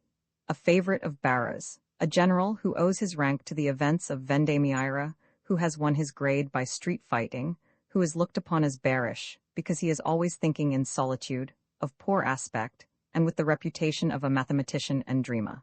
They are introduced, and Bonaparte keeps them waiting. At last he appears, girt with his sword. He puts on his hat, explains the measures he has taken, gives his orders, and dismisses them. Augereau has remained silent. It is only when he is outside that he regains his self-possession and is able to deliver himself of his customary oaths.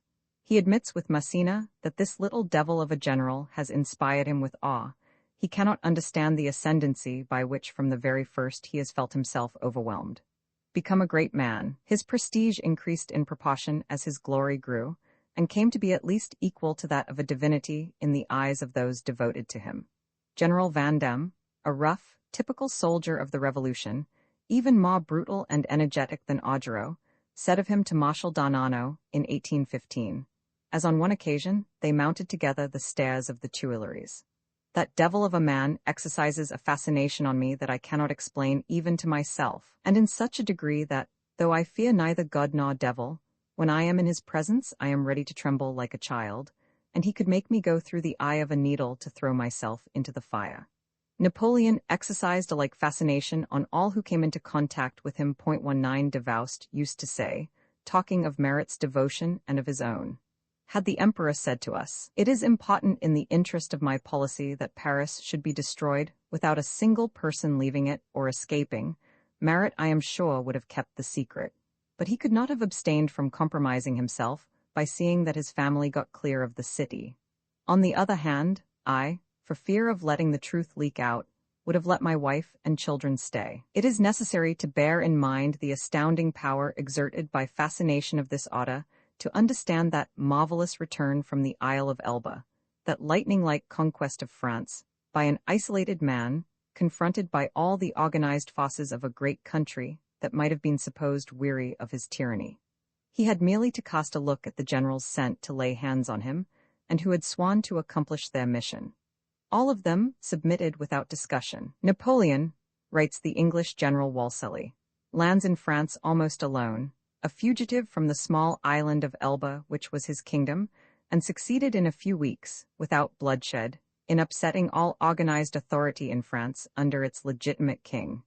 Is it possible for the personal ascendancy of a man to affirm itself in a more astonishing manner?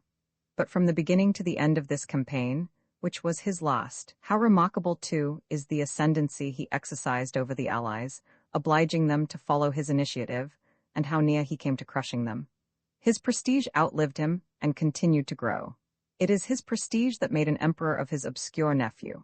How powerful is his memory still is seen in the resurrection of his legend in progress at the present day.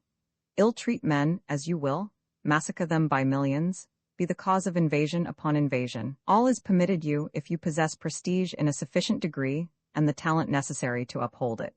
I have invoked, no doubt, in this case a quite exceptional example of prestige, but one it was useful to cite to make clear the genesis of great religions, great doctrines, and great empires. Were it not for the power exerted on the crowd by prestige, such growths would be incomprehensible. Prestige, however, is not based solely on personal ascendancy, military glory, and religious terror. It may have a more modest origin and still be considerable. Our century furnishes several examples. One of the most striking ones that posterity will recall from age to age will be supplied by the history of the illustrious man who modified the face of the globe and the commercial relations of the nations by separating two continents. He succeeded in his enterprise owing to his immense strength of will, but also owing to the fascination he exercised on those surrounding him. To overcome the unanimous opposition he met with, he had only to show himself. He would speak briefly, and in face of the charm he exerted, his opponents became his friends. The English in particular strenuously opposed his scheme. He had only to put in an appearance in England to rally all suffrages. In later years, when he passed Southampton, the bells were rung on his passage, and at the present day a movement is on foot in England to raise a statue in his honor. Having vanquished whatever there is to vanquish, men and things, marshes, rocks, and sandy wastes, he had ceased to believe in obstacles, and wished to begin Suez over again at Panama. He began again with the same methods as of old, but he had aged, and besides, the faith that moves mountains does not move them if they are too lofty. The mountains resisted, and the catastrophe that ensued destroyed the glittering aureole of glory that enveloped the hero. His life teaches how prestige can grow and how it can vanish. After rivaling in greatness the most famous heroes of history, he was lowered by the magistrates of his country to the ranks of the vilest criminals. When he died, his coffin, unattended, traversed an indifferent crowd. Foreign sovereigns are alone in rendering homage to his memory, as to that of one of the greatest men that history has known. 20 still. The various examples that have just been cited represent extreme cases. To fix in detail the psychology of prestige, it would be necessary to place them at the extremity of a series, which would range from the founders of religions and empires to the private individual who endeavors to dazzle his neighbors by a new coat or a decoration. Between the extreme limits of this series would find a place all the forms of prestige resulting from the different elements composing a civilization, sciences, arts, literature, etc. And it would be seen that prestige constitutes the fundamental element of persuasion. Consciously or not, the being, the idea, or the thing possessing prestige is immediately imitated in consequence of contagion, and forces an entire generation to adopt certain modes of feeling and of giving expression to its thought. This imitation, moreover, is, as a rule, unconscious, which accounts for the fact that it is perfect. The modern painters who copy the pale coloring and the stiff attitudes of some of the primitives are scarcely alive to the source of their inspiration. They believe in their own sincerity, whereas, if an eminent master had not revived this form of art, people would have continued blind to all but its naive and inferior sides. Those artists who, after the manner of another illustrious master, inundate their canvases with violet shades, do not see in nature more violet than was detected there 50 years ago. But they are influenced, suggestioned, by the personal and special impressions of a painter who, in spite of this eccentricity, was successful in acquiring great prestige. Similar examples might be brought forward in connection with all the elements of civilization. It is seen from what precedes that a number of factors may be concerned in the genesis of prestige. Among them, success was always one of the most important. Every successful man, every idea that forces itself into recognition, ceases, ipso facto, to be called in question. The proof that success is one of the principal stepping stones to prestige is that the disappearance of the one is almost always followed by the disappearance of the other. The hero whom the crowd acclaimed yesterday is insulted today, should he have been overtaken by failure. The reaction, indeed, will be the stronger in proportion as the prestige has been great. The crowd in this case considers the fallen hero as an equal and takes its revenge for having bowed to a superiority whose existence it no longer admits. While Robespierre was causing the execution of his colleagues and of a great number of his contemporaries, he possessed an immense prestige. When the transposition of a few votes deprived him of power, he immediately lost his prestige, and the crowd followed him to the guillotine with the self-same imprecations with which shortly before it had pursued his victims. Believers always break the statues of their former gods with every symptom of fury. Prestige lost by want of success disappears in a brief space of time. It can also be won away, but more slowly by being subjected to discussion. This latter power, however, is exceedingly sure. From the moment prestige is called in question, it ceases to be prestige. The gods and men who have kept their prestige for long have never tolerated discussion. For the crowd to admire, it must be kept at a distance. Roman law limitations of the variability of the beliefs and opinions of crowds. One, fixed beliefs, the invariability of certain general beliefs. They shape the course of a civilization. The difficulty of uprooting them. In what respect intolerance is a virtue in a people. The philosophic absurdity of a belief cannot interfere with its spreading. A close parallel exists between the anatomical and psychological characteristics of living beings. In these anatomical characteristics, certain invariable, or slightly variable, elements are met with, to change which the lapse is necessary of geological ages. Side by side with these fixed, indestructible features are to be found others extremely changeable, which the art of the breeder or horticulturist may easily modify, and at times to such an extent as to conceal the fundamental characteristics from an observer at all inattentive. The same phenomenon is observed in the case of moral characteristics. Alongside the unalterable psychological elements of a race, mobile and changeable elements are to be encountered. For this reason, in studying the beliefs and opinions of a people, the presence is always detected of a fixed groundwork on which are engrafted opinions, as changing as the surface sand on a rock. The opinions and beliefs of crowds may be divided, then, into two very distinct classes. On the one hand, we have great permanent beliefs, which endure for several centuries, and on which an entire civilization may rest. Such, for instance, in the past were feudalism, Christianity, and Protestantism, and such, in our own time, are the nationalist principle and contemporary democratic and social ideas. In the second place, there are the transitory, changing opinions, the outcome, as a rule, of general conceptions, of which every age sees the birth and disappearance. Examples in point are the theories which mold literature and the arts, those, for instance, which produced Romanticism, naturalism, mysticism, etc. Opinions of this order are as superficial, as a rule, as fashion, and as changeable. They may be compared to the ripples which ceaselessly arise and vanish on the surface of a deep lake. The great generalized beliefs are very restricted in number. Their rise and fall form the culminating points of the history of every historic race. They constitute the real framework of civilization. It is easy to imbue the mind of crowds with a passing opinion, but very difficult to implant therein a lasting belief. However, a belief of this latter description once established, it is equally difficult to uproot it. It is usually only to be changed at the cost of violent revolutions. Even revolutions can only avail when the belief has almost entirely lost its sway over men's minds. In that case, revolutions serve to finally sweep away what had already been almost cast aside, though the force of habit prevented its complete abandonment. The beginning of a revolution is in reality the end of a belief. The precise moment at which a great belief is doomed is easily recognizable. It is the moment when its value begins to be called in question. Every general belief being little else than a fiction, it can only survive on the condition that it be not subjected to examination. But even when a belief is severely shaken, the institutions to which it has given rise retain their strength and disappear, but slowly. Finally, when the belief has completely lost its force, all that rested upon it is soon involved in ruin. As yet a nation has never been able to change its beliefs, without being condemned at the same time to transform all the elements of its civilization. The nation continues this process of transformation until it has alighted on and accepted a new general belief. Until this juncture, it is perforce in a state of anarchy. General beliefs are the indispensable pillars of civilizations. They determine the trend of ideas. They alone are capable of inspiring faith and creating a sense of duty.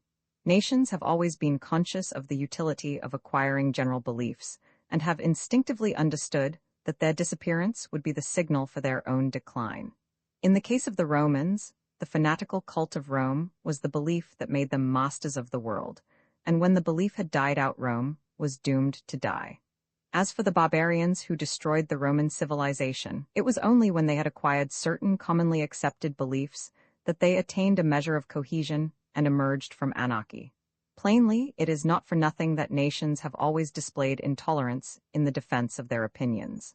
This intolerance, open as it is to criticism from the philosophic standpoint, represents in the life of a people the most necessary of virtues. It was to found or uphold general beliefs that so many victims were sent to the stake in the Middle Ages, and that so many inventors and innovators have died in despair, even if they have escaped martyrdom. It is in defense, too, of such beliefs that the world has been so often the scene of the dies desauda, and that so many millions of men have died on the battlefield, and will yet die there. There are great difficulties in the way of establishing a general belief, but when it is definitely implanted, its power is for a long time to come invincible, and however false it be philosophically, it imposes itself upon the most luminous intelligence. Have not the European peoples regarded as incontrovertible for more than 15 centuries religious legends, which, closely examined, are as barbarous 21 as those of Moloch? The frightful absurdity of the legend of a god who revenges himself for the disobedience of one of his creatures by inflicting horrible tortures on his son, remained unperceived during many centuries. Such potent geniuses as a Galileo, a Newton, and a Leibniz never supposed for an instant that the truth of such dogmas could be called in question. Nothing can be more typical than this fact of the hypnotizing effect of general beliefs, but at the same time, nothing can mock more decisively the humiliating limitations of our intelligence. As soon as a new dogma is implanted in the mind of crowds, it becomes the source of inspiration whence are evolved its institutions, arts, and mode of existence.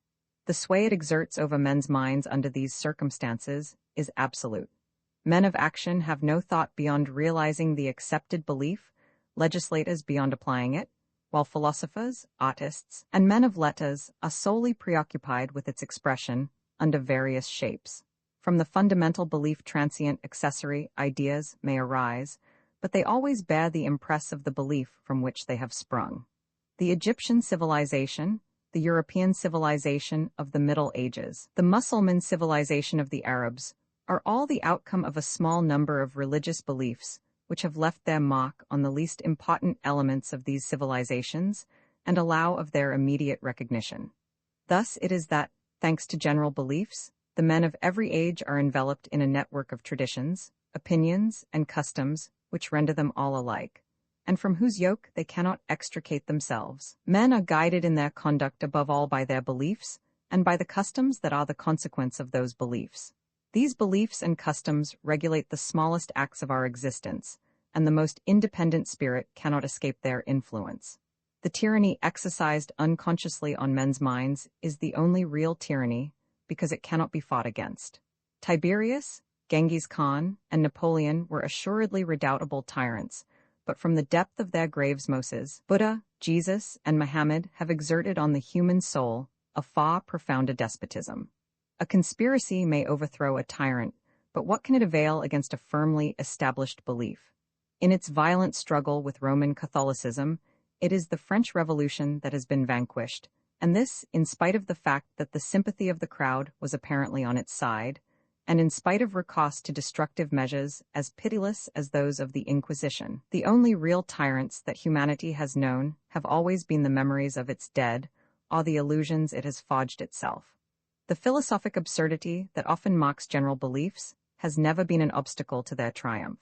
Indeed, the triumph of such beliefs would seem impossible, unless on the condition that they offer some mysterious absurdity.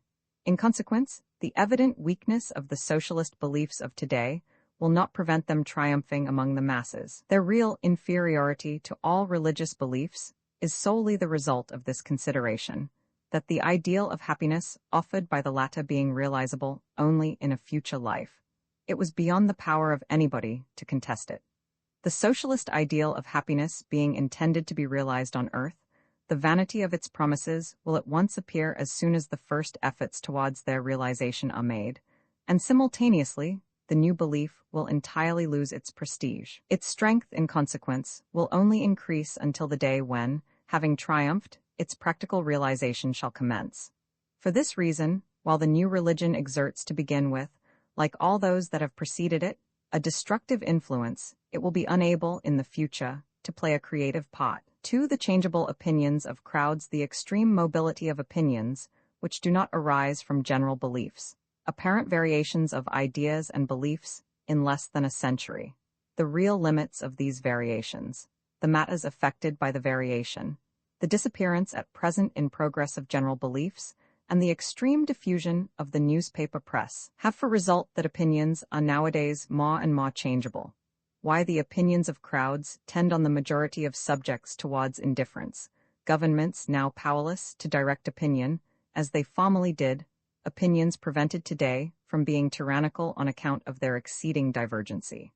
Above the substratum of fixed beliefs, whose power we have just demonstrated, is found an overlying growth of opinions, ideas, and thoughts which are incessantly springing up and dying out. Some of them exist but for a day, and the more important scarcely outlive a generation. We have already noted that the changes which supervene in opinions of this order are at times far more superficial than real, and that they are always affected by racial considerations.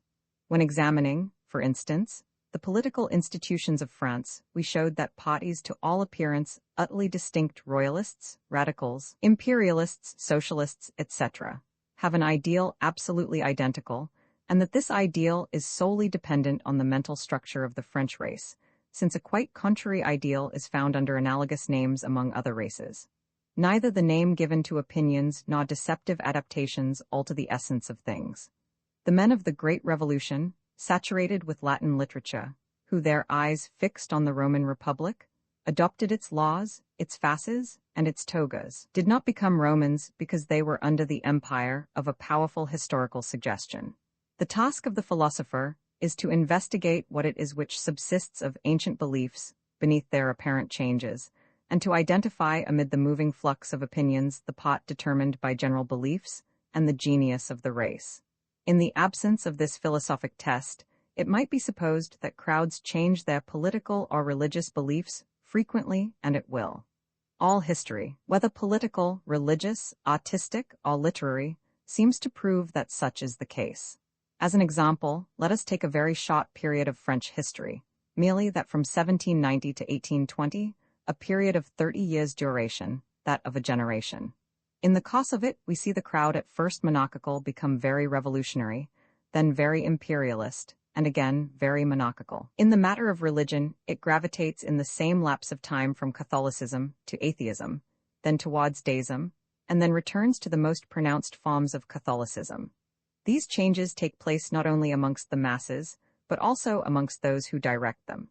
We observe with astonishment the prominent men of the Convention, the sworn enemies of kings, men who would have neither gods nor masters, become the humble servants of Napoleon, and afterwards, under Louis Roman XVIII, piously carry candles in religious processions.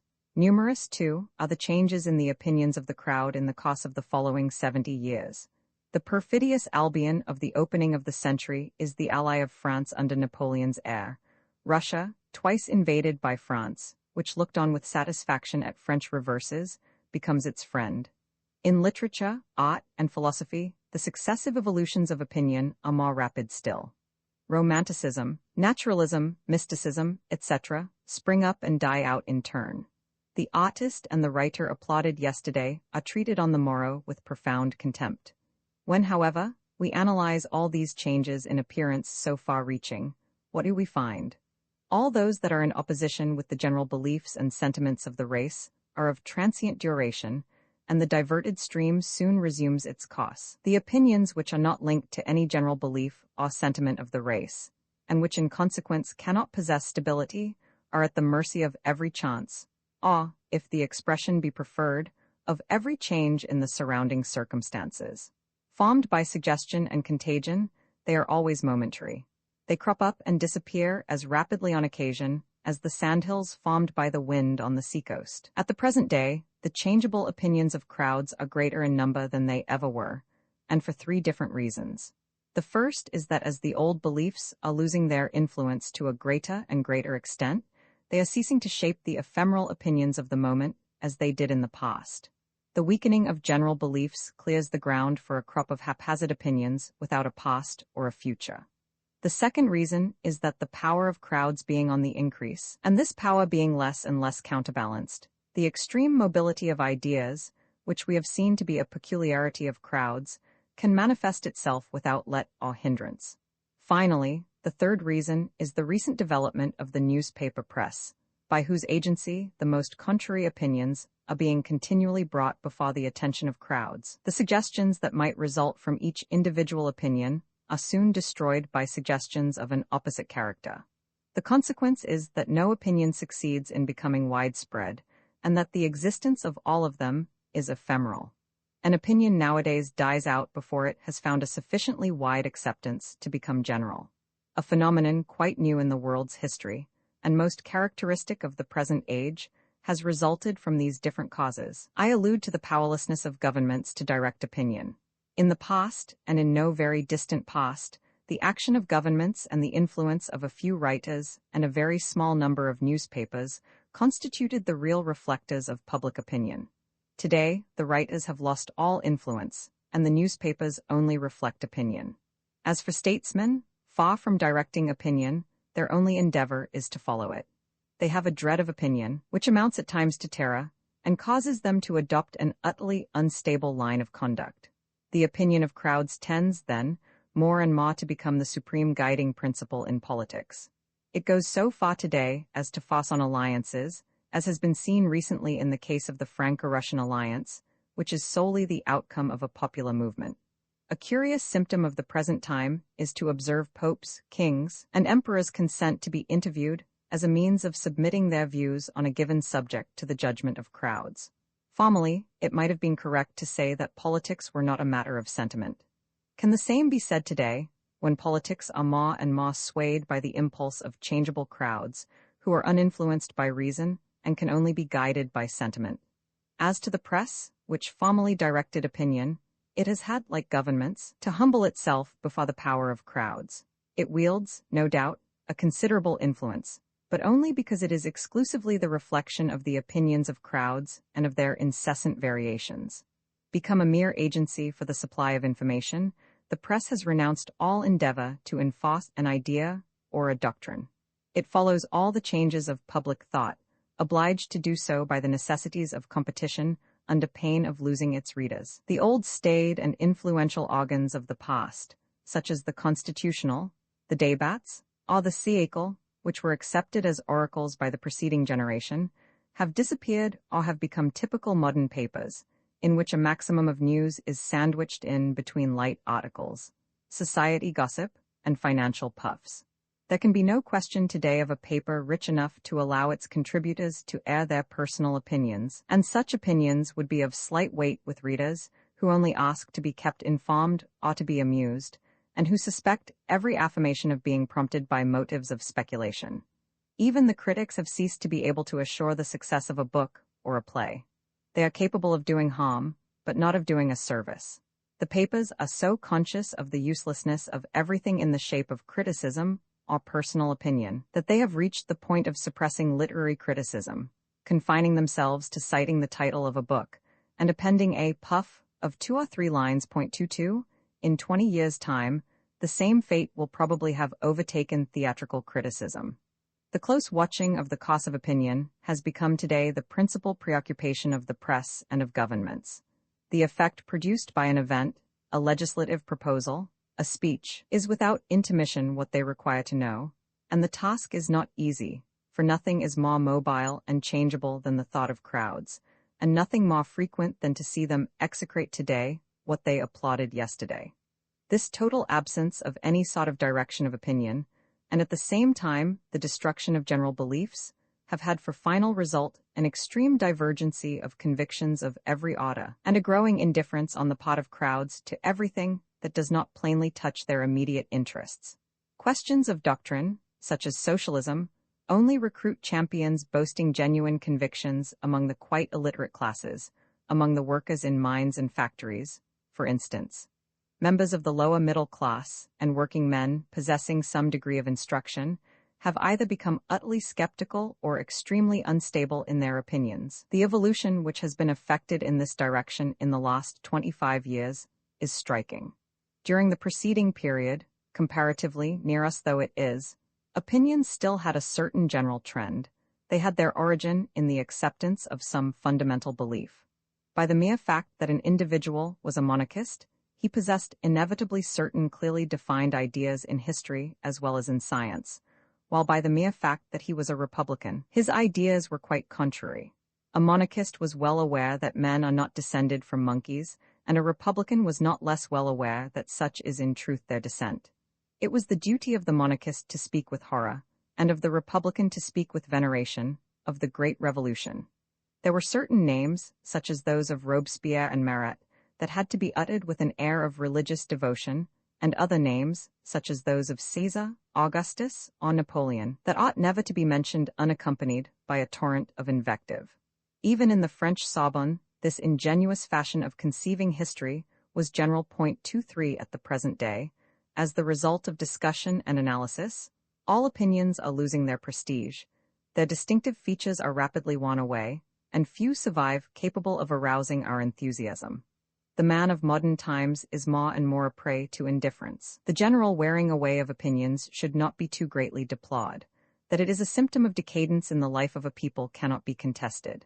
It is certain that men of immense, of almost supernatural insight, that apostles, leaders of crowds, men, in a word, of genuine and strong convictions, exert a far greater force than men who deny, who criticize, or who are indifferent, but it must not be forgotten that, given the power possessed at present by crowds, were a single opinion to acquire sufficient prestige to enforce its general acceptance, it would soon be endowed with so tyrannical a strength that everything would have to bend before it, and the era of free discussion would be closed for a long time. Crowds are occasionally easygoing masters, as were Heliogabalus and Tiberius, but they are also violently capricious. A civilization, when the moment has come for crowds to acquire a high hand over it, is at the mercy of too many chances to endure for long. Could anything postpone for a while the hour of its ruin, it would be precisely the extreme instability of the opinions of crowds and their growing indifference with respect to all general beliefs. The classification of crowds, the general divisions of crowds, their classification. We have sketched in this work the general characteristics common to psychological crowds. It remains to point out the particular characteristics which accompany those of a general order in the different categories of collectivities when they are transformed into a crowd under the influences of the proper exciting causes. We will, first of all, set forth in a few words a classification of crowds. Our starting point will be the simple multitude. Its most inferior form is met with when the multitude is composed of individuals belonging to different races. In this case, its only common bond of union is the will, more or less respected of a chief. The barbarians of very diverse origin, who during several centuries invaded the Roman Empire, may be cited as a specimen of multitudes of this kind. On a higher level than these multitudes composed of different races are those which, under certain influences, have acquired common characteristics and have ended by forming a single race. They present at times characteristics peculiar to crowds, but these characteristics are overruled to a greater or less extent by racial considerations. These two kinds of multitudes may, under certain influences investigated in this work, be transformed into organized or psychological crowds. We shall break up these organized crowds into the following divisions. We will point out briefly the distinguishing characteristics of these different categories of crowds. 1. Heterogeneous crowds, different varieties of them. The influence of race. The spirit of the crowd is weak in proportion, as the spirit of the race is strong. The spirit of the race represents the civilized state, and the spirit of the crowd, the barbarian state. It is these collectivities whose characteristics have been studied in this volume. They are composed of individuals of any description, of any profession, and any degree of intelligence. We are now aware that by the mere fact that men form part of a crowd engaged in action, their collective psychology differs essentially from their individual psychology, and their intelligence is affected by this differentiation. We have seen that intelligence is without influence in collectivities, they being solely under the sway of unconscious sentiments. A fundamental factor, that of race, allows of a tolerably thorough differentiation of the various heterogeneous crowds. We have often referred already to the part played by race, and have shown it to be the most powerful of the factors capable of determining men's actions. Its action is also to be traced in the character of crowds. A crowd composed of individuals assembled at haphazard, but all of them Englishmen or Chinamen, will differ widely from another crowd, also composed of individuals of any and every description, but of other races, Russians, Frenchmen, or Spaniards, for example. The wide divergencies which their inherited mental constitution creates in men's modes of feeling and thinking at once come into prominence when, which rarely happens, circumstances gather together in the same crowd, and in fairly equal proportions individuals of different nationality, and this occurs, however identical in appearance be the interests which provoked the gathering. The efforts made by the socialists to assemble in great congresses the representatives of the working-class populations of different countries have always ended in the most pronounced discord. A Latin crowd, however revolutionary or however conservative it be supposed, will invariably appeal to the intervention of the state to realize its demands. It is always distinguished by a marked tendency towards centralization and by a leaning, more or less pronounced, in favor of a dictatorship. An English or an American crowd, on the contrary, sets no store on the state and only appeals to private initiative. A French crowd lays particular weight on equality and an English crowd on liberty. These differences of race explain how it is that there are almost as many different forms of socialism and democracy as there are nations. The genius of the race, then, exerts a paramount influence upon the dispositions of a crowd. It is the powerful underlying force that limits its changes of humor.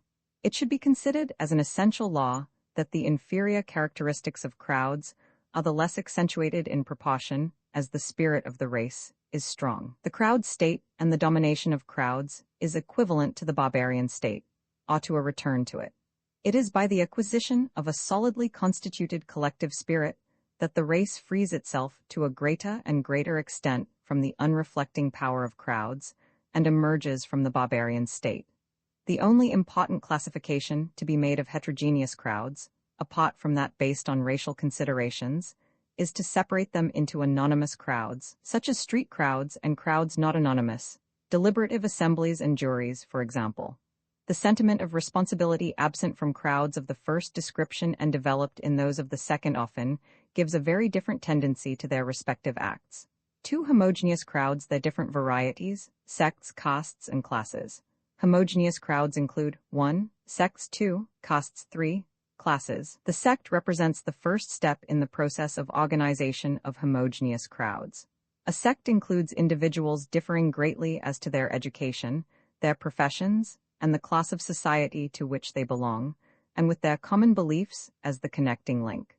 Examples in point are religious and political sects. The caste represents the highest degree of organization of which the crowd is susceptible.